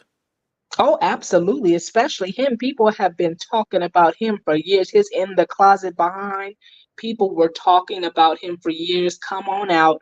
Come on out. You treat your of course we knew about that. He treated his artists terribly and stuff like that. People have been saying that he was responsible for what happened with, Biggie. Everyone has been saying that this dude is no good for the longest. And now he's being no good to the woman, the preference, and Cassie coming out and stuff. I'm just like, oh no. not the preference coming out. So I don't, not to go off topic, but like the Princella. Listen, Shine, this is all I'm going to tell you that you need to know, and this is going to tell you how crazy this woman is. I saw like, because I didn't really know of her until Queen had gave me the rundown, but I had seen some shorts of hers on YouTube. And baby, in one of these shorts, she had on some Asian beauty supply sunglasses. I'm talking about the real big ones, the big No, box girl. square ones with the thin front, with the thin ear rim. Y'all know the ones I'm talking about. I know what you're Big, talking about. them real big glasses. She had on a fitted cap, like a fitted baseball, like a Yankee fitted cap, a jersey, and a skirt, y'all. And I was like, oh no, her energy. Oh Lord, Her energy is just too much going on. I she's was giving like, food stamp energy. yes, it was. She was given first in the 15th, and she sell all her food stamps at the beginning of the month. Oh no. Well, Like that's all that's I what it need was to know. given. And I was just like, people taking advice from this woman who looked like she got dressed in the dark. Like, is Girl, taking advice, taking advice.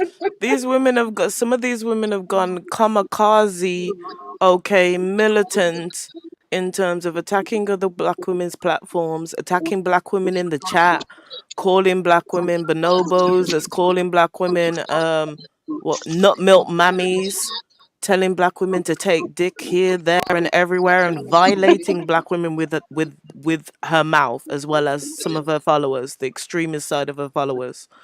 Ew. it does give penis envy. Like it gives penis envy. Because I mean, like, I thought she was like a lesbian. Like, I don't know, because it was like 1 minute she was giving stud, the next minute she was giving discount corporate worker. I don't know, y'all. It was It's just that male identified attitude, I guess, is confusing her much as it did Pearly, dead fish. I mean, it's the same thing. It's giving the same vibe as I wish, or either they had men in their life who wanted boys. I noticed this with a lot of women who had fathers who wanted a boy, and they'll give them like their moms, they'll try to appease them by giving the girl a boy name. And sometimes people are asked, well, why is your name that? Oh, because my dad wanted a boy. It's like that, please love me, please support me. And I think, that's some kind of trauma. I know. JD, you going to hell with gasoline draws on. What happened? Because that summed it up. Like, that summed up how she presents, like, in totality. But the crooked T-Moon wig, no, that wig I saw in that interview, it was given stiff. Oh, I'm reading the comment right now. Her wig was given Okay. stiff. Oh my God, that's embarrassing.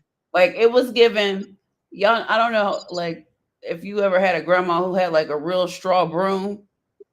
Oh yeah, I know what you're talking about. Like, I don't know, because my grandma old, so like my grandma used to have like this like straw broom, and that's how dry and stiff that one her wigs was in the Oh video. Lord, girl, and she gets like that's helping her presentation as a black woman. Yeah, we really need to see some more of that.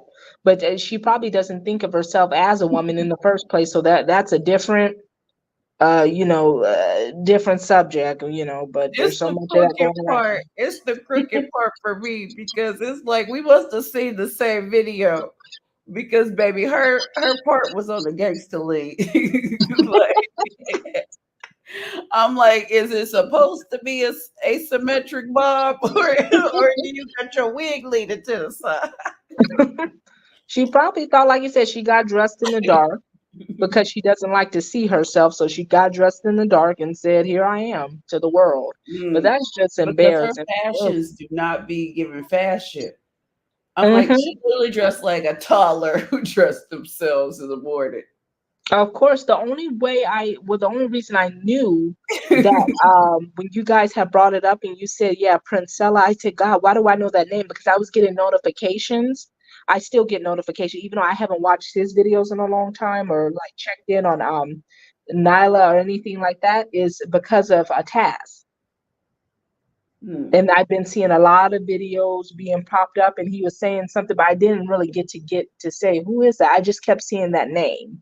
So that's why I was like, well, who is she or whoever it is? And that's all I needed to know. Yeah. So There was a whole thing where she was saying that we needed to live by bonobos, and then it got exposed that she kind of took that rhetoric from this white woman who set up her own platform and released her own book around the bonobos and their culture and how the females behave. Their thing within the bonobo culture is for the women to basically be in lesbian relationships and use sexuality as a weapon to climb up their social community. But then when people started debunking the things that she was saying after she had the dude on the platform, then when everybody was running around calling her and her crew bonobos, no, but she didn't like it. The rest of the people didn't like it. But then there was other things in terms of her rhetoric when she was saying about basically throwing 16-year-old boys out of the home once they reach a certain age. And then she appeared in one of the chats where I was in kind of watching it and kind of descended from the clouds and just kind of kept an eye what was going on over there. But people don't realize that there's different content strategies to get the bigger content creators to kind of get their attention. So she was over that side of the space. But then, she was doing debates and stuff when it came to like Sarnetta's House of Consciousness, and was taking the women over to people like Pimpton Daniels. So it's like, for me, it's like all these people that are problematic in the space. Yes, I get that you want to debate them and you want to crush them and you want to be able to move up in the space, but why do you need to take them to places that are well known that have predators there? of And then course, you're there's got to be some insidious agenda. It has to be something degenerate. Sadly, when it always involves black women or when it involves men in general, there always has to be some degeneracy, and it's like, gosh. I get part of the plan in terms of like from what I've seen perception wise, it's basically just like within the quote unquote bonobo culture where they use their sexuality and weaponize that to climb the ranks in the ladder. She's basically using the weird ass emotional degenerate dudes in in the space that have decent platforms to build off them. Do you get what I mean? She's using them as a resource, which I can't say I blame her in that side, but when it comes to, the conversations that we've had in the space, when it comes to black femicide, when it comes to the great molestation and everything else that's taken place, it's like you defeat the object of what others have tried to do in this space in putting forth about black women needing provision and protection by hanging around spaces that encourage that kind of degenerate behavior. And then there's different shapes of collectives that are kind of building within different parts of the space. So it's about fielding. Say, for example, one content creator's got 70,000 people, another person's got 10,000 people, somebody else has got 1,000, somebody else might have 500, somebody else might have 200, somebody else might have 26, another person might have 10,000.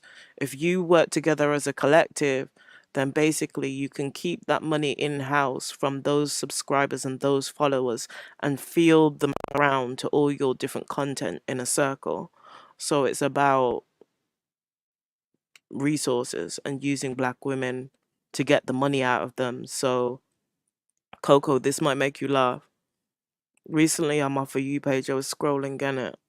And James Prince, aka JP, aka I'm a emotional dust mite, black women should be unalive, stoned, and everything else. Him. So on my page, it popped up that he was doing a stream and it was to celebrate black women. So he's been over the Fight Club space and his platforms continue to grow in it. And then because he was in certain spaces, and when Princella was over there, he was sort of having miniature debates with her and there was conversations where she was talking to people in it on panels. So he's been able to grow from that. I think another 1,000 subscribers. So he's got a lot of them have got this whole act down about celebrating black women. about doing subjects around black women. They're basically turning into like a combination, like I said, of the Fight Club blueprint, the bounty panels, utilizing Goat's blueprint as well into the mix in terms of the streams that he used to do about black women. But it's not because most of these dudes care. Like I said, it's because they know black women are the ones that have the resources, that have the money. And like I said, it's about the emotional trigger marketing. Because if you've got a manho on the panel that's saying some shit about black women, then it's going to trigger black women to open their pocket and then pay to get that degenerate off the panel. And then vice versa with these new age manhos. Black women say something triggering, they want to pay to get that emotional dust mite off the panels. But basically what's happening is they're recycling old content from like Kevin Samuels and other parts for the new people that are coming through the space. Yeah, it's true. Unfortunately, this is what's going on. But I really need black women, to step up and really see black men for who they are and what they're doing. That they're just wallets. They're walking wallets and beating posts, unfortunately. But once you know that, it feels so much better because you know who you're dealing with. It's worse when you don't know who you're dealing with and you're giving everything but your own body. I mean, giving that up to the enemy. Because that's what they've done. That's what they've shown, and presented themselves as is the enemy. It's ridiculous. It's too much for black women to worry about. In the workplace, they have to worry. In the hospitals, having children, they have to worry. When they come home, when they go to the bank, make sure they don't get robbed. It's just too much.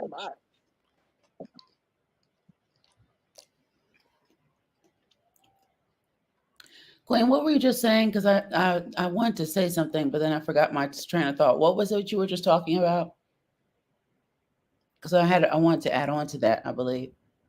I was talking about the recycling of content, emotional trigger marketing, and how they're weaponizing sort of old content to trigger people that are in the space in general, but especially to sort of like redo the conversations that I've had before, but not with the intent of really changing anything. It's just to more so profit off it.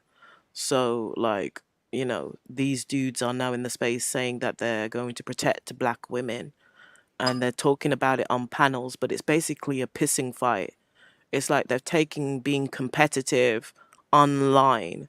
So it's like man and mics are going backwards and forwards. Well, I've got this many subscribers and I've got this bitch and these people rock with me and you ain't getting the time and you ain't getting the hours and I'm making money over here. And then they're creating like old fights on purpose and recycling things. Like the whole conversation around consent that was happening a year ago, that's come round again in this last month. And then people have been purposely setting fights off with other content creators that have principles, integrity, and morals because they know they don't play about certain shit and when it comes to consent and children and marrying teenagers and all that kind of thing. But people are purposely doing it to make a problem in the space to make money. So it's this flow of every week different elements of drama between different content creators, but it's for money. It's just simply for money because in a month's time they'll be back fine, friends with each other. At the moment, you got certain people calling each other predators, calling each other pedophiles, and weaponizing things that happened a year ago. But because they're in this side of the space and people are not aware that that conversation happened a year ago, but then you've got other people that I feel are predatorial, but because they're not in this country, people don't see them as a threat. So there's lots of hypocrisy, there's lots of contradiction. People are working with people that, I wouldn't work with or touch with a barge pole. But like I said, there's a certain amount of it where the groups of black women we are around, some of them have become desensitized to what's gone on in the space, and some of them are aware it's a grift. They know what's going on, and it's just entertainment to them because they see the fact that it's not going to change. But you've got a new set of women and young men that are having the conversation about the things that we were having conversations about over the last 2 years, but it's basically recycling it for monetary value. Yeah, but what I was saying is that what I've noticed on TikTok specifically is that like the basically the bums with podcasts with microphones are now having different conversations where they're like, oh, trying to make it seem as though, you know, they're better men, like, oh, you should do this and this is how you should treat a black woman and all this stuff. And I'm like, you see black women all in the chat talking about, oh my God, it's so nice to see a black man. And I'm like, y'all, this is a grift. These men was just 2 weeks ago talking about you was a bald headed fat bitch. Now all of a sudden they talk. Now all of a sudden be gentle and kind and It's treat people about how you want to be treated. Nah, it's it's a grift. it's Yeah, about they do money it and because sexual they know it's access. easy. And that's right, Queen. And they do it because it's sadly it's easy. It's easy to You flip sound on like a you black far away, man. Cheyenne. I said it's very easy for them to do this. It's easy for them to flip on a black Cheyenne, go out and come back in. Okay. What were you saying, Queen? It's about money and it's about sexual access because half of these degenerates wouldn't have access to half of the women that they've got online. But we've got to the point, you know what I mean, with Facebook and all that, when it was 6 degrees of separation. Now it's less than that with the way that social media has expanded. So half of these dudes are here to be able to get sexual access to women, to stroke their egos and to make money. And there's a section of black women that know that these dudes can't do anything outside of being on YouTube running their mouth. So Or oh, go ahead. there's a subconscious coddling with some of the ladies because they'd rather have them on YouTube giving them entertainment and drama than out on the streets being involved in drugs, crack, or getting a job. Some of these dudes, this is all they're capable of doing. So there's some women that are gonna support it and they're happy to be Like that's used so as weird to me. Like resources. that's so weird to me to be that invested in a parasocial relationship. Like I don't care if some random black man on YouTube is homeless because I don't watch his video or send him donations. You're an adult man. That's dusty. And then like I don't I was watching a video because I don't know how it is over in the UK. But based on like the little bit of research that I've done, it seems like the situations are similar where like you have these very young black men that are like streamers and stuff, and they stream themselves doing like the most ridiculous things out in public. I saw this one about, I think his name is Mizzy or Mixie something, some young African boy. I think he was African. He could have been Caribbean. I don't know. In the UK, was like committing all these crimes on camera for his TikTok audience. And then like he had been busted like several times. And then he tried to like kidnap some lady's dog. Not kidnap, that's funny. Dog nap some lady's dog. And he got arrested. And there's like several stories of like young black dudes like just being in Walmart, randomly slapping people and getting arrested, or attacking people at parks and then being like, oh, it's just a prank. As if that's going to negate the fact that you just committed a criminal offense. I'm so tired of that. Did you see the Somalian boy? Oh yeah, The we boy. talked about him earlier. Yeah, did you see his behind? I was so happy because I said, who is this? But I heard that they banned him and arrested him in Japan. They take their degeneracy to other countries. Like how embarrassing. I felt just as embarrassed and disgusted when those three basketball players thought it was a good idea to go to China and rob a Gucci store. Yeah, like I don't even understand that. Like, in what world do you just think you're gonna walk into Gucci and steal? And especially in China, China is literally communist China. Why would you go there? Their jail, sweetheart, isn't the jail you're used to in home, the good old US? No, no, no, no, no. Which is why they had Trump bail them out. They always up to no good. It's just embarrassing. I Works in couldn't the be a store. black parent to them. I would be so embarrassed. You go to a different country and you steal for them. You got all of these smash and grabs going on our soil. Why the Yeah, heck? those smashing grabs is wild. But like low key, high key, I wish I knew some boosters. Oh my gosh. Oh God. Cause like if I was back home, if I was in Chicago and they was boosting like that, oh yeah. Oh baby, I'm gonna be down on Halsted.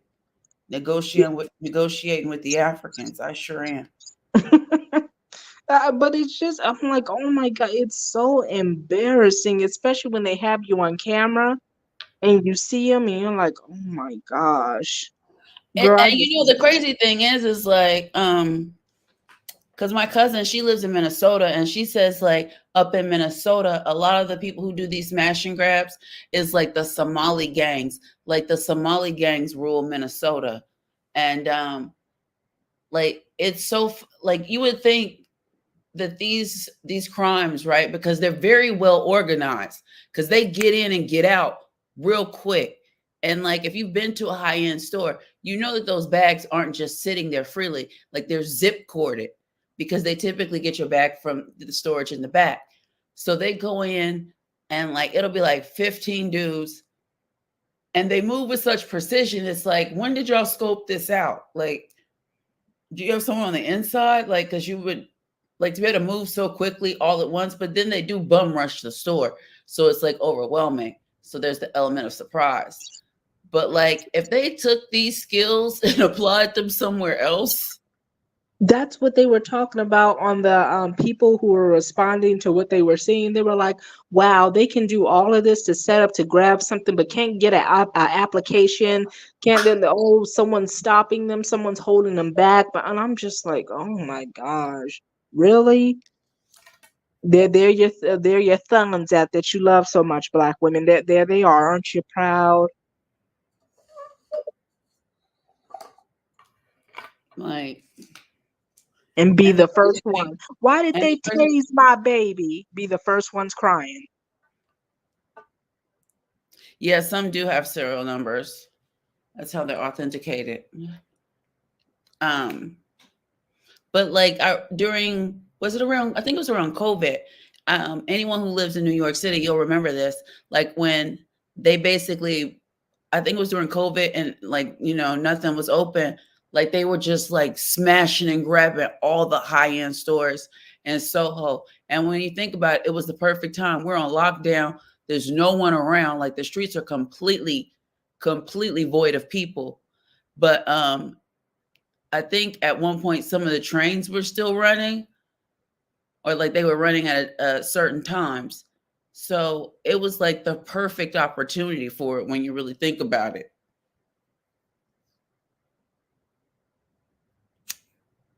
Like, wow, it's just, I don't know what and black that's what boys I don't mean to interrupt, but like that's why now, like if you want to go, because the smash and grabs started happening so much, then they boarded up a lot of the stores.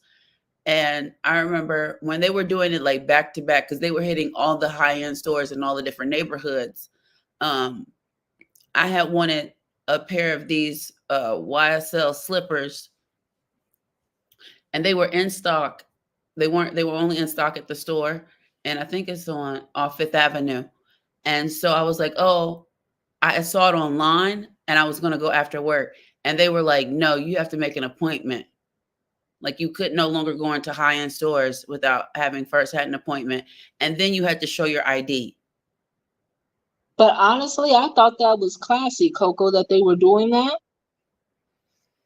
I mean, yeah, the appointment taking, but it was just like, that's not how it usually happened until after. I mean, Of course make not, an because they appointment at had to high-end ruin stores it. if you have like a representative that you work with at the store, you could probably make an appointment.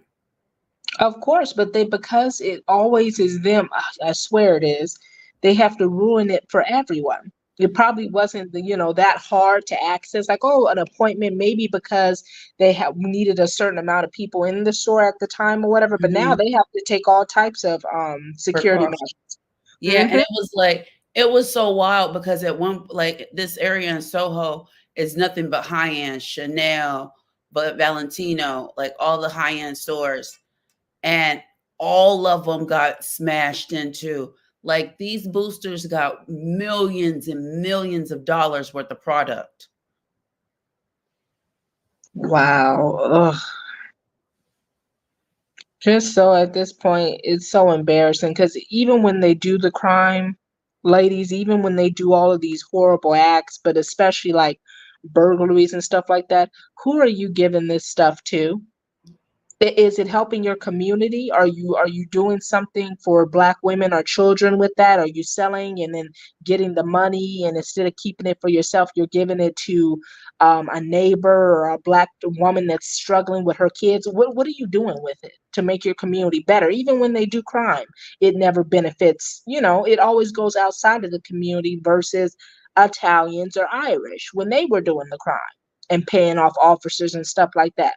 It was going into their community though. Yeah. But is there really a community amongst the Blacks? Is there really? You right about that. Is it really? They're just gonna, at this point, people are really, I think, are gonna start tightening up. It's just gonna get worse. I swear it is, because they're just making it worse. Where they're really gonna, it seems like, even discriminate harder. That's what I think is gonna happen. Oh yeah, probably. Who knows? And we know who it's going to affect the most: Black women who actually can afford to be in Gucci, Versace, and all of these other high retail stores. Oh, they can go in there because I'm sure she's working and she's making six figures. Those educated Black women are probably going to be harassed or looked at.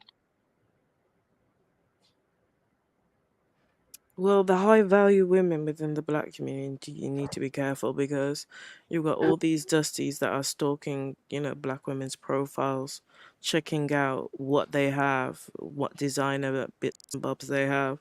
Like, there's been how many stories recently of women meeting up with guys and them stealing bags and designer shoes and shit? Oh Yeah. my God, Are Ridiculous. you, really? are you talking about like that? It was that was happening because like there's a lot of wealthy Black women in Atlanta, like a lot of Black female business owners in Atlanta, and they were saying like they would be go on dates and then get robbed. Like men are Setting them up. Oh. yeah. But Yeah. isn't that what they were crying and complaining about happening to them? Oh, she set me up and she took all my money. Now that it just sounds so weird. These men are getting even more. Well, they're not even men though. These males are just getting just out of control, even more so. And I don't. Ugh, where do you go from here? It's getting more feminine. It's embarrassing. It's funny that you said like I say that line a lot. Like I hate it. I hate when I become repetitive. But I see a lot of gay men on my day to day. I think I'd say that I see more gay men than I do straight men in New York City more often than not. Not shocked. Not shocked at all. They're doing whatever they can themselves, depending on who it is. But for the most part, they're so busy trying to outdo women however they can. And I'm like, oh gosh, acting extra wild and flamboyant. I can't do all of that. How about you just be a respectable human being? I can't do that. Stop being in competition with women. We got a bunch of that going on. It's just all a hot mess. And you see how they're going down. Well, they've been going down Candace Owens' throat because of everything that's going on with Israel. Did you ladies see that? No, what Candace? No, I haven't seen that. What They're mad at Candace Owens, Shapiro and all of them because she was really going in on them about what was going on in Israel and how basically, the J community is the problem. They're problematic, the Israelis against the Palestinians. I guess they weren't expecting that from the conservative commentator. They wasn't expecting that from her. And so Shapiro, he's on the Daily Wire with her or whatever. And so he was like, I'm very disappointed. You know how he talks. I'm very disappointed in Candace and what she said. And he was like, upset or whatever. So they tried to get her for a minute, tried to get her off of her platform because she was on the Palestinian side.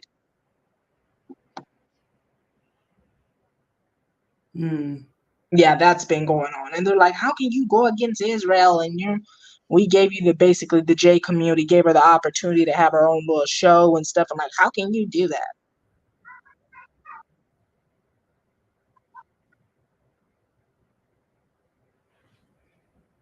I don't know. I don't like Candace Owen, but she's very cute to me. I think she's a pretty lady too. A few things I do really agree with her. Like when she talks about the LGBT, like that stuff, and how they're trying to push it on the kid. That is very true. How feminine men are. That is very true. But I feel like she's an opportunist. She's not necessarily for Black women. She'll just say some things here and there that are true, but she's not. Well, yeah, like at the end of the day, Candace is about Candace, and Candace is about her coin. So, like, I can respect that part of her hustle, but Yeah. like the race grifting things, like, nah, I'm good on that. Yeah, I can't do that. I can't listen to And that for too long. Like, oh, it's not true. and it's funny, it's funny that you mentioned Candace Williams because I was like, I remember somewhere I had wrote because when she first got with her husband, y'all know she didn't have no edges, and I was like, dang, I didn't know white men make your edges grow, and and Oh Black my men were in the comment like they were upset at me for saying that white men make your edges grow. Oh my gosh. It probably is because she can afford to take care of her hair and she's not stressed out. Remember, she used to be a Democrat and she talks about that, every now and then about how she used to be on the other side real hard, liberal. Oh my gosh, Black, like all of that stuff. But, you know, Like for I me can't deny personally, the like race factor. Candace Owens' opinions on things don't bother me one way or another because I believe all people are entitled to their own opinions. Hmm. But I do feel like most of her commentary or like her actual brand is basically like a grift. It's a conservative grift on white people by a Black woman. Of course. But like you said, she's pretty. And that's the only reason every now and then I'll look at her content. I'm just like, look at Candace saying some foolish stuff. But I think she's a pretty woman. But I do think that she has enough common sense to know how to, articulate herself to get what she wants. And at the end Most of the day, definitely. no matter whether I believe everything she says or whatever, I mean, she has a base. She's making her money. I'm not going to disturb a Black woman's hustle. She's not necessarily the biggest problem. Even if I don't agree with the stuff, I'm more concerned about the male identified women who are having children with Black men and, oh Lord, protect our kings. They are the problem. That is the enemy as far as I'm concerned, along with Black Hmm. Listen to that. Okay.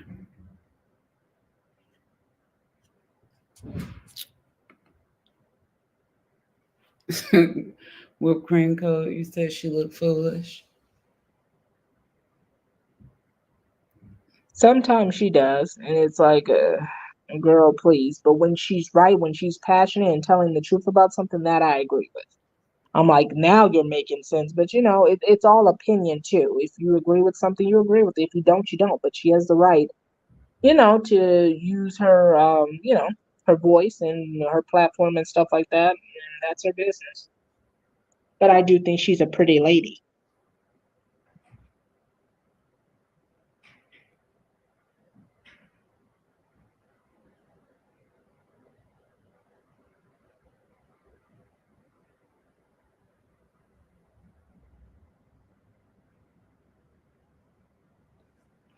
Yeah, she is.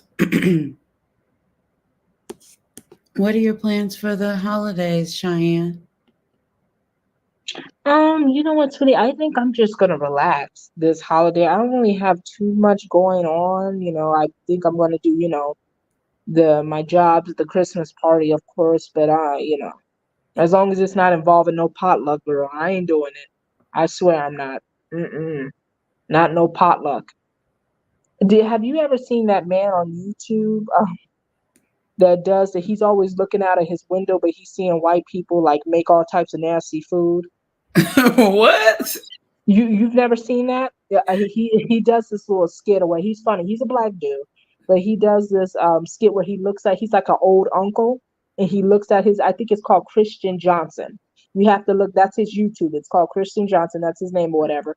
But he'll do videos of looking out the window, and he'll be looking into like a white person's kitchen, and you know how they make all kinds of nasty stuff in their toilets, sinks and stuff. And he's like, what you doing with that? And it's funny though. He's hilarious. He is funny. And I You a looked at but mess. after seeing so many of those videos, I am very traumatized. It's beyond putting raisins in the potato salad, honey. They are getting worse. And I'm like, oh, please. And he always says, oh, my stomach is bubbling. And then he has to fall. It's hilarious. But I'm like, Like at you my have to work, look him like up. during the holidays, we have like a work potluck around the holidays. But our holiday parties are typically like catered or whatever. So like at the Mm-hmm. holiday potluck, I always either I bring a dessert and I bring it from a bakery. Like I'm not cooking. Um, Mm-hmm. but like some people bring like homemade stuff. And y'all, this stuff be looking crazy. And then the crazy thing is like you work with people, right? So being in close proximity with them, you may not know them like intimately, but you pick up on things that like these people do at work, right? Mm-hmm. There's no way I'm eating anything from your house, Janet. Like like I've never seen you wash your hands. like Yeah. Uh-huh. like no thank you. It's ridiculous and it's embarrassing. I'm like, girl, how did you even bring that out of your kitchen? But they do it, and I'm like, I'm sorry, I had a big lunch. I'm good. I'm not doing it. And yeah, Y'all Janie, all in there putting this tagline. That's funny. Janie, you know what I'm talking about. Janie D knows what I'm talking about. Yeah, he always says that. He says, "Oh, my stomach is bubbling," and then he has to fart because it's that bad when he's looking at the food. He's like, "Are you, girl? You have to look him up. He's hilarious though. He does all of these videos, and it's not even just the food. There was literally a clip he did, a short." Where there was this girl and he was looking out the window. He was like, okay, what is she doing? It was this white girl, like in a Target or something, girl. She farted in a pot and then put it back and was laughing.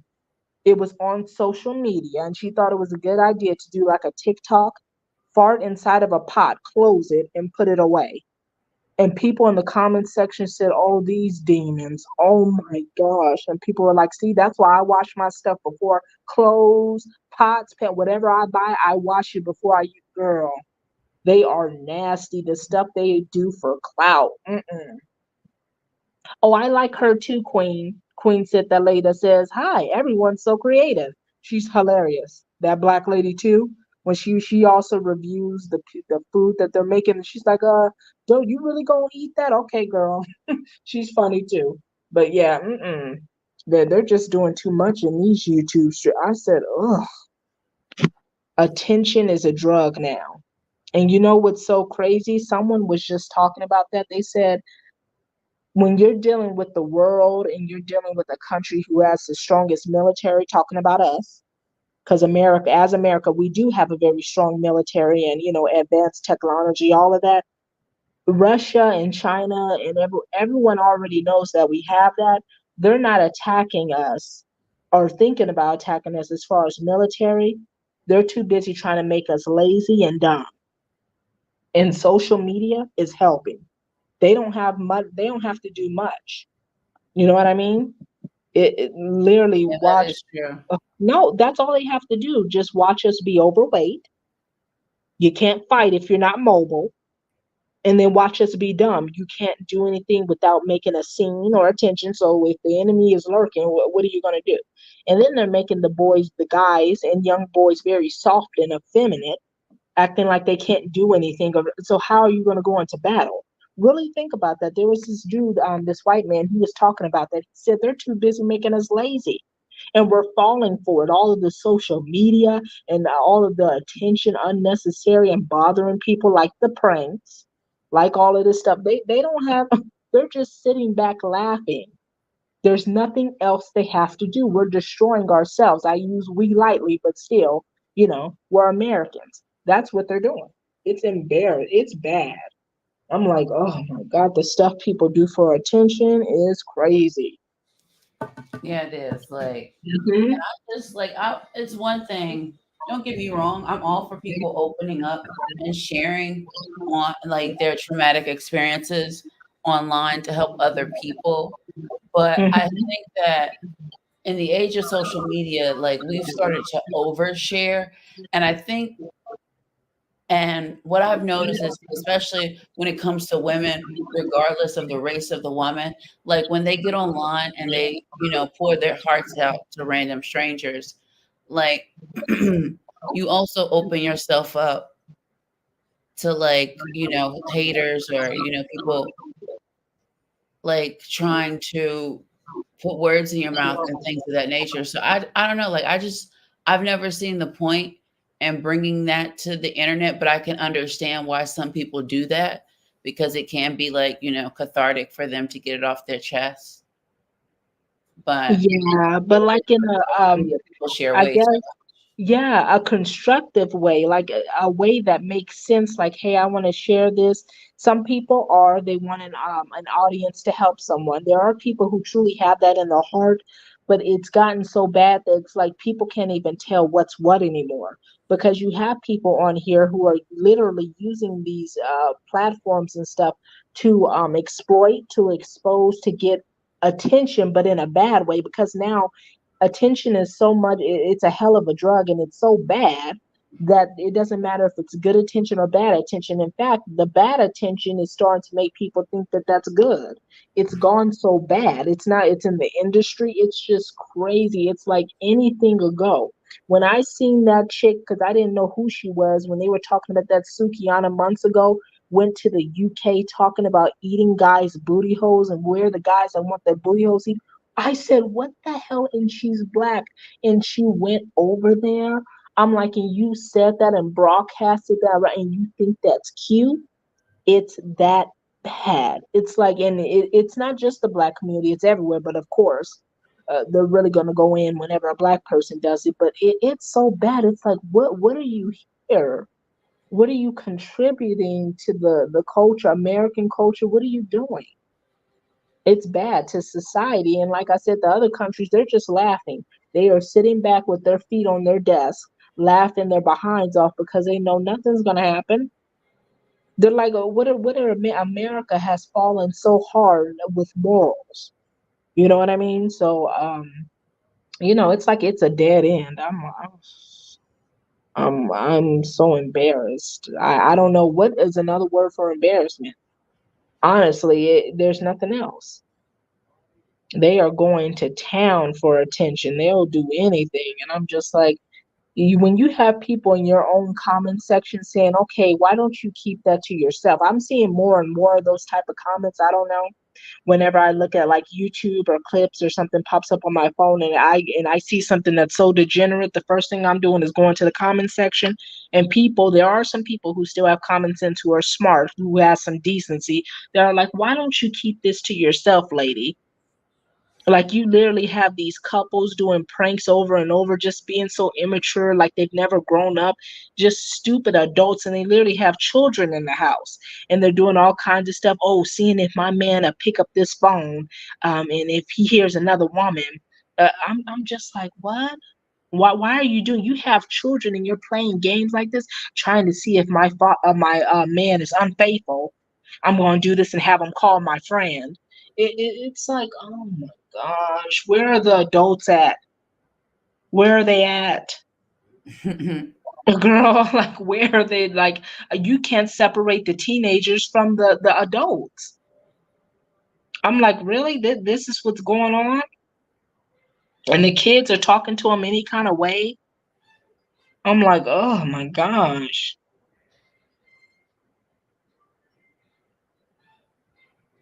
Yes, Queen. Yeah, Sukiana was saying just that talk outside of Buckingham Palace, saying, "Where are the guys? I guess that want their butts eaten."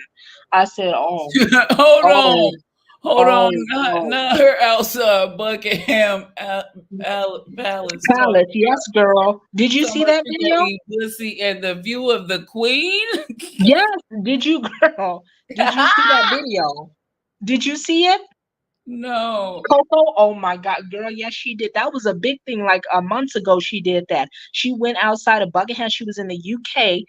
Now, hold on. This black woman has some money to go to the UK. Okay, she got some coins. She went to the UK to record herself saying, "Yeah, where are the guys that want their booty holes eaten?" Black people were so the ones that have sense were like, "Oh my gosh, who does this?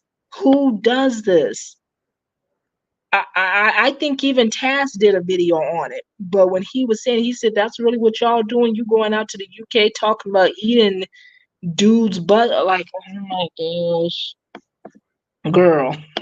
I said, Coco, please help. Please help. We are at a dead end. And I don't care even if she wants to do that. If she wants to do that, like that's what you call an overshare. I don't need to know you doing something like that. You can, especially from the back.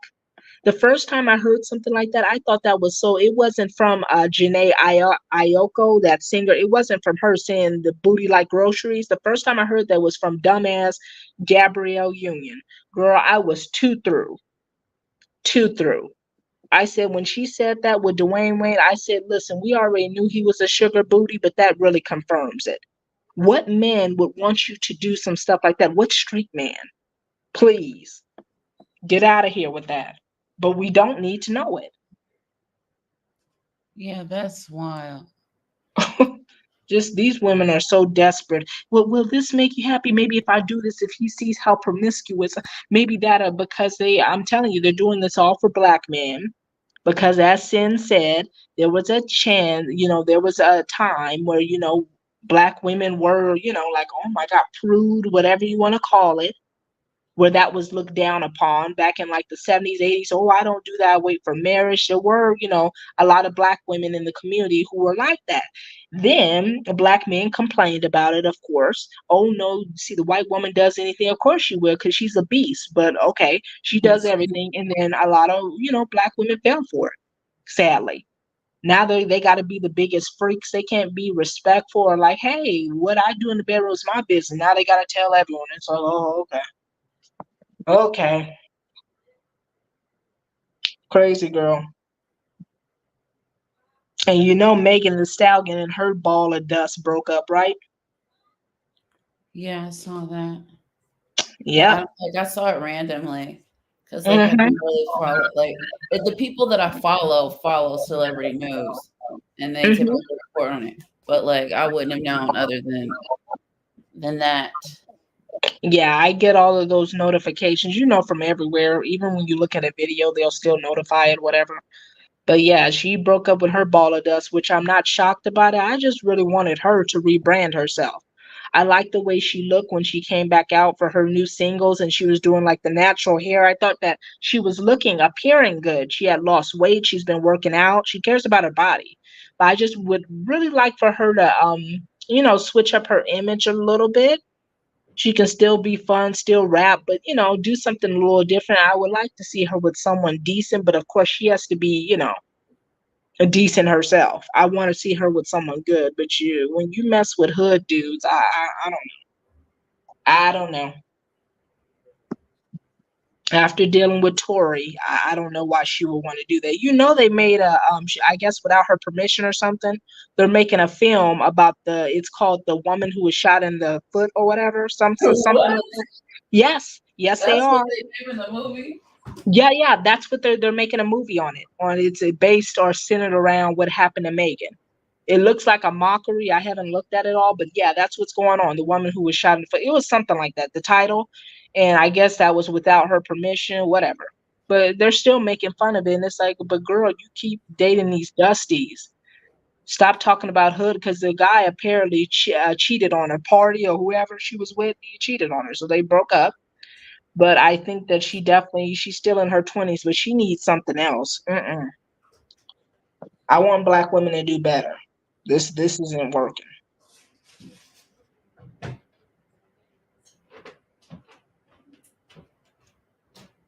Yeah, she's still like mad young, right? Isn't she like 24, Yeah. 25? No, I think she's like 27, 28, like Oh, around there. But yeah. I mean, 30s is young to me. 40s is young. When you 50s is a little more grown, but still, I don't think of it as old because it's a different time we're living in. This isn't like, the 1900s or like people look differently and stuff like that. And I don't know, but she's old enough, I think, to start rebranding. That's for sure, and do something else. I would like to see her with someone, with some class at least. But you know what, girl? I haven't. Do you watch baseball, Coco? No. No, I never watched baseball until recently, a month ago. And the only reason I'm watching it is because they're talking about have you heard of that the Japanese player who is like supposed to be the best baseball player of all time? No. Yeah, his name is Shohei Ohtani, but he's really good. And I'm like, okay, I'm kind of into baseball now. I think because I like him, he's like 6'4". I like the way he's built, and I think he's cute. Yeah, I do. Like the way he's built. Uh-huh. I do. He's like a big guy, but I like, how he is, but he's very respectful to the game and, a good athlete. But I've been watching him lately. I'm like, okay, Shohei. But Not but okay, I Shohei. keep remembering my mom. He's cute. But yeah, I've been watching that lately. And of course, I love track and field. I'm so happy for Shakari. I want her to do Yeah, better. she ate that up. She ate, girl. People was mad at her. I was so happy. I said, yes, Shakari. And I think she's And you know maturing what's so too. crazy? Is like when she runs, she looks so powerful and graceful at the same time. Like it looks like she's floating. She's floating. It does. And a lot of people say that it's very smooth, like a gazelle, like, she's just going. I'm like, go ahead, girl. I'm so proud of her and just Team America. I think we're going to do good in the Olympics. But I'll I see or love whatever. But that I she really be like out her. there. I love that she's authentically herself. I mean, Hmm. people might say, "How is she authentically herself with a lace front on?" But like, if that's like something she likes doing, then that's authentically her. Whatever. She came out with her natural hair and people were still talking and she looked good. She's a And I cutie pie, but just people love that still. she have her eyelashes on. I mean, they heavy, but whatever. And her nails. She's the modern day FloJo. She is. And what's wrong with her expressing if she wants to wear a different color hair? That's what makes her her, the same way it made Flojo when she had her long nails. Why are people so upset with, of course, black women expressing themselves the way they want to? How is that hurting you? Like how? They're not bothering you. They're minding their black beautiful business, not talking to you. They're, doing their job, and yet she's winning. Anyone at this point is just the jealousy is deep. But I have heard nothing but great things about Shakara. People are happy she's back, especially after her not being able to, perform in that other event the year before or whatever. So I'm very happy that she's back, and she said that she isn't back, she's better. And so, I don't know. She's doing great, and I wish her nothing but the best. That's for sure. But I think she's a pretty lady as well, and she has a good spirit. So Yeah. I'm rooting for Shakari and the other ladies on Team America. Rest in peace, Tori. I think that was her name. Yeah, Tori. Do you know who I'm talking about? The South African or the Kenyan lady? No, no, no, no, no. She's a Black American, but she passed away. She was pregnant. I think her name was Tori Bowie. I think that's her name. Yeah, it was recently this year. She Oh yeah. passed away. I think maybe that sounds familiar.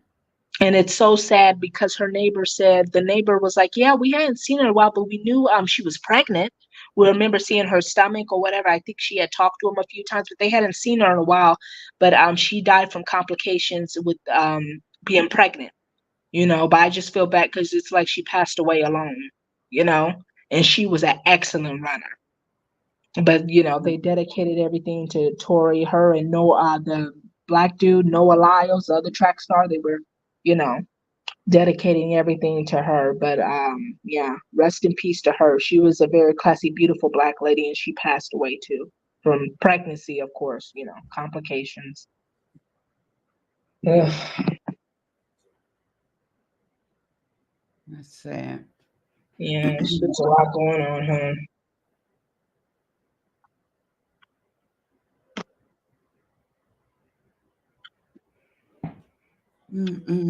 Well, But y'all, I'm gonna please get look on at up. that documentary if you can. It's What'd called you The say? Murder. See if you can watch that because it's good. The last episode's gonna be tomorrow, I believe. That'll be the last 3 part of the series, The Murder in Boston. I'll look it up. Yeah, it's good though. It's worth it.